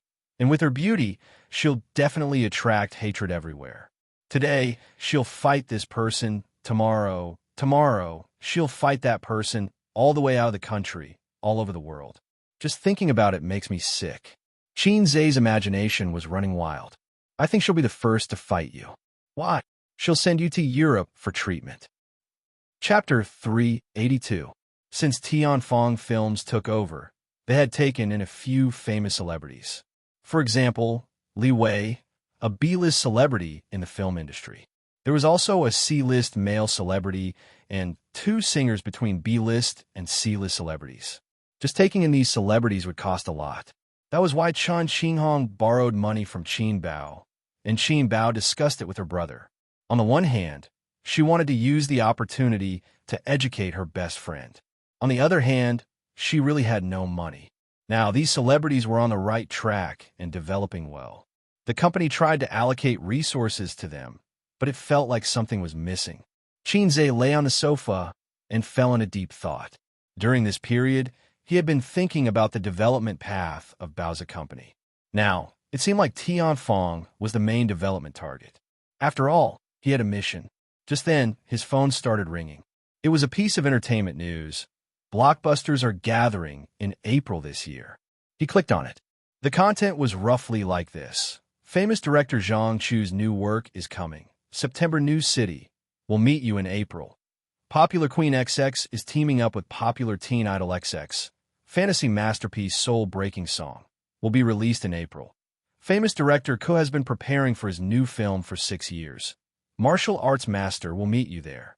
It was a software advertisement promoting the movie in April. He scrolled down. There was no more. The article was not long. Half of it was beautifully made promotional posters. Just looking at the posters, it was indeed interesting. Comments. 999 plus Xianxia casually browsed through the netizens' comments. I'm looking forward to it. There are so many movies based on novels. It's just IP. Basically, every movie is destroyed. Only the novelties and ethical movies are worth watching. Fantasy movies, the special effects are awkward, and the plot is awkward. Even so, even if they keep scolding, there's still a lot of people going to watch it. Let's wait for April. Damn, I've waited for more than a year. It's finally going to be released. There's still 1.5 months left. April. I feel like it's going to be good movies. Awesome. XX this sissy. Teen idols nowadays dress up as flirtatious as women. Disgusting. This is the trend brought over from South Korea. I'm looking forward to Martial Arts Master. I feel like it will be a very hot-blooded martial arts movie. Xianxia was looking forward to it. Blockbusters were indeed gathering in April. There was going to be something to watch. At the same time, his heart skipped a beat. Tian Fong might be missing 1 or 2 works that could become classics. Songs didn't count. Songs were more representative of a person. For such a large entertainment company like Tian Fong, it wouldn't be right if they didn't have at least a few classic movies that they had invested in. For example, Star Art Entertainment had to invest in a lot of movies every year. Some made money, some lost money, but overall, it was profitable. Not only did it make money, but it also supported the artists under the red flag. There must be a lot of movies in the system store. He could take his time to look through them. It wouldn't be difficult to find classic movies. Just think about it. The _1 fast shooter in the music industry, the current god of stocks, had transformed into a famous scriptwriter that shocked the entire country. TSK, it felt so good. Ding. New mission. Host, please rely on your own abilities to shoot a movie with a rating of 8. 5 and above. There are no restrictions on the theme. If you succeed, you'll be awarded 5,000 points. If you fail, you'll be deducted the same amount of points. Xianxia calmly picked up his teacup and smiled. System, stop fooling around. Once is enough for this kind of joke. I won't fall for it twice. This time, the mission was issued according to the proper procedures. This is not a drill. Host, this is not a drill. The system's serious voice sounded. Puffed. Xianxia spat out the tea in his mouth. System boss, are you trying to play me to death and then change the host? Xianxia said angrily. Of course not. The system was very calm. I've never shot a movie before. You want me to shoot a movie with a rating of 8? 5 and above? Relying on my own abilities, I can't use points to exchange for it. Right? Xianxia scratched his head. Do you know that our country's trolls? The moon is round in foreign countries. They will also give high scores for bad movies. Domestic movies, if there's even the slightest flaw, they will curse and slander. This is not good. So, cancel the mission. I'm sorry, host, but the missions generated by the proper procedures only have completed and incomplete. There is no option to cancel. Although I am an AI system, I have my own principles. Xianxia, F***CK. A bolt from the blue. Why don't you just let me shoot a movie and compete with a blockbuster movie in April where the big bosses gather? Accepted. The system's voice was cold. Ding. Mission added, the movie box office in April will be in the top 3. If successful, you will be rewarded with an additional 1,000 points. If you fail, the corresponding points will be deducted. There are some things in the world that couldn't be reasoned with. For example, low-level systems. Host, I'm still a gentle system. If it were those despicable systems, they would have 100 ways to force the host to work hard. Right now, I just want to paint the wall with feces and then paint you on it too. At this point, the most important thing was to consider completing the mission. A movie with a rating of 8. 5 and above was undoubtedly a huge challenge. It was not like those rubbish ratings on social media platforms. For movies, there were special rating websites. They were more authoritative and picky. Secondly, competing on the same stage in April meant that he only had slightly more than a month. Time was tight. The next day, The first day of work during the Chinese New Year holiday, Xianxia did not go to Baoza. Instead, he drove his sister to Tianfang and called for an emergency meeting. They started work at 9 a.m. The meeting was at 9:30 a.m. In the number 1 large conference room, the higher-ups of Tianfang, as well as the person in charge of the production team, were all present. Xianxia sat at the head of the table. On his left was Qin Bao Bao. Qin Bao Bao was twirling the pen at her fingertips, looking bored. She was the big boss of Tianfang in name, but everyone knew that the real boss was the man behind Qin Bao Bao, her younger brother. Today, I'll talk about my purpose for calling this meeting. Xianxia looked around at everyone. I plan to make a movie.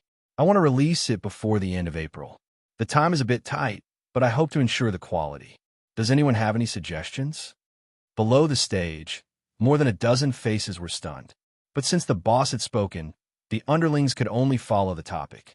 The general manager, Zhang Fu, was the first to speak. CEO Qin, this is too rushed. Usually, from the preparation of a movie to the official start of filming, it takes a long time to prepare the script, crew, actors, etc. Isn't Tianfang a professional? They don't lack props, professional staff, and a director, right? Xianxia frowned. Although the crew is there, there's a lot of preparation work to be done. Choosing actors and scripts is troublesome, and the scenic spots are even more time-consuming, one of the leaders analyzed. Xianxia slammed the table, scaring Qin Bao Bao, who was beside him. He said, "That's why I called for a meeting. I want to hear your thoughts and not shirk responsibility and complain. You guys get millions of yuan a year. Do I raise you guys just to hear you say this won't do, or this is very troublesome?" Everyone was stunned. This was the first time Xianxia showed his boss's fangs and behavior. In the past, he was smiling and approachable. In front of his employees and leaders, he lacked love and dignity. But a boss was still a boss. Just because he didn't show his fangs, it didn't mean that he didn't have them. Qin Bao Bao watched the show from the side, thinking, brother is so domineering today. Moi. 3. An experienced filmmaker said, Chairman Qin, if we have to release it in April, then the movie's theme will be very limited. I suggest we film some suspense, youth, literature, romance, and other low-budget movies. These kinds of movies can be shot quickly. Xianxia nodded. Continue. He had hit the nail on the head. The filming period of a movie could be as short as 10 days to as long as a few years. The key was the theme. Suspense, mystery, literature, and other such movies would not pay attention to special effects or scenic spots. The whole movie would probably be repeated on a few occasions. The filming time would be shorter. Some mystery movies about locked-room murders would be filmed in villas. The cost was very small, but the movie was exciting and the box office was very high. These kinds of movies had very high requirements for the script. As for some historical movies and adventure movies, special effects and scenic spots were very troublesome and expensive, and the filming period was also very long. In terms of the script, I suggest we adapt the novel of the same name. This way, we can save a lot of time, the experienced filmmaker said again. Xianxia thought for a while and nodded slowly. This can be done. Do you have a suitable novel? It was a great idea to adapt the novel of the same name.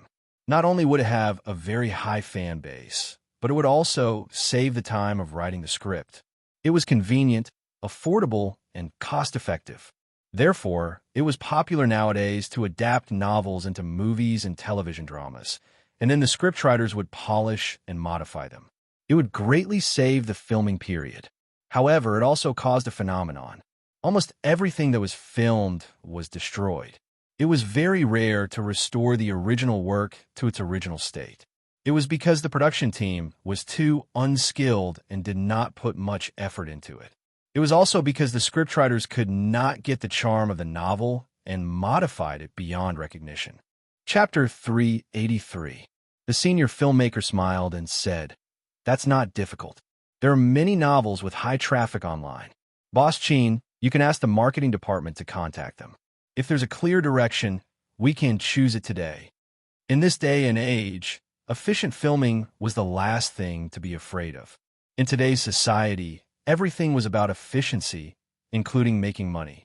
No one in the domestic entertainment circle would do something stupid like preparing for 8 to 10 years for the sake of art. As long as they could make money, they didn't care about what art was or what moral integrity was. The fastest he had ever shot a movie was 2 months. The fastest film he had ever seen only took a week. It was a literary film about a down-and-out man who was betrayed by his wife. He entered a pawn shop with pink lights to save a woman who had lost her footing. The male lead performed 108 poses in a small house and exhausted his vitality to save the woman. The two of them smoked cigarettes and chatted. They talked about their experiences. The man said he was pitiful because his wife took all his money and ran away with another man. The woman also said she was pitiful because she had to pay off her gambling addict husband's debts. Most of the film was shot in a small house, interspersed with the memories of the male and female protagonists. In the end, the two tragic men and women seemed to have feelings for each other, but also seemed to have no feelings for each other. Literary films loved to see flowers in the fog. 1.5 months was more than enough to shoot a romance or a mystery film. Xianxia clapped his hands and said, "Then I'll leave this to you. I want to read the novel before I get off work today. Is there any problem?" The filmmaker's face flashed with excitement. "No problem. Right? What's your name again?" Xianxia realized he didn't remember this person at all. It was very awkward. "Boss Qin, I've been filming and studying outside. You haven't seen me much." The filmmaker smiled. "My name is MOU. You can call me Old MO, Old MO. Get this done as quickly as possible. If you need anything, just look for General Manager Zhang." Xianxia looked at Zhang Fu. "Is there any problem?" Zhang Fu asked earnestly. "Boss Qin, is there any problem with the cost? By the way, CEO Qin," MOU said, "I suggest that we hire a popular young hunk to star in a movie to attract as much attention as possible. Although the little fresh meats have both praise and blame on the internet, no one is a fool. The reason why their pay is so high is because of the market demand." These words were quite interesting. They were referring to the trolls on the internet. They were scolding the little fresh meats, but at the same time, they were watching the movies and dramas of the little fresh meats. Xianxia waved his hand. "No need. As long as we make a high-quality movie, we don't have to worry about the cost. MOU, take a look and find a little fresh meat with a good reputation. Don't look like a rat crossing the street." MOU nodded. "I promise to complete the mission." Xianxia said, "All right, dismissed." After the meeting, Xianxia and his sister returned to their big office. Xianxia lay on the sofa and closed his eyes. "Sister, my head hurts. Help me rub it." Xianxia pretended to be pitiful. Qin Bao lifted his head and gently placed it on her elastic legs. Her white fingers gently massaged his temples. "Why did you suddenly think of making a movie? Even if you want to make a movie, you don't have to be in such a hurry. You're making me feel like you're in a hurry." His sister frowned. She realized that things were not so simple. Xianxia pondered for a moment and then sighed. "I had no choice." "What's the matter?" "Nothing. I just want to save enough money for you to spend for the rest of your life before I turn 30. "Good boy." Qin Bao smiled brightly. Her eyes narrowed into crescents. She patted Xianxia's head lightly. His smart sister could only be easily won over by Xianxia's sugar-coated bullets. Xianxia also closed his eyes comfortably. His sister's long legs were too elastic. A woman's thighs were indeed the most comfortable pillow in the world. He finally understood why so many heroes like to lie on a beauty's lap. "What about after that? What do you plan to do?" his sister asked. "I don't know how to make a movie. At most, I'll supervise on the set. If I'm not satisfied, I'll continue until I'm satisfied." Xianxia fumbled in his pocket with his left hand, took out a pack of Wuxia cigarettes, and bit it in his mouth. Although he was now very rich, he was not willing to change cigarettes after he got used to it. "Don't smoke. You don't take my words to heart." Qin Bao raised her eyebrows. "Don't snatch it. I'll just bite it." Xianxia felt wronged. "I only smoke 3 cigarettes a day. If I'm hungry, I'll bite one. Of course, I have to take my sister's words to heart. Ace, let me be the female lead. My acting soul is burning." Qin Bao's eyes were shining. She had acted in 2 movies since her debut. The Bloody Battle of Shanghai Beach and The Legend of the White Fox. Both movies were popular. His sister suddenly became arrogant and felt that she was outstanding. Your acting skills are still lacking. Xianxia said. Nonsense. I'm a drama queen. Awesome. Qin Bao Bao puffed up her cheeks. Go ahead. Xianxia ridiculed, and his head was hit hard by a hand knife. My acting skills are not good enough. Dance to make up for it. Qin Bao Bao pushed his head away, took off her high heels, and spun on the spot. Her figure was plump and tall, and she was as graceful as a swan. Look, so hot and beautiful. You have a good figure. You can play all kinds of roles. I feel that I'm a natural drama queen. Qin Bao Bao was infinitely arrogant. Haha, am I wrong? How's my figure? Okay? Xianxia glanced at her round and perky buttocks and gave her a thumbs up. Round, wonderful. Let's see how it goes. Read the script first. You can act in a literary film, but you're not allowed to act in a romance film. You can also act in a youth film. Do you want to watch a lot of kissing and bed scenes? Xianxia said.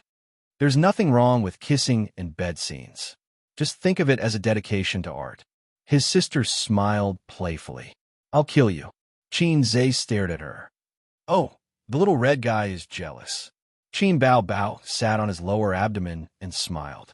Xianxia mercilessly straightened his waist and pushed her to the ground. It turned out that Xianxia could push anyone away without a seamless joint. So far, the only one he couldn't push was Su Yu. After all, the screw was screwed into the screw, and the two became one. Qin Bao Bao certainly wouldn't let him go. She gritted her teeth and came back, sitting on him and strangling his neck with both hands. The sister and brother didn't fight for a long time, and the sofa became their battlefield. At first, Qin Bao Bao stood on the advantage of the position and suppressed the little red guy. But soon she suffered a loss because of her weak physical strength. She panted and was turned over shamefully by her brother. She was lying on the sofa. Face the wind. Xianxia sneered. As a result, there was a rapid sound of slapping in the office. Slap, slap, slap, slap. Qin Bao Bao, whose martial prowess was declining day by day, could not escape the fate of being Papa. Everything was calm and tranquil. Xianxia waved his hand, feeling refreshed. His sister covered her ass and huddled on the sofa. My ass is swollen because of you, Sob. Xianxia, who heard this sentence, suddenly had a brainstorm. He knew that after a girl was upgraded to a woman, her ass would become bigger because she had been hit by a car for a long time. And his sister's big ass, was she slapped by him too much? After all, to some extent, his own slaps were the same as the old man's car. No, his slaps were more uniform because he had obsessive-compulsive disorder. When he fought, his left hand and right hand must move in slow motion. It must be so. MOU was very efficient. This guy had spent most of last year running around outside, so he was not familiar to the big boss. He was very frustrated. Familiarity with the big boss was very important. If the big boss wanted to set up an administrator, he would definitely choose a familiar ID. Now, the opportunity had come. He wanted to improve his favorability and familiarity in front of the two Qins. At 2:30 in the afternoon, MOU knocked on the door of the Qin's office. The two Qins were sitting on the sofa. One was playing on the computer, and the other was resting with his eyes closed. MOU said, Boss Qin, I found a suitable novel. Xianxia opened his eyes.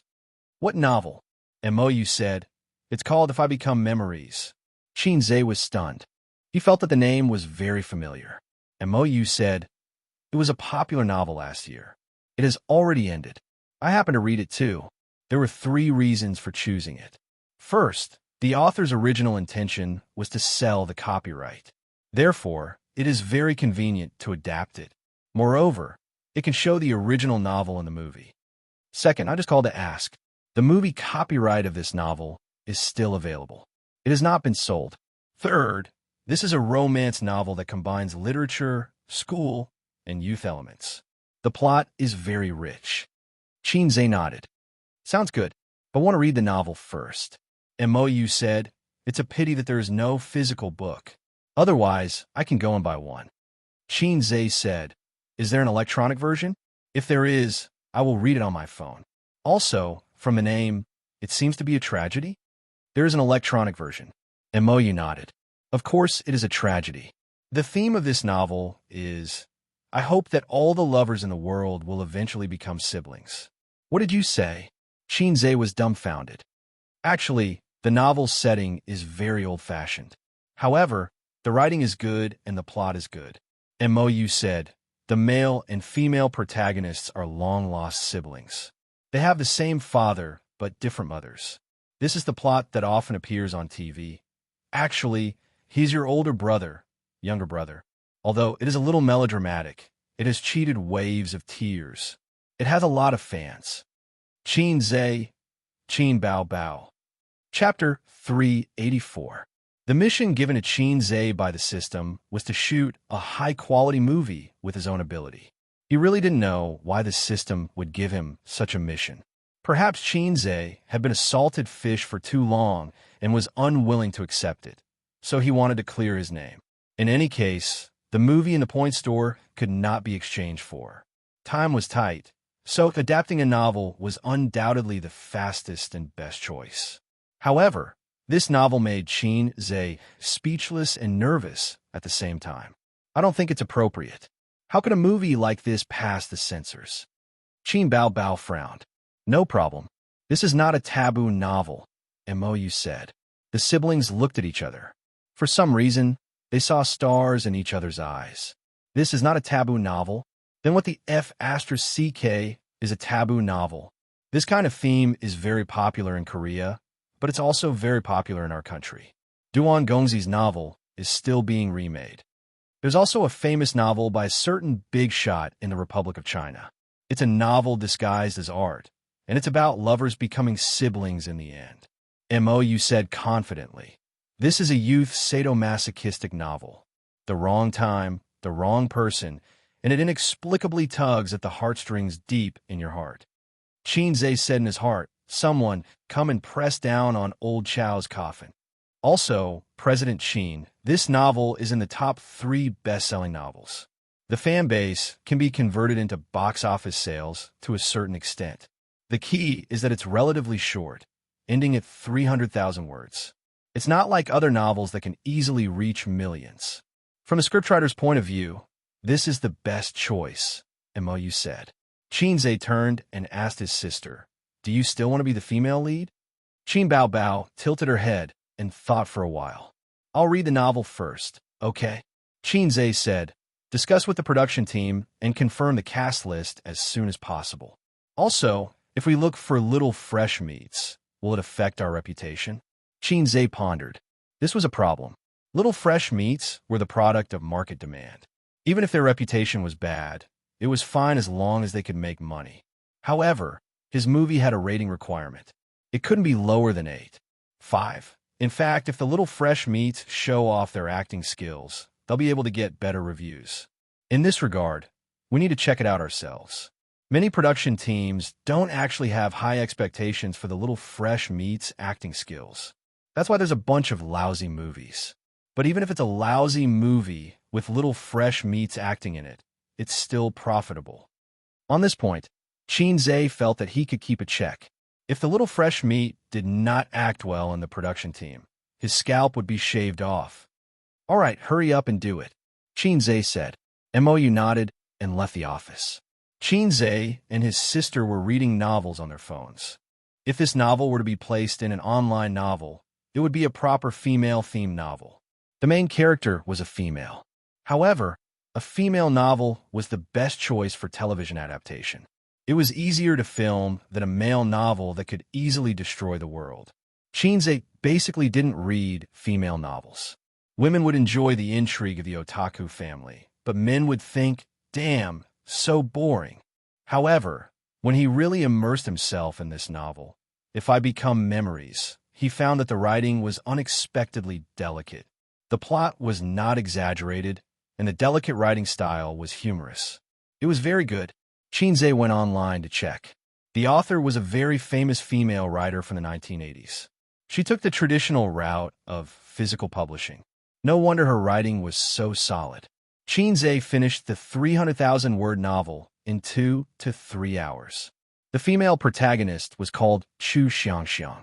She was born in an ordinary family, but she grew up to be beautiful. She said, "The red flowers I got in kindergarten can circle my home twice. The boys who had a crush on me in junior high can circle the field 3 times. The boys who confessed to me in high school can form the 300 Spartans. But I'm so outstanding, but I don't have a boyfriend even when I'm in university." It's tiring. When Xianxia saw this sentence, he felt that it was quite funny. He subconsciously turned to look at his sister. This character setting was similar to his sister's. When the female protagonist was in her 2nd year of university, there was a crazy cool boy among the freshmen. The description of the novel: he was 8 meters tall, straight and tall. He had a face so handsome that it made people despair. His facial features were deep. Xianxia's brain twitched. "Sister, don't you think I'm handsome?" Qin Baobao looked at her phone with great interest. "Handsome?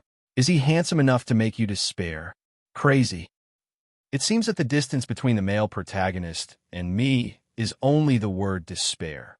Such a handsome male protagonist immediately attracted the attention of countless girls.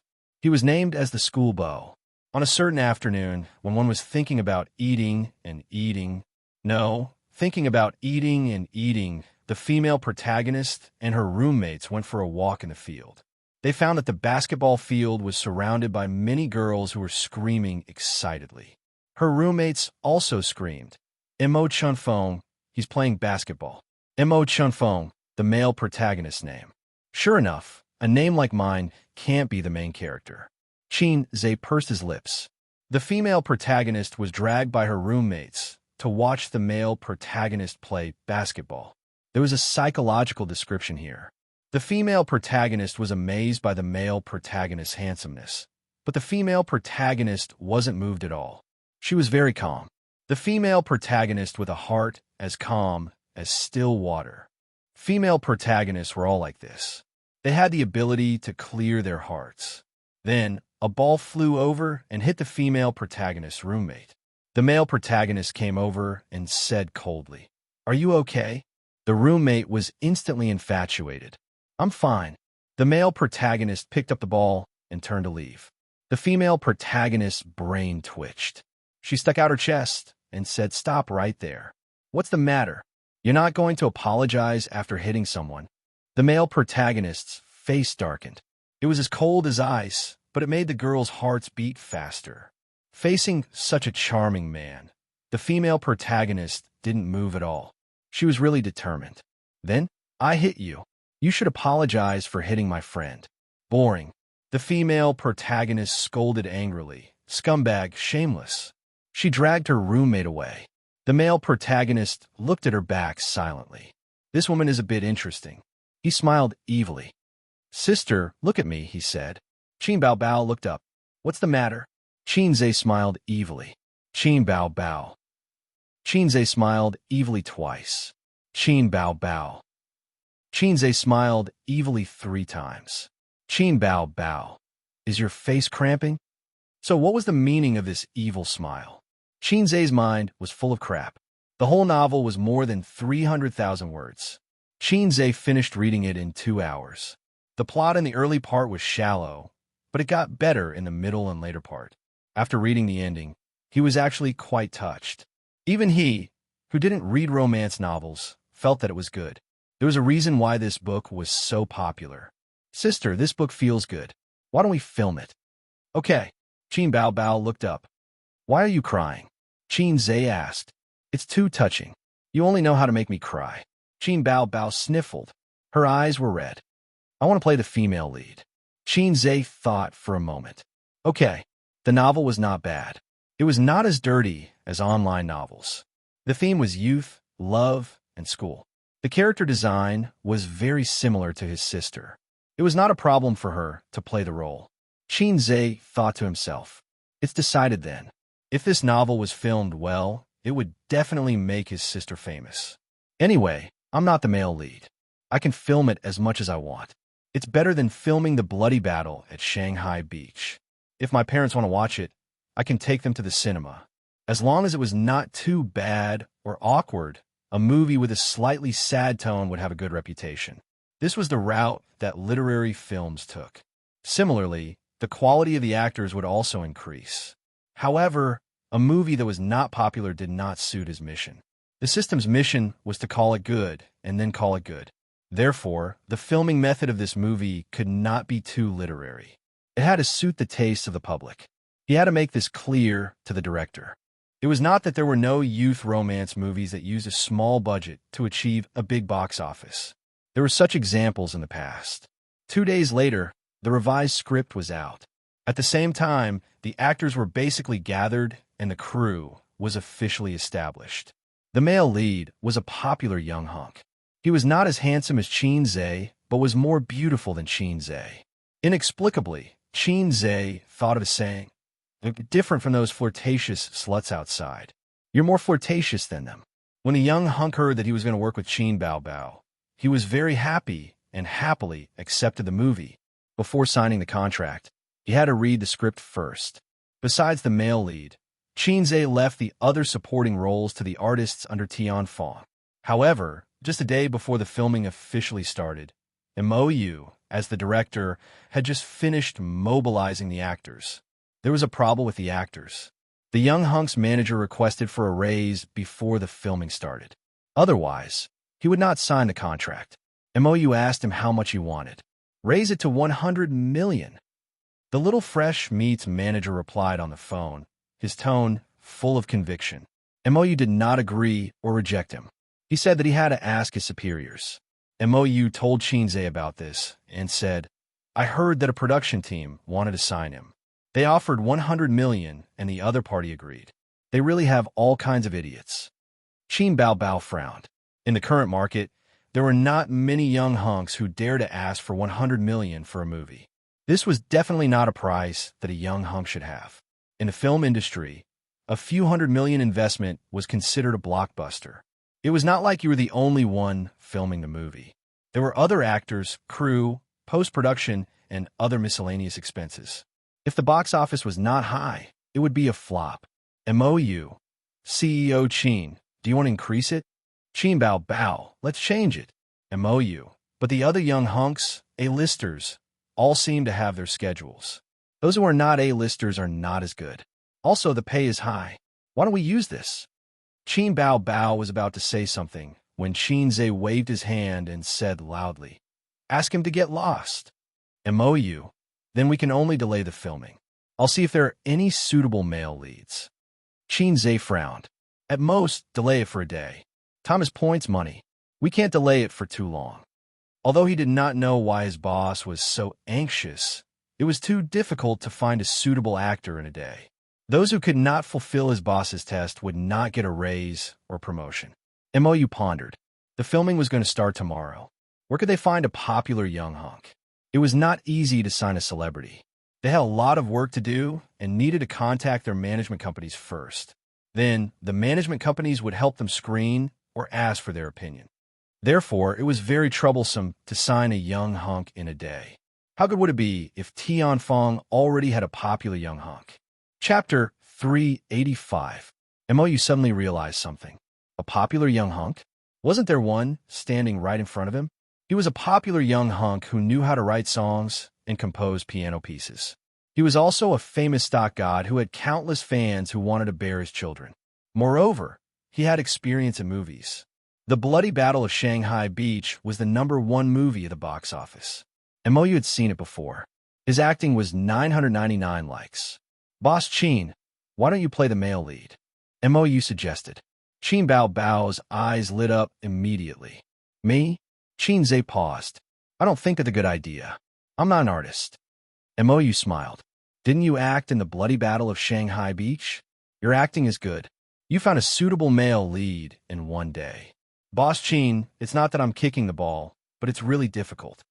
I don't think so. Xianxia shook his head. I think it's possible, Qin Bao Bao said. Xianxia looked at her. His sister was calm, but there was excitement in her eyes. This black-hearted maggot wants to drag me down. Xianxia shook his head. Boss, it's not like you don't know how to act in movies. Why are you so reserved? Moreover, you have a good reputation. Not only do you not attract negative comments, but if the movie is good, you'll get a bonus. When you were in the bloody battle of Shanghai Beach, the netizens said that you were just playing around and had no acting skills. The more they looked down on you, the more they praised you. Xianxia thought about it. It made sense. Ratings were one of the requirements of the mission, but it was still inappropriate. Sister, it's not good for us to act in this movie. If Mom and Dad see us. Xianxia leaned in front of his sister and whispered, "Are you stupid? Just don't take them. It's not hard to do what you did last time. I don't think it's very reliable. Trust me, it's fine." Okay. The two whispered for a while. Xianxia nodded. "Okay, tell him we don't need him. I'll be the male lead." He remembered that he swore to himself that he would never act in a movie with his sister again. Once again, he set a death flag. He had to change his bad habit. Most importantly, acting in a romantic movie with his sister was very exciting. Last time, her sister had a stomachache and her period, so she brushed it off. This time, it's my turn. Why don't I try Uncle's pain? Mou was stunned. He had prepared a long speech to convince his boss, but in the end, he suddenly agreed. She nodded too quickly. Didn't she disagree? Wasn't she very reserved? Inexplicably. Fudan University. The words Fudan University first appeared on the screen. Then, the camera zoomed out to show a bird's-eye view of the school gate. Groups of students pouring into the school gate and the cars coming in and out were all reflected in the mirror. It was the start of school. As a pure black luxury car drove through the school gate, the camera followed it as it entered the campus. The car stopped, and a handsome, long-legged oppa got out. He was like the brightest star in the night sky, attracting the gazes of the girls. Who is that person? So handsome. Which department is he from? I've never seen him before. This car costs at least $1 million. The girls nearby whispered to each other. Mo Chunfeng was such a flashy man. From the beginning, he was the center of attention. However, his face was indifferent, and he did not smile. Okay, cut. Mou felt that the opening was not amazing, but it was impeccable. The opening was mainly to set off the handsome and arrogant character of the protagonist. Xianxia also acted very well. Mou had always been puzzled. Someone who had never received acting training actually gave him the aura of acting from head to toe. The university in the novel was chosen to film in Fudan University. Xianxia and Qin Bao decided unanimously. Qin Bao was an alumnus of Fudan University, so the school leaders readily agreed. Before filming, there was a chaotic fan meeting. Hundreds of students surrounded the crew, asking Xianxia and Qin Bao for autographs and asking all sorts of questions. The students were very excited to see Qin Bao and Xianxia filming a movie. There was no news about it on the internet. Fortunately, the students of Fudan University were very good. After the novelty, they were busy with their own things. At most, they would watch the filming from afar. The biggest advantage of the school was that there was no lack of extras. The second scene was set in the girls' dormitory. The morning sun was warm. Baby Qin, who had a slender waist and perky breasts, was drying clothes on the balcony. She was wearing a white knitted sweater, blue jeans, and a pair of running shoes. Her curly hair was straightened, and the chestnut color was dyed back to black. She looked more innocent and less charming, which was more suitable for the temperament of a college girl. Li Wei played the role of the second female lead. She was also the female lead's roommate and best friend. Her name was Xiaoyu. She was Mo Chinfeng's #1 fan. Lying on the bed, she browsed the campus forum with her laptop. When she saw Mo Chinfeng's new student photo, she was completely infatuated with the handsome male lead. Xianxia, I found a high-quality handsome guy. Xiaoyu shouted on the bed. Which grass did you see today? Chu Xianxia, who had finished drying clothes, replied casually as she swept the floor. He's really handsome. Which faculty is he from? Luxurious car. Is he a rich second-generation heir? Mo Chunfeng? Why haven't I heard of this person? Her two roommates went over and discussed. He's a new student last year. After registering, he took a semester off. He just started work this year. Xiaoyu said, someone already found out about him in the post. Chu Xianxiang was curious.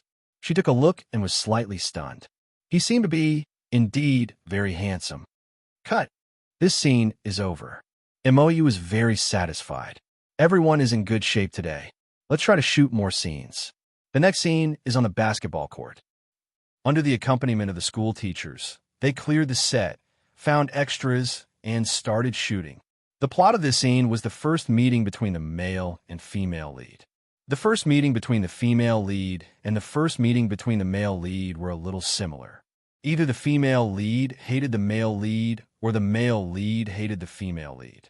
However, the hated one would be inexplicably curious about the other. But this simple scene had to be res-hot 8 times. Director Mou is not satisfied. Mr. Cheens, both of you have some flaws. First, the female lead. Her roommate was hit by a ball. Her first impression of the male lead was very bad. Her eyes should be filled with disgust and anger. This emotion should be expressed through her eyes. Mr. Cheen, your eyes are too gentle. Also, Mr. Cheen, you should smile evilly. But your smile is too warm and peaceful. The two Mr. Cheens reflected deeply. Cheen Bao Bao thought to herself, how can I hate him? Brother's face, it's hard for me to hate him. Cheen Zhe thought to himself, damn, how can I smile evilly?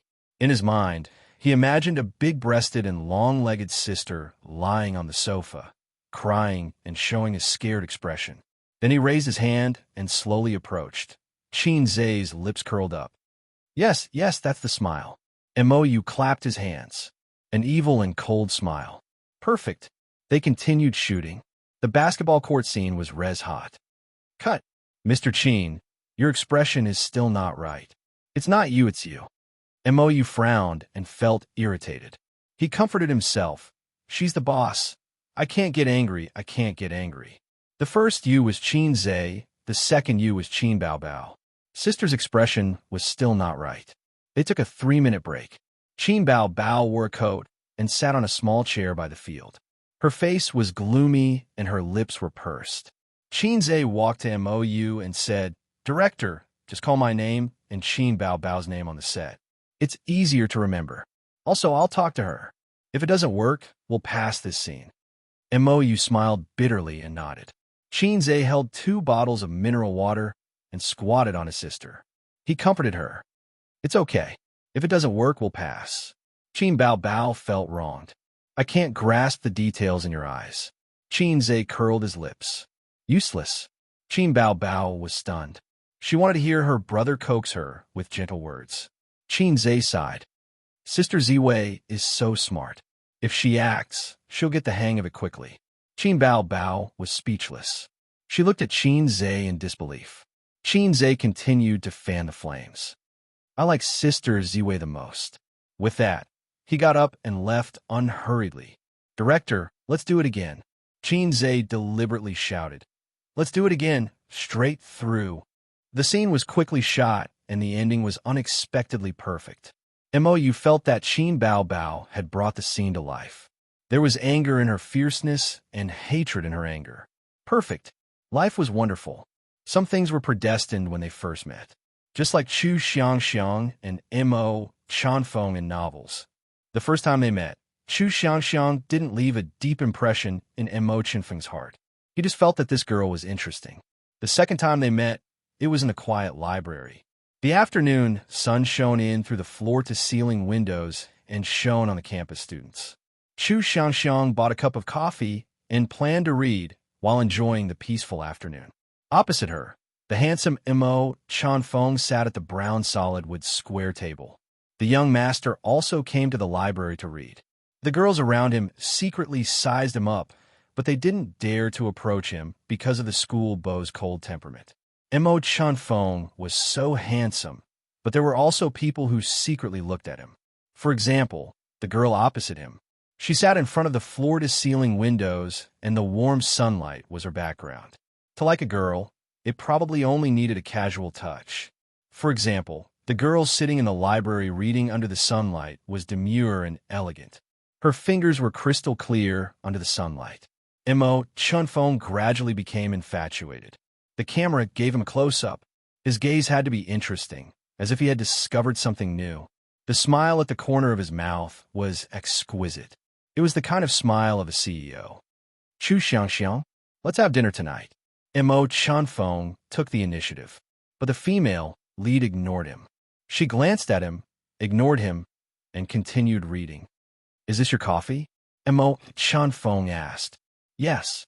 Chu Xianxia replied. I think it's my coffee. Mo Chanfeng took a sip. Chu Xianxia glared. There's something on your face. Mo Chanfeng said. Chu Xianxia was stunned. She took out a makeup mirror from her bag and looked. There was nothing on her face. She glared again. It's my gaze, Mo Chanfeng said in a magnetic voice. Crazy. Chu Xianxiang stuffed the book in her bag and left angrily. Mo Chinfeng's character was a combination of a domineering CEO, a cold CEO, and a ruffian. Even with Qin Zhe's proficient acting level, it was difficult to act. He held the script and thought, how could there be such a perfect man in the world? He just got this character and there were no flaws. He hoped that he could maintain it. Okay, cut. MOU was extremely excited. Chapter 386. Good, very good. MOU clapped his hands and said loudly, now, let's split into two groups. One group will go to the KTV first, and the other group will follow me to do some scenes. The filming of this movie was unusually smooth. The quality of each segment was good, and the actors' acting skills were on point. Before this, MOU had already prepared to train the actors' acting skills. Unexpectedly, there was no need at all. Qin Bao Bao could not be said to be perfect, but she was stable and flawless. What surprised him the most was Qin Zhe. Mo Chunfeng's character was cold and domineering, but he was not an abstinent male god. He was a rebellious young man. The character design was too complicated. Generally speaking, it was not possible for actors to portray such a character perfectly. At most, they could match a certain characteristic.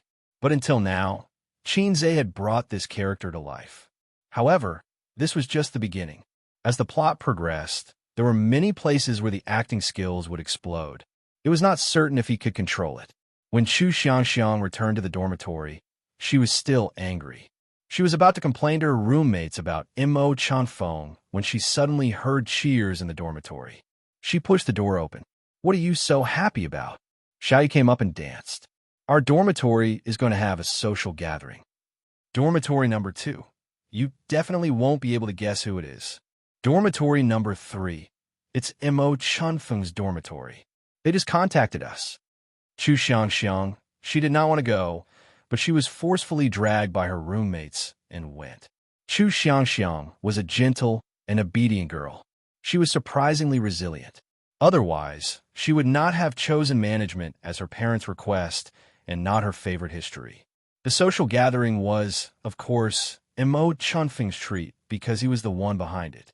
The eating scene between the two dormitory mates passed quickly. The main point was that Mo Chunfeng was cold and did not like to talk.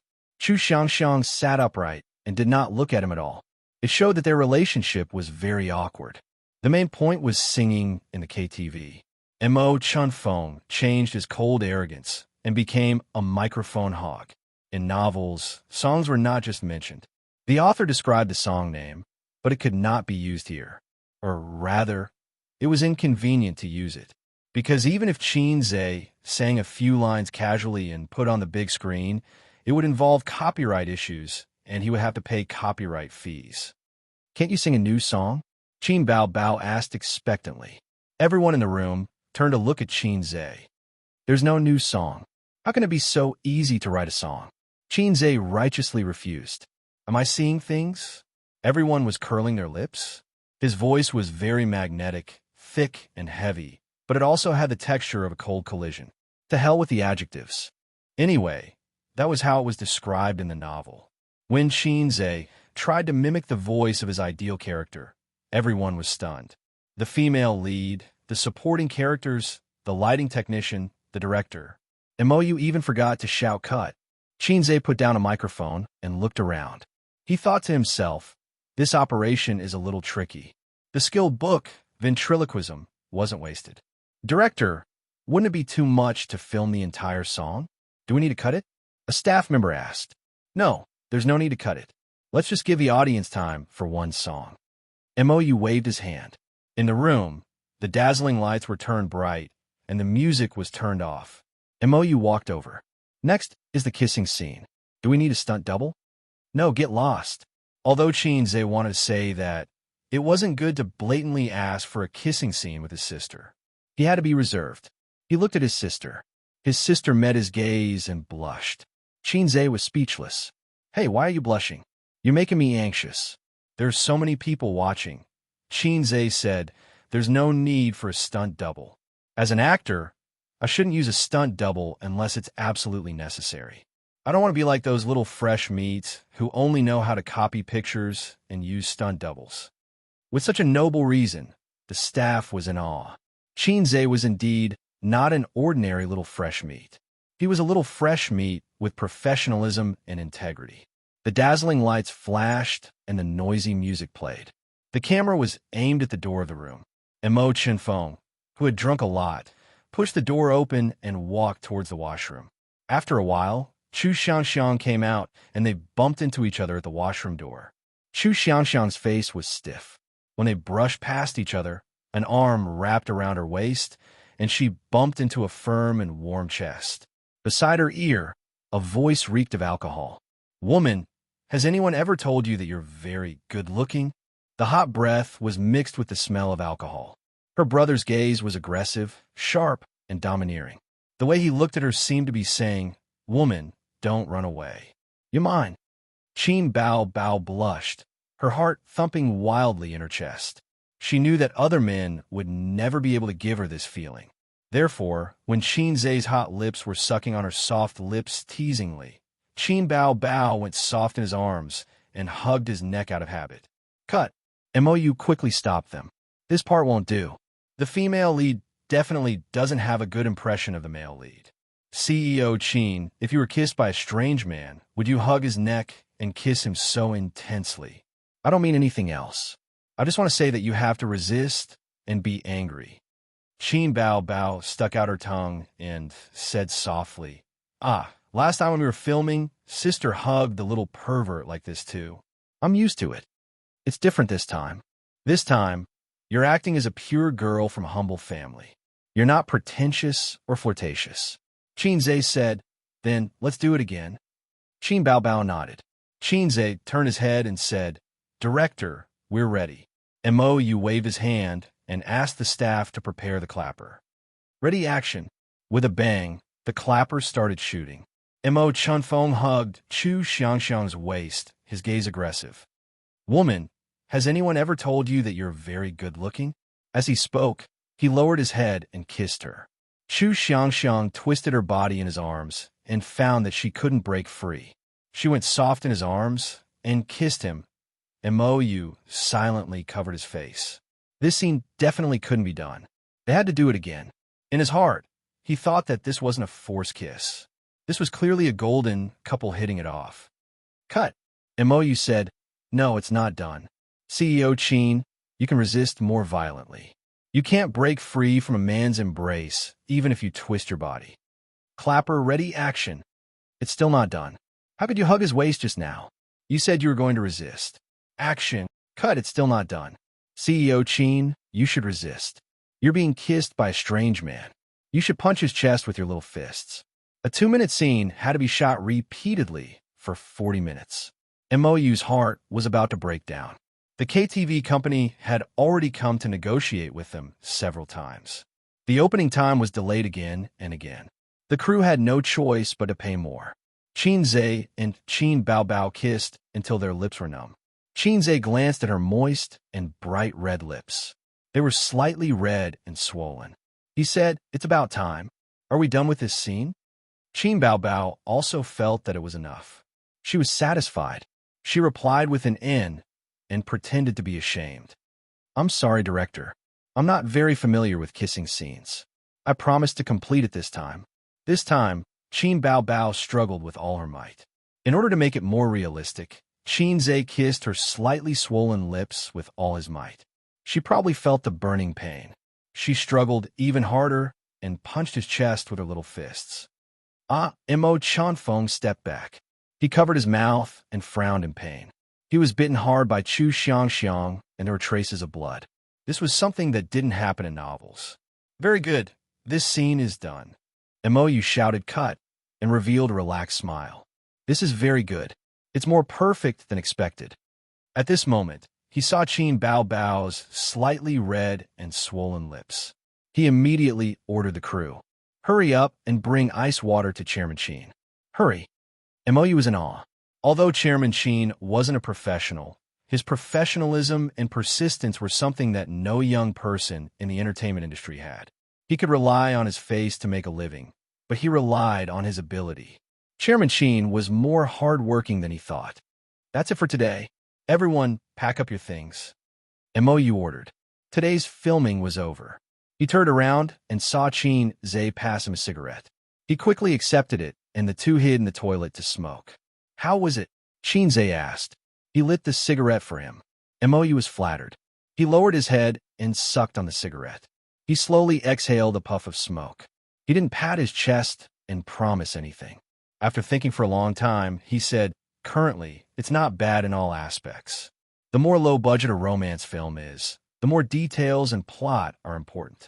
If you want to sell at the box office, you have to work on the details. The plot of the novel is indeed tear-jerking, but it's important to let the audience feel like the novel after it's adapted into a movie. Many movies and TV dramas adapted from novels of the same name have good acting skills, but the audience's response is very poor. In the end, there are only two reasons. The actor's temperament doesn't match the character. The director and scriptwriter didn't grasp the spirit of the novel. After filming, let's go through all the scenes and try to nitpick, Qin Zhe said. Yes, Mou agreed. At night, Qin Zhe was driving his sister home when he received a call from Grandpa Qin Zhe. It was his sister who answered. Dad, Ace is driving, Qin Bao Bao said. Bao Bao, I heard from a student today that you're filming at Fudan University? Grandpa went straight to the point. Qin Bao Bao was stunned. She subconsciously looked at her brother. Qin Zhe felt inexplicably guilty. It seemed that his sister felt the same. And Mem, the company is preparing to film a new film. It's a movie, Qin Bao Bao said. What kind of movie? Grandpa looked very interested. We're filming a school-themed movie. Qin Bao Bao stammered. Do your best. When it's released, bring me and your mom to see it. Grandpa chuckled. Qin Bao Bao's hand shook. She almost dropped her phone. Qin Zhe held the steering wheel with both hands. He drove steadily, but his legs were shaking. Chapter 387. I can't bring you to the movies, not in this lifetime. After his sister hung up, Qin Zhe was worried. Hey, sister, I suddenly thought of something. Will Dad come to Fudan University to watch us film? Fudan University was very close to the University of Finance and Economics. No way. Qin Bao Bao was shocked. She frowned and pouted. Don't jump to conclusions. You're pissing me off. She slapped Qin Zhe's face twice with her small hands. Qin Zhe was speechless. It was easy to like someone, but it was hard to like someone deeply. Mo Chunfeng really fell in love with Chu Xianxia on the way back to school. It started to rain. The spring rain was as precious as oil, but there was a chill that seeped into the bones. Chu Xianxia was at the flower bed outside the girls' dormitory. She broke the bread she bought from the convenience store and carefully fed it to the stray cats covered in mud. Mo Chunfeng, who saw this scene from afar, was in a daze. As for Chu Xianxia, she fell in love with Mo Chunfeng. There was no reason for him to save the damsel in distress, nor was there any reason to take care of her when she was sick. It was just that under his tyrannical and unreasonable pursuit, she went from disgust at the beginning to reluctantly accepting his advances. Her heart fell little by little, and when she looked back, she realized that she had already fallen in love with Mo Chunfeng. Under Chu Xiangxiang's reluctance, the two started dating. They read books in the clean cafe, studied in the library with floor-to-ceiling windows, ran in the KTV battlefield, and ran in the field. Occasionally, Mo Chunfeng would take advantage of her. He would hold her hand and kiss her. Chu Xiangxiang started to like Mo Chunfeng's figure on the field. She sat by the field, and the warm spring sun shone on her. Do you want some water? Mo Chunfeng sat beside Chu Xiangxiang with a bottle of mineral water and passed it to her. Thank you. Chu Xiangxiang took it, but did not drink it. She held the bottle with both hands and lowered her head slightly. Beside her, Mo Chanfeng was supporting himself with his hands behind his back. He looked up and narrowed his eyes. Perhaps because he was too quiet, Chu Xianxia said, "What are we eating tonight?" Mo Chanfeng did not answer. He tilted his head and smiled. This smile was a test of acting skills. In female novels, there was always such an adjective. His face was like frost, his dark eyes were like a deep pool, and the corners of his mouth were slightly raised. Mo Chanfeng had such a smile, and the camera gave him another close-up. Mo liked to do close-up shots of Xianxia. He felt that his facial expressions were perfect for portraying the male lead. "I'll eat you." Mo Chanfeng flipped his body and pressed Chu Xianxia against his body. Both of his hands propped her up, and the two pairs of eyes looked at each other. Beside the two of them, the cameraman was squatting and lying on his stomach, constantly taking close-ups of the two of them. Next was the kissing scene. According to the script, they were to have a French kiss in a crowded field. The reason why the novel was so sweet in the early stages was that the male lead would kiss the female lead on different occasions. Under the glow of the street lamps at night, beside the white walls of the library, and on the playground where the spring breeze blew, it was very romantic. The frequent kissing scenes made Xianxia feel that he had used too much strength. Although his sister's lips were soft and fragrant, he accidentally kissed them until they became swollen. Although he had warned the crew not to reveal anything, there were many students in the university, and it was inevitable that someone would take photos. His sister's lips were often swollen, and it was very likely that she would be targeted by unscrupulous online media. Xianxia could even guess the title. Shocking. Qin Bao Bao kisses her swollen lips repeatedly on set. Is it the distortion of human nature or the decay of morality? Stay tuned tonight at 8:30 p.m. Enter Xianxia. With that thought, Xianxia glanced at the crowd to see how many people were taking photos. Then he saw the old man standing in the crowd. "Nanny? What?" "Excuse him." Xianxia bounced up from his sister's body like a spring, experiencing the pain of a sudden cardiac arrest. "Dad, why are you here?" "Hey, why didn't you say anything?" Xianxia was flustered. The calmness and enthusiasm on his face were all supported by his proficiency in acting. Life was like a drama. Without acting skills, it was easy to die. "I don't have classes in the afternoon, so I can't watch you guys film." The old man waved his hand. "Continue, I'll just watch. I won't say anything." "Xianxia, how can I continue kissing my sister when you're standing there?" "I can't continue. Where you'll soon see your son biting your daughter." "Absolutely not. I'll be done for." So what was the old man's mentality now? Had he collapsed? Had he noticed the follow-up kissing scene? Or had he been too excited to pay attention? "Oh, my dear father, why are you here?" His sister rushed over with a smile. The woman was indeed a natural actress. Her expression and posture were impeccable. "I don't have classes in the afternoon. Many students from the University of Finance and Economics came to watch you guys film, so I came to watch too," the old man said with a smile. In the distance, a group of students was surrounded outside. The old man was initially blocked outside.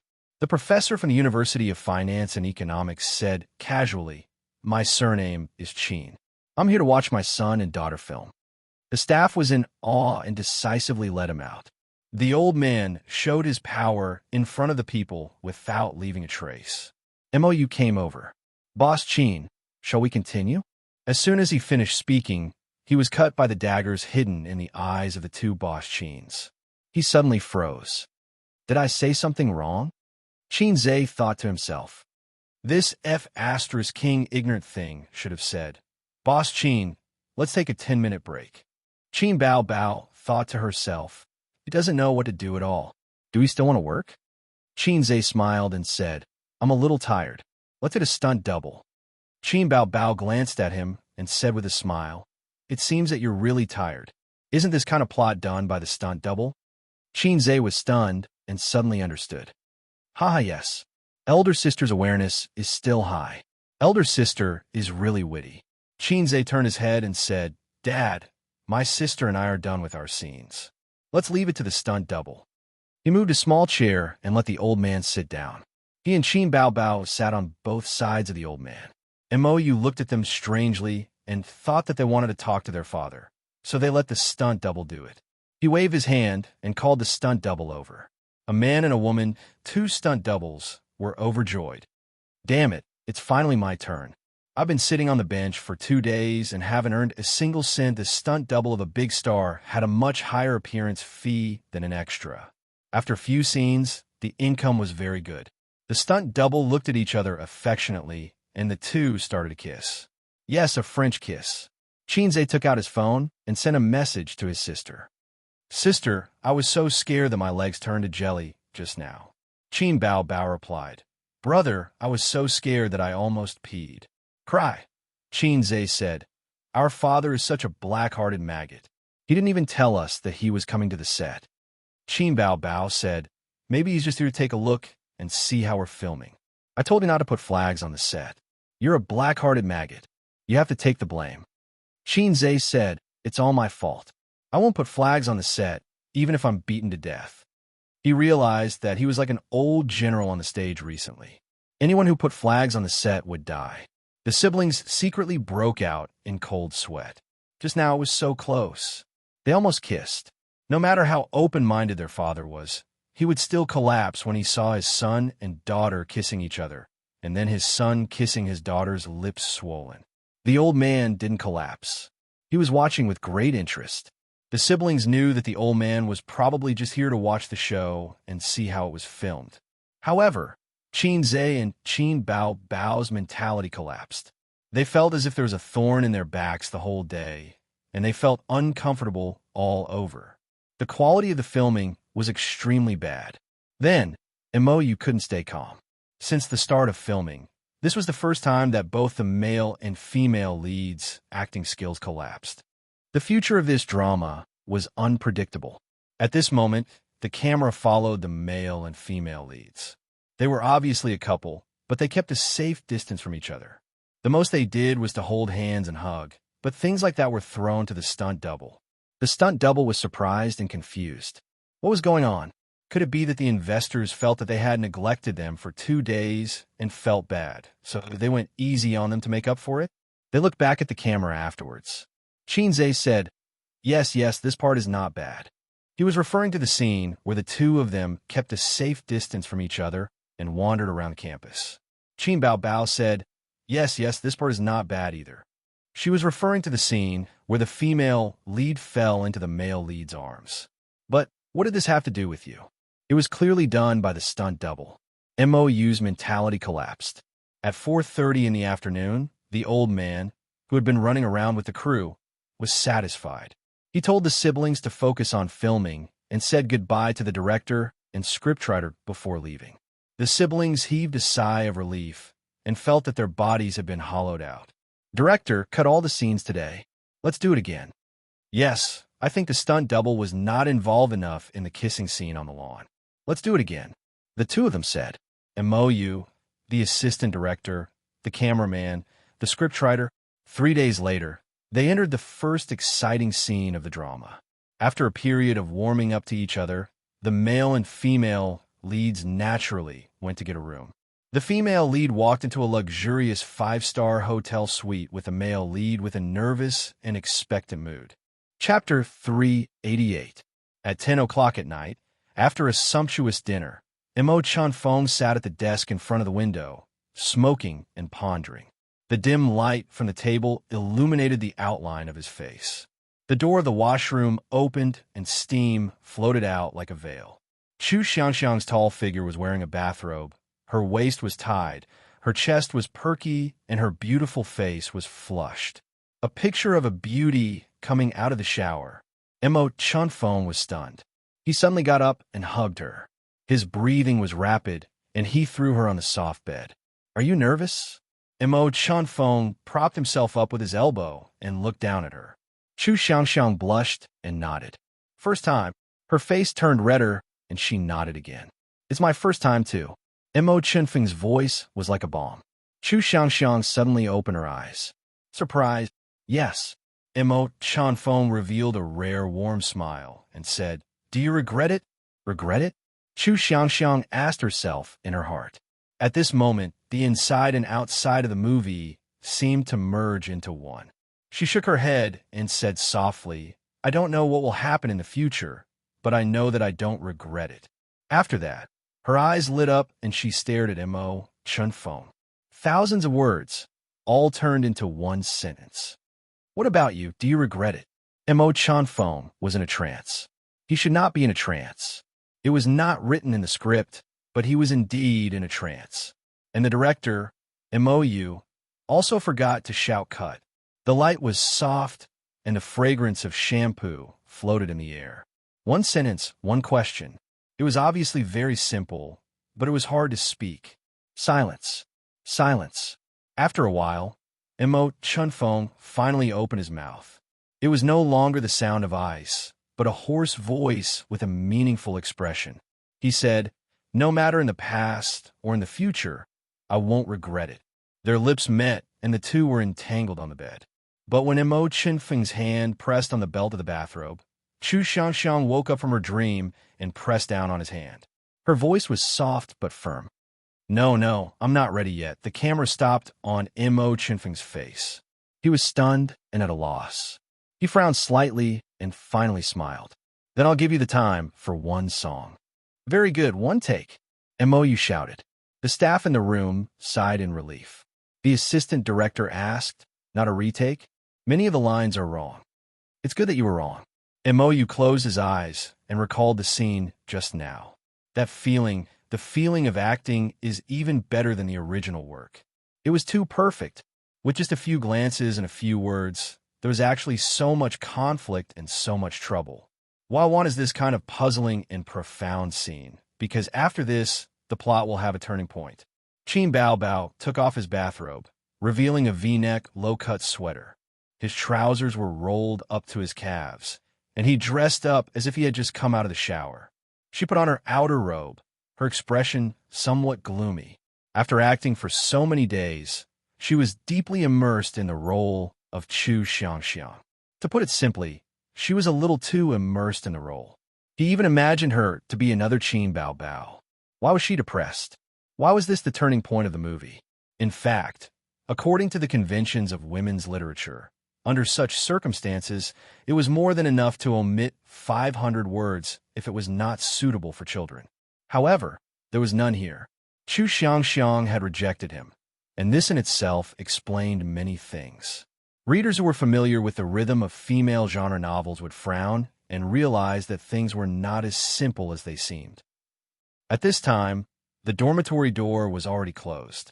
Fortunately, Xianxia's house was very close to the university, and Mo Chunfeng drove her home without turning on the GPS or giving directions. He had sent Xianxia several times. There was a street full of sycamore trees outside Xianxia's neighborhood. As usual, Mo Chunfeng parked the car, and the two strolled under the sycamore trees, slowly walking towards the neighborhood.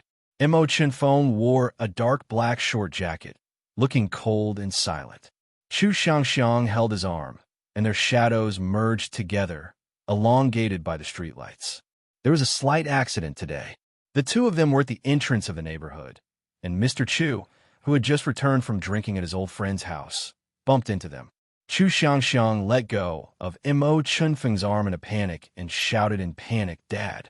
Mr. Chu looked at them for a moment and was unexpectedly calm. How long has it been? You look quite handsome. What's your name? Mo Chunfeng held Xianxia's hand and said in a voice that sounded like ice cubes hitting each other, Hello, Uncle. I'm Mo Chunfeng. The Chu family. Mo Chunfeng sat on the sofa, and opposite him was Xianxia's family of three.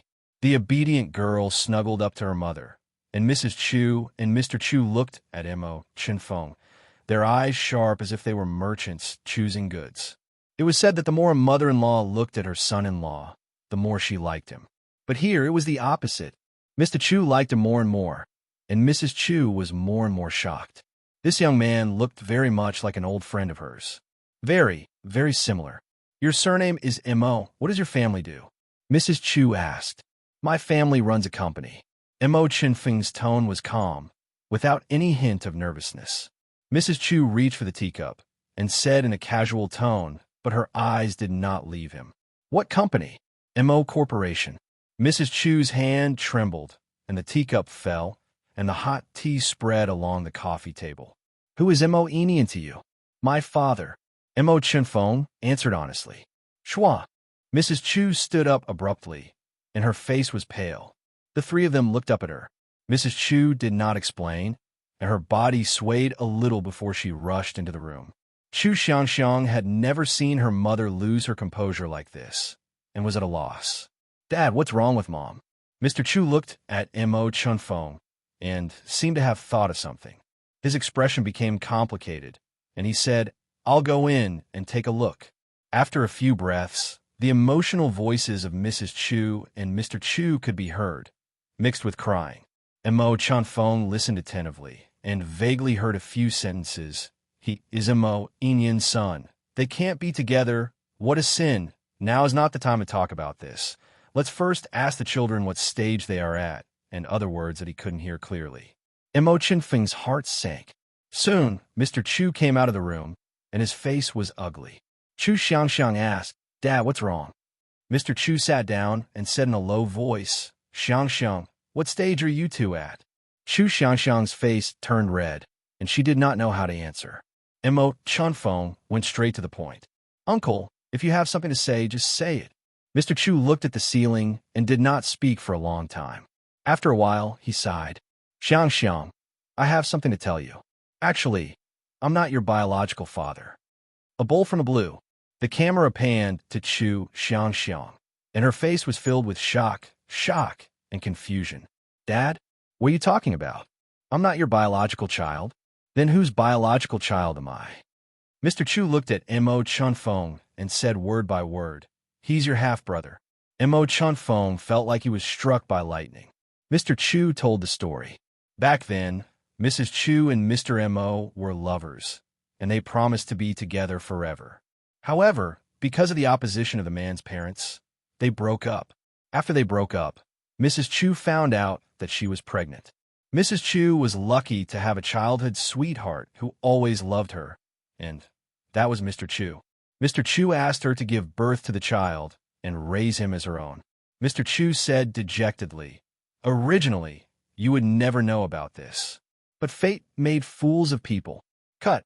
The moment Mo you shouted cut, everyone present, whether it was the crew or the actors, breathed a sigh of relief. They shot this scene a total of 9 times. There will be a crying scene next. "Let's try to finish it today," Mo said. Qin Zhe teased. "Why are you crying?" "Director, can I cry? My sister is best at this." Ouch. He was kicked by Qin Bao Bao. Mo's heart skipped a beat, and he changed his words. "Let's try it first. It depends on CEO Qin's condition. If it doesn't work, we can continue it tomorrow." For professional actors, crying scenes were not difficult. However, for non-professional actors, they might not be able to cry even if they tried for a long time. Representative, hold down Bei Bei. However, crying out loud and crying well were two different things. Qin Zhe's words reminded him. Mou felt that the crying scene next was not very likely to be successful because it was too difficult. Despair, sorrow, and pain of being completely disheartened. Unwillingness that could only be hoped for. How could Qin Bao Bao understand the despair of the person you love the most is actually your brother? Therefore, they could only test the waters for this scene. Chapter 389. Boss Qin, please read the script again before shooting. Try to figure out the character's psychology. Mou asked someone to pass the script to her. The other staff members entered the room and started to set up the scene. Qin Bao Bao nodded. This was one of the most touching scenes in the novel. It was written in a tear-jerking manner, interspersed with many descriptions of the female lead's psychological activities and memories. Qin Bao Bao also shed a lot of tears for this scene. Qin Zhe personally went to the kitchen to wash the apples, cut them into slices, and brought them to his sister. He also cut 3 slices of apples for the staff and 2 actors in the room. Everyone was flattered. The actors who played Mr. and Mrs. Chu were 2 veteran actors. The audience would recognize them at first glance, but they couldn't remember their names. His sister liked to eat apples and grapes. The reason was simple. Apples were good for her skin and grapes were anti-aging. From a certain point of view, women were quite tired, But beautiful women were even more tired. Qin Bao Bao ate her brother's apple of love and pondered over the script. After reading it, she closed her eyes and brewed her emotions in her mind. After about 10 minutes, she said, "Director, we can start now." Mo Chanfeng left in a hurry. Even though he was cold and aloof, he couldn't accept such a terrifying reality. No one knew what he would do. Perhaps he would vent his emotions or find a place to lick his wounds. Anyway, he left. Mr. Chu carefully thought about it and chattered on. Seeing that his daughter was dumbfounded and didn't say a word, he finally sighed and said, "All right, maybe what you need is some peace and quiet." Chu Xianxia walked to the room in a daze. The camera slid past her face and landed behind her. Her back view was bleak and lonely. In the room, Chu Xianxia opened her diary and started to write. Since they started dating, she would record every detail of her time with Mo Chanfeng in her diary. She would write about their good times in writing. She couldn't put her pen down. She sat in front of the table in a daze. In Chu Xianxia's mind, the time they spent together flashed past. After a long time, she tore a page and tore it into pieces. The second page, the third page, bits and pieces of good times turned into pieces of paper flying away like butterflies. The furthest distance in the world was not the distance between a bird and a fish, but the distance between a sister and her brother. As she tore the paper, tears came. First, a line of tears flowed down, then tears poured out. "Cut!" After crying for a while, Moyu shouted, "Cut!" Immediately, a staff member passed her a tissue. Qin Bao Bao wiped her tears and looked at the director. The others also looked at the director. Moyu frowned. "No, I owe you something." "President Qin, what do you think?" Qin Zhe rubbed his chin and muttered, "Not enough strength?" "No, it's not that. There are too few feelings." She cried very calmly, without that kind of heart-wrenching feeling. Moyu nodded. "That's right. Perhaps we still need more emotional input." When the book wrote this paragraph, it was filled with emotions. We can edit the scenes and use music to express the feelings expressed in words. But the most important thing is that we have to remember. The actor's emotional investment is the finishing touch. Qin Bao wiped away her tears. "Then how should I cry? Do you want to read the script for a while longer? I think we can find some sad movie clips. How about some sad music? Let's leave the room and let Chairman Qin brew alone." The assistant director, and scriptwriter discussed. Qinze sat beside his sister and thought for a while. After some hesitation, he said, "Why don't you try to jump out of this role?" "Jump out of this role?" Qin Bao Bao was stunned and fell in a deep thought. "Jump out of this role. Jump out of this role." Qin Bao Bao tried. Yes, she jumped out, but what next? What should she do after jumping out? Actually, her crying scene just now was not bad. Although it would not make people praise her acting skills, it was still above average. Moyu was an experienced filmmaker. He clearly understood that this kind of youth romance movie sold emotions and acting skills. He perfected the small details. The few finishing touches of the plot needed even more acting skills to make people cry. Otherwise, what was the selling point of this movie? Qin Bao Bao sat in front of the desk and thought carefully. Just now, she put herself in Chu Xianxiang's shoes and imitated her sadness and despair. Naturally, she cried. Even so, the director still felt that there was a lack of emotions. Then, how could she jump out of this role? Qin Bao Bao couldn't figure it out. She flipped open the book on the desk. This apartment was rented from a relative of the crew because there was a sycamore tree outside the neighborhood. It matched the scene in the novel. The room was the daughter's boudoir. Now, the family was sent to a hotel for 3 days. The cover of the book in her hand was a cartoon boy and girl. They were very tall and cute. The boy was holding an umbrella while the girl was holding him.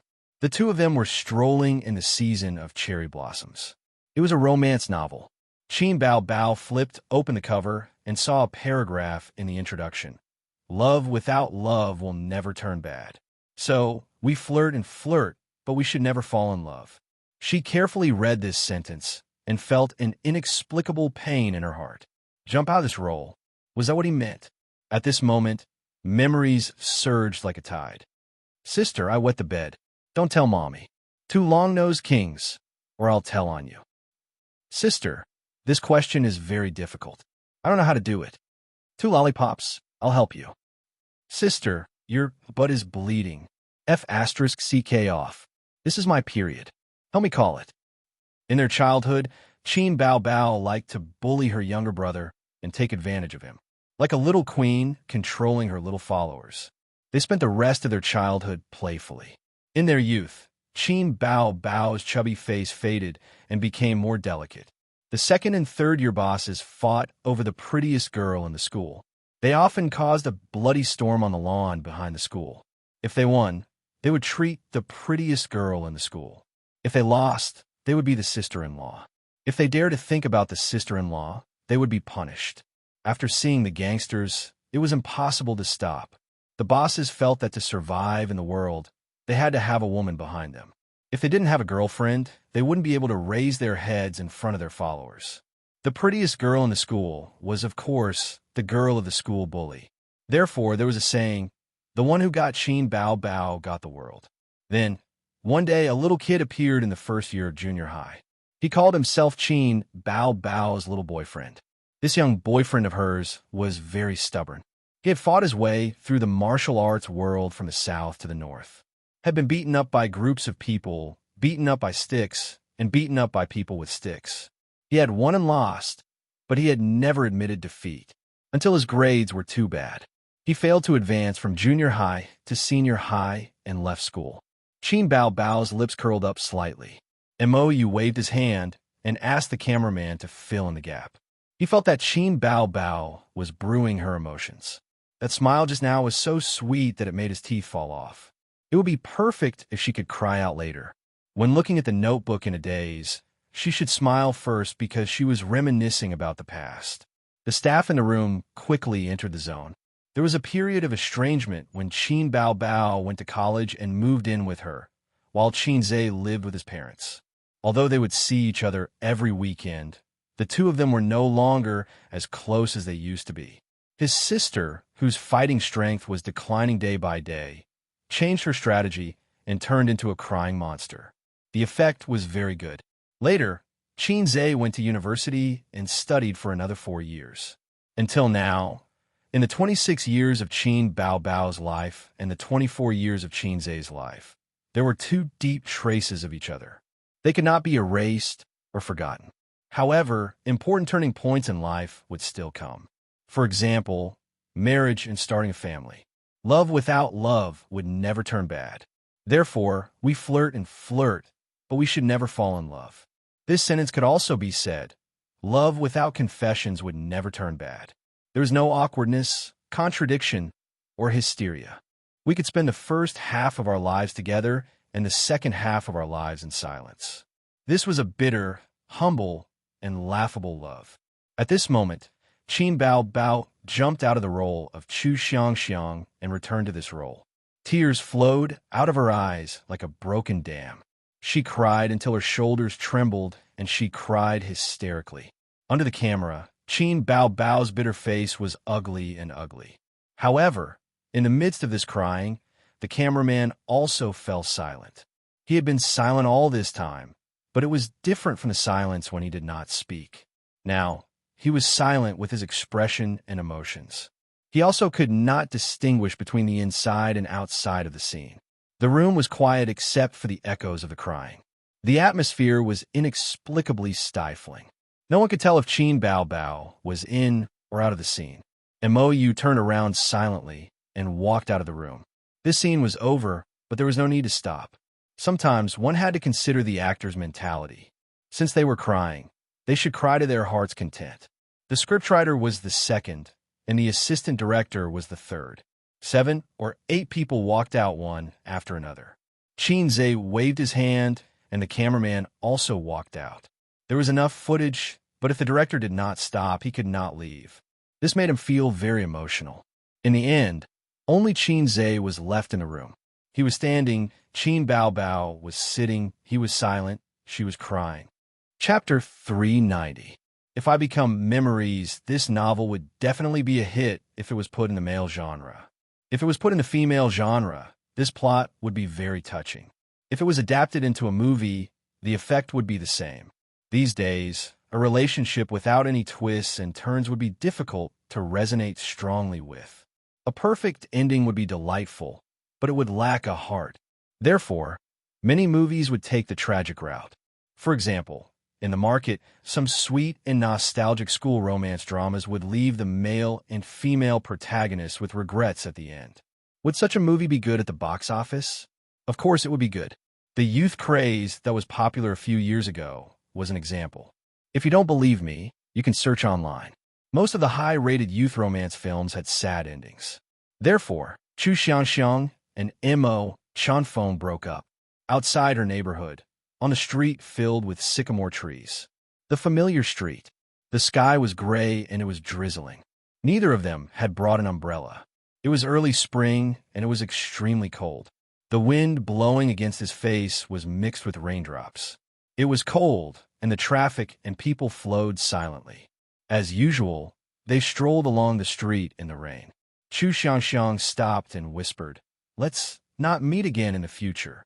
After not getting a response for a long time, she raised her pale face and pretended as if nothing had happened.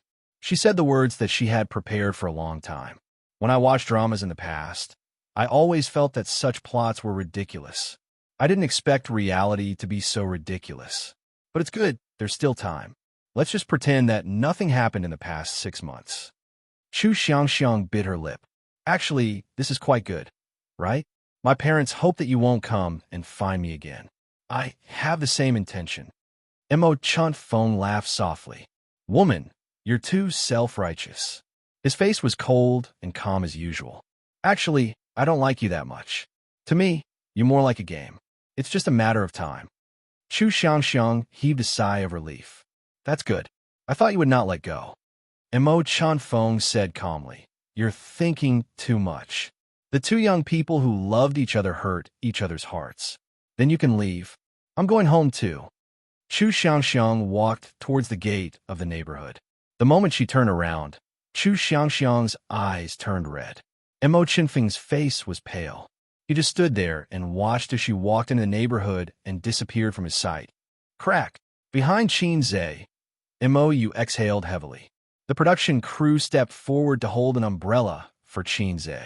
Qin Bao Bao came out of the neighborhood with an umbrella. It was cold in spring, and it was drizzling.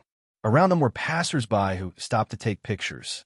Qin Bao Bao put her scarf around her brother's neck and said softly, It's still cold. Don't wear so little. Xianxia was wearing a t-shirt and thin jacket, which showed off his tall and straight figure. You get in the car first. I'll talk to the director. Xianxia rubbed his sister's cold hands. The onlookers were snapping photos. The chauffeur drove the nanny car over.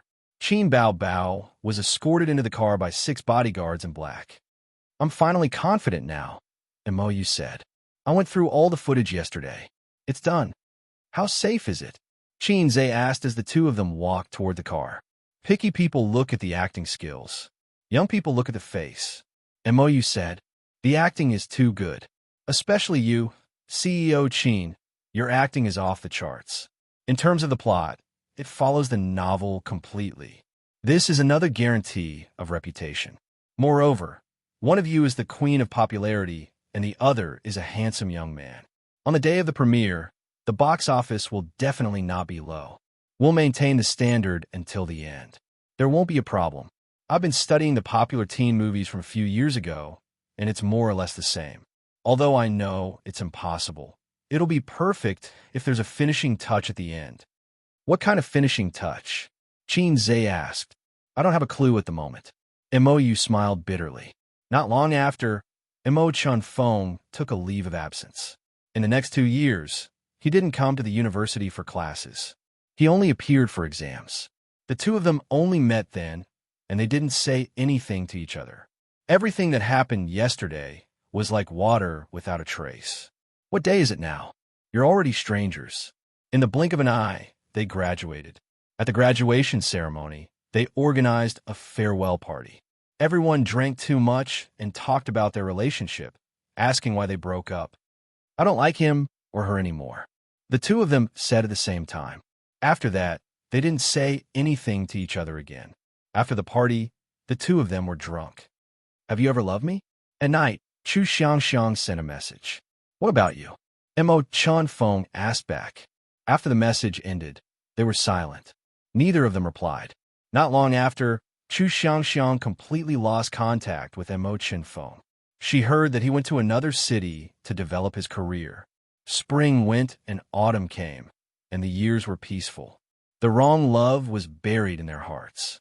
Neither of them talked about it, didn't think about it, and didn't feel sentimental. Just like that, 3 years passed. Then, Chu Xianxiang found a reliable man. She was going to get married. The groom happily prepared for the wedding. His parents were all smiles, and his friends sent their blessings. The wedding was just around the corner. Chu Xianxiang turned on her phone and found someone she hadn't contacted in 3 years. She didn't know if that person had changed his number. Chu Xianxiang looked at the number that she used to memorize. She was silent. The camera gave her a close-up. No one knew what she was thinking at the moment. In the end, she didn't have the courage to call, so she sent a message. I'm getting married. The day after tomorrow. Are you coming? In the past 3 years, Mo Chunfeng lived in a strange city. His career was smooth. Everything was good. In the camera, Mo Chunfeng was in a spacious and exquisite meeting room. He was elegant and graceful. In the camera, he walked to every corner of the office. The eyes of the female employees followed him to every corner. The cold CEO was the best Prince Charming in the hearts of the female employees. But no one could walk into his heart. On such a day when everything was going well, he received a message. Blue sky, white clouds, and sunshine. Mo Chunfeng stood on the street in disappointment. The camera kept zooming in. The crossroads, the bustling crowd, and the traffic were all in the camera. In such a turbulent ecological map, Mo Chunfeng became an unmoving black dot. Cut! Mo shouted from the director's seat that was more than 10 meters high. There are 2 more scenes. Assistant director, go and see if the wedding site is ready. The rest of you, follow me to the neighborhood. Mo slowly descended and arranged the work. The next 2 scenes, one was the wedding site, the other was the street outside Chu Xianxiang's neighborhood. Mo Chunfeng came, but he didn't attend the wedding.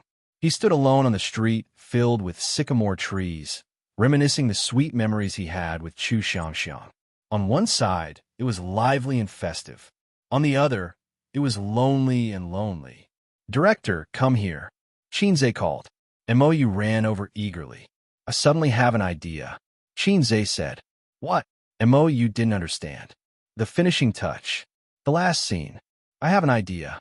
Xianxia smiled. What idea? Mo asked. I want to write a song. Well, we don't have to go to the neighborhood. Go back to Tianfang. I remember there's a nice piano room there. Xianxia said and strode to the car. Director, scriptwriter, come with me. I'll tell you my idea. The employees whispered to each other. We're not going to the neighborhood. Boss Qin said he wants to write a song. The last scene needs to be edited. What? Boss Qin is writing a new song? I've said it before. If Boss Qin can write a song in 3 minutes, the movie will definitely be popular. Haha. Tianfang Film and Television, piano room. Is it okay to edit this scene? Qin Bao asked softly. Boss Qin, I still think the original scene would be more beautiful because there would be a sad contrast, the scriptwriter said. Let's film it first. Boss Qin, do you want to practice the piano for a while? You haven't even written a song yet. The director said. The cameraman in the piano room made a hand gesture, indicating that it was okay. The moment Xianxia stepped into the piano room, everyone went into filming mode. Warm sunlight shone in through the floor-to-ceiling windows, sprinkling on the teak floor. The air was heavy. He walked very slowly. His face was stiff, and there was sadness in his eyes. The sunlight flashed in his eyes, and the sadness was overflowing. Xianxia walked forward slowly, and the cameraman walked backward slowly. Finally, they came to the piano. He sat down, placed his hands on the black and white keys, and narrowed his eyes. At this moment, Xianxia was not only Mo Chunfeng in the movie, but also Xianxia in real life. In fact, ever since his sister cried that night, he had an impulse in his heart. He recalled everything that had happened since the start of the movie. He recalled every bit of Mo Chunfeng and Chu Xianxiang, and the time he spent with his sister. His sister's cries and smiles had never been so vivid in his mind before. At this moment, Xianxia and his sister merged together. They were not the same person, but the same person. He was Mo Chanfeng and Qinze at the same time. He opened his eyes, and his fingers danced on the piano. The sound of the piano flowed like water. Qinze's voice. You stopped at this street that we are familiar with. Read all the lines you have prepared. The street full of sycamore trees. That day, it was raining, and Chu Xiangxiang said they would never meet again. That was Mo Chenfeng's most desperate night, but he was not good at expressing his feelings, so he kept all his emotions in his heart. He pretended as if nothing had happened, and said he didn't care. But he watched her leave, frozen in the wind and rain. I'm still trying to be brave, lying. I don't have the ability to block the direction you went. At least when we broke up, I was magnanimous. Later, I chose to avoid that street. How I wish I could meet you on another street. He couldn't forget. Half a year of dating, he spent 3 whole years pretending that he had forgotten. But he knew that he couldn't forget that person. For 3 years, he was single. I'm still trying to be brave, refusing to forget. It's my fault that I don't have the ability to follow the direction you went. The more you love, the more passive you are, the more magnanimous you should be. A message, a marriage message. 3 years later, he only received a message from her that she was getting married and the groom was someone else. The piano lowered and the singing rose. What do you want me to do? Your sudden message is enough to make me sad. I don't have the ability to forget. You don't have to remind me. Even if the ending is like this. What else can I do? What else can I do? In the end, I still end up in the position of a lover. In the piano room, the cameraman couldn't help but hold his breath. Outside the room, more than a dozen people were silent. I'm slowly returning to my circle of life. I'm starting to get in touch with new people. Loving you until the end, it doesn't hurt. The message is arguing about who has loved before. I'm left with a look of no regret. The furthest distance in the world was not the distance between a bird and a fish, but the distance between 2 people who loved each other but couldn't be together. They didn't even dare to say loved before. Just like the 2 messages back then. Qinze closed his eyes again, and his slender fingers danced on the piano keys. The singing was loud. What do you want me to do? Don't be at my wedding. I got in the car after listening to your love song. I loved you, you're worth it. I won't go back to your wedding. I won't go to see someone else holding your hand and walking into the wedding hall. So, please don't show up at my wedding in the future. Spring goes and autumn comes. The years are peaceful. We live our own lives and leave the past behind in the wind. But I don't want you to do anything, nothing. You can't forget the path I took with you, because that was the happiest time of my life. I won't pester you. I won't disturb you. But please don't forget the time we spent together. Don't completely erase my shadow in your heart. Even though that position doesn't belong to me anymore. My life after that was pretty good. I didn't end up lonely because of you. One night, I had a dream. You had white hair. You said you would take me to wander. I still didn't hesitate. I followed you to heaven. No matter what, I can accompany you until dawn. Everyone was silent, listening to the song, and the movie scenes flashed through their minds. When they heard the last line of the lyrics, they all thought at the same time, loving you can only be in dreams. That was the biggest obsession of Mo Chenfeng's character. Qin Bao Bao stood in the crowd and stared blankly. In the piano room, under the sunlight, the young man sat upright by the piano, his hands dancing on the keys. His figure slowly merged with Mo Chenfeng's. The song ended, and so did the song. Everyone was speechless, and Mo, you forgot to shout cut. Is it okay? In the silence, Qinze stood up and turned around with a smile. No one could answer him. At the wedding venue, the shooting of the last scene was delayed by more than an hour. Mo, you said, wait, I need to slow down. That song made me, the director, a little too immersed in the scene. After the scene in the piano room ended, the other female staff in the production team secretly wiped their tears, and the sister cried a little. In private, she punched his chest with her little fists, and the only thing missing was the dubbing. You're cold-blooded, you're cruel, you're unreasonable. At the wedding, everyone was happy. The groom was happy. he finally married the goddess he had been chasing for so long. The groom's parents were happy. Their daughter-in-law was beautiful, had a good personality, and was virtuous. The bride's parents were also happy. Their daughter married a good man, young, handsome, and had a successful career. There was no one more suitable than him. If that person back then was not surnamed M.O., friends and relatives gave the newlyweds their blessings, and everyone's faces were full of smiles. But what about the bride? What about the bride? Was she happy or regretful? She looked around at the wedding, until the groom held her hand and walked to the side of the priest. Her hopeful eyes finally dimmed. The priest said, "Groom, are you willing to take her as your wife, for richer or poorer, for better or for worse?" The groom said, "I am." The priest asked again, "Are you willing to take him as your wife, for richer or poorer, for better or for worse?" The bride was silent. The priest asked again. The bride was still silent. Was she expecting something? She had been a good bow since she was young, and did not have the courage to resist her parents and the rumors. But she still hoped that that person would come to her wedding. Perhaps if he came, she would have the courage. She hoped that he would rush into the church and reach out to her. But no, he did not come. The groom asked with concern, "Are you feeling unwell?" The bride shook her head. So the priest asked again. She was still silent. Just as the groom was frowning, a crystal-clear teardrop fell. "I do. Good cut." Mou's arms shook, and he shouted excitedly, "Perfect, this is perfect. This teardrop is simply a stroke of genius." The original plot was not like this. After the bride was sad, she got married. But when Qin Bao was acting, she could not say it.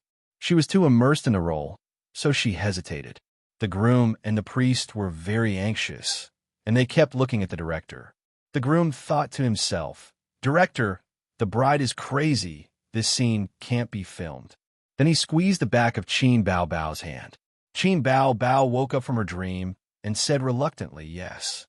If I Turn to Memories had officially wrapped up filming at this point. The crew had to eat in the evening, and the two main actors, Xianxia and Qin Bao, naturally could not be absent. At the banquet, the two main actors, the director, the assistant director, the scriptwriter, and a few important actors sat at the same table. The other crew members sat at 3 tables. In today's society, drinking was very popular. Not only did people drink themselves to death during social gatherings, but employees also drank themselves to death during company gatherings and ran over to drink with the leaders at the table. The driver was definitely a clear stream at the banquet. He did not touch a single drop of alcohol, but it was not that he did not like to drink. He could not drink even if he wanted to. President Qin, I think that this film has a chance of winning the Golden Horse Award. Your Best Actor Award is also not a problem. Mou drank some wine and began to float. Yes, the scriptwriter said, the more literary, tragic, and emotional the easier it is to win an award. If the box office is high, it will be a sure thing. The assistant director agreed. President Qin's acting skills, TSK, I have nothing to say. President Qin, I think when promoting the film, we can write. His face was red and his eyes were bloodshot.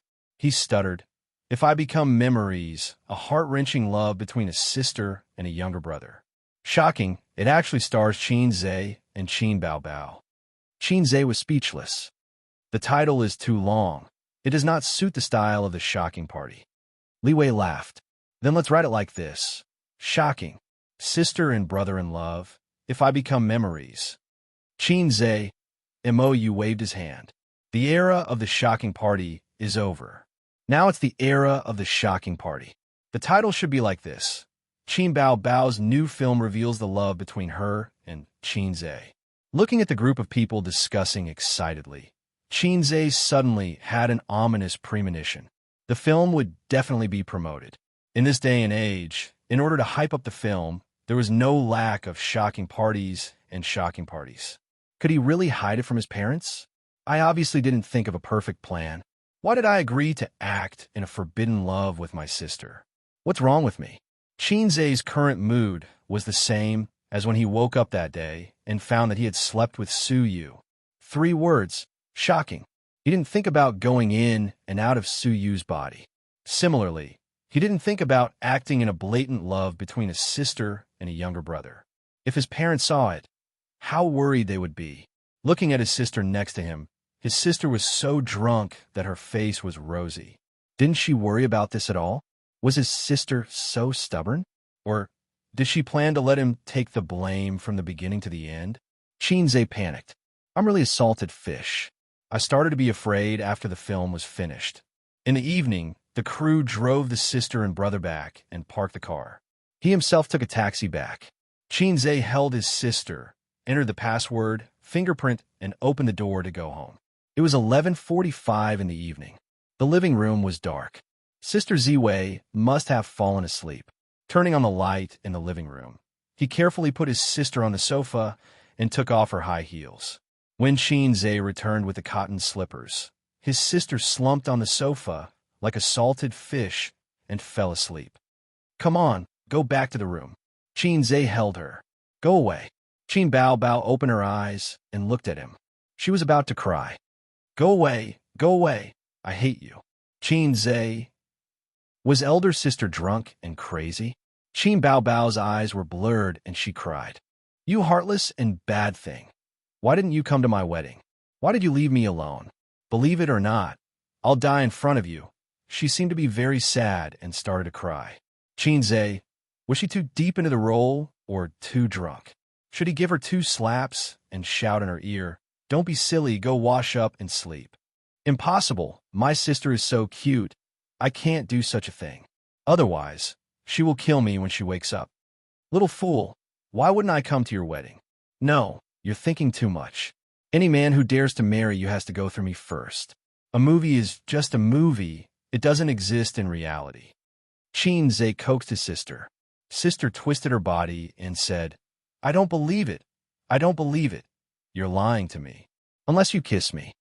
She was so pretentious when she was drunk. Xianxia said, Of course I'm not lying. As she spoke, she kissed her sister's tender cheeks. Sister twisted her body again and pressed her index finger on her bright red lips. She said, I want to kiss here. Xianxia thought to himself, since there's no one here, there's no harm in kissing her. Just as this thought flashed through his mind, he heard a click in the corridor and the door opened. Then, the corridor lights turned on and Sister Ziwei walked out in her pajamas and teddy bear cotton slippers. Her hair was disheveled and her eyes were drowsy. Ace, you're back. Wang Zijin rubbed her eyes. Where's Bao Bao? Xianxia said, before he could finish,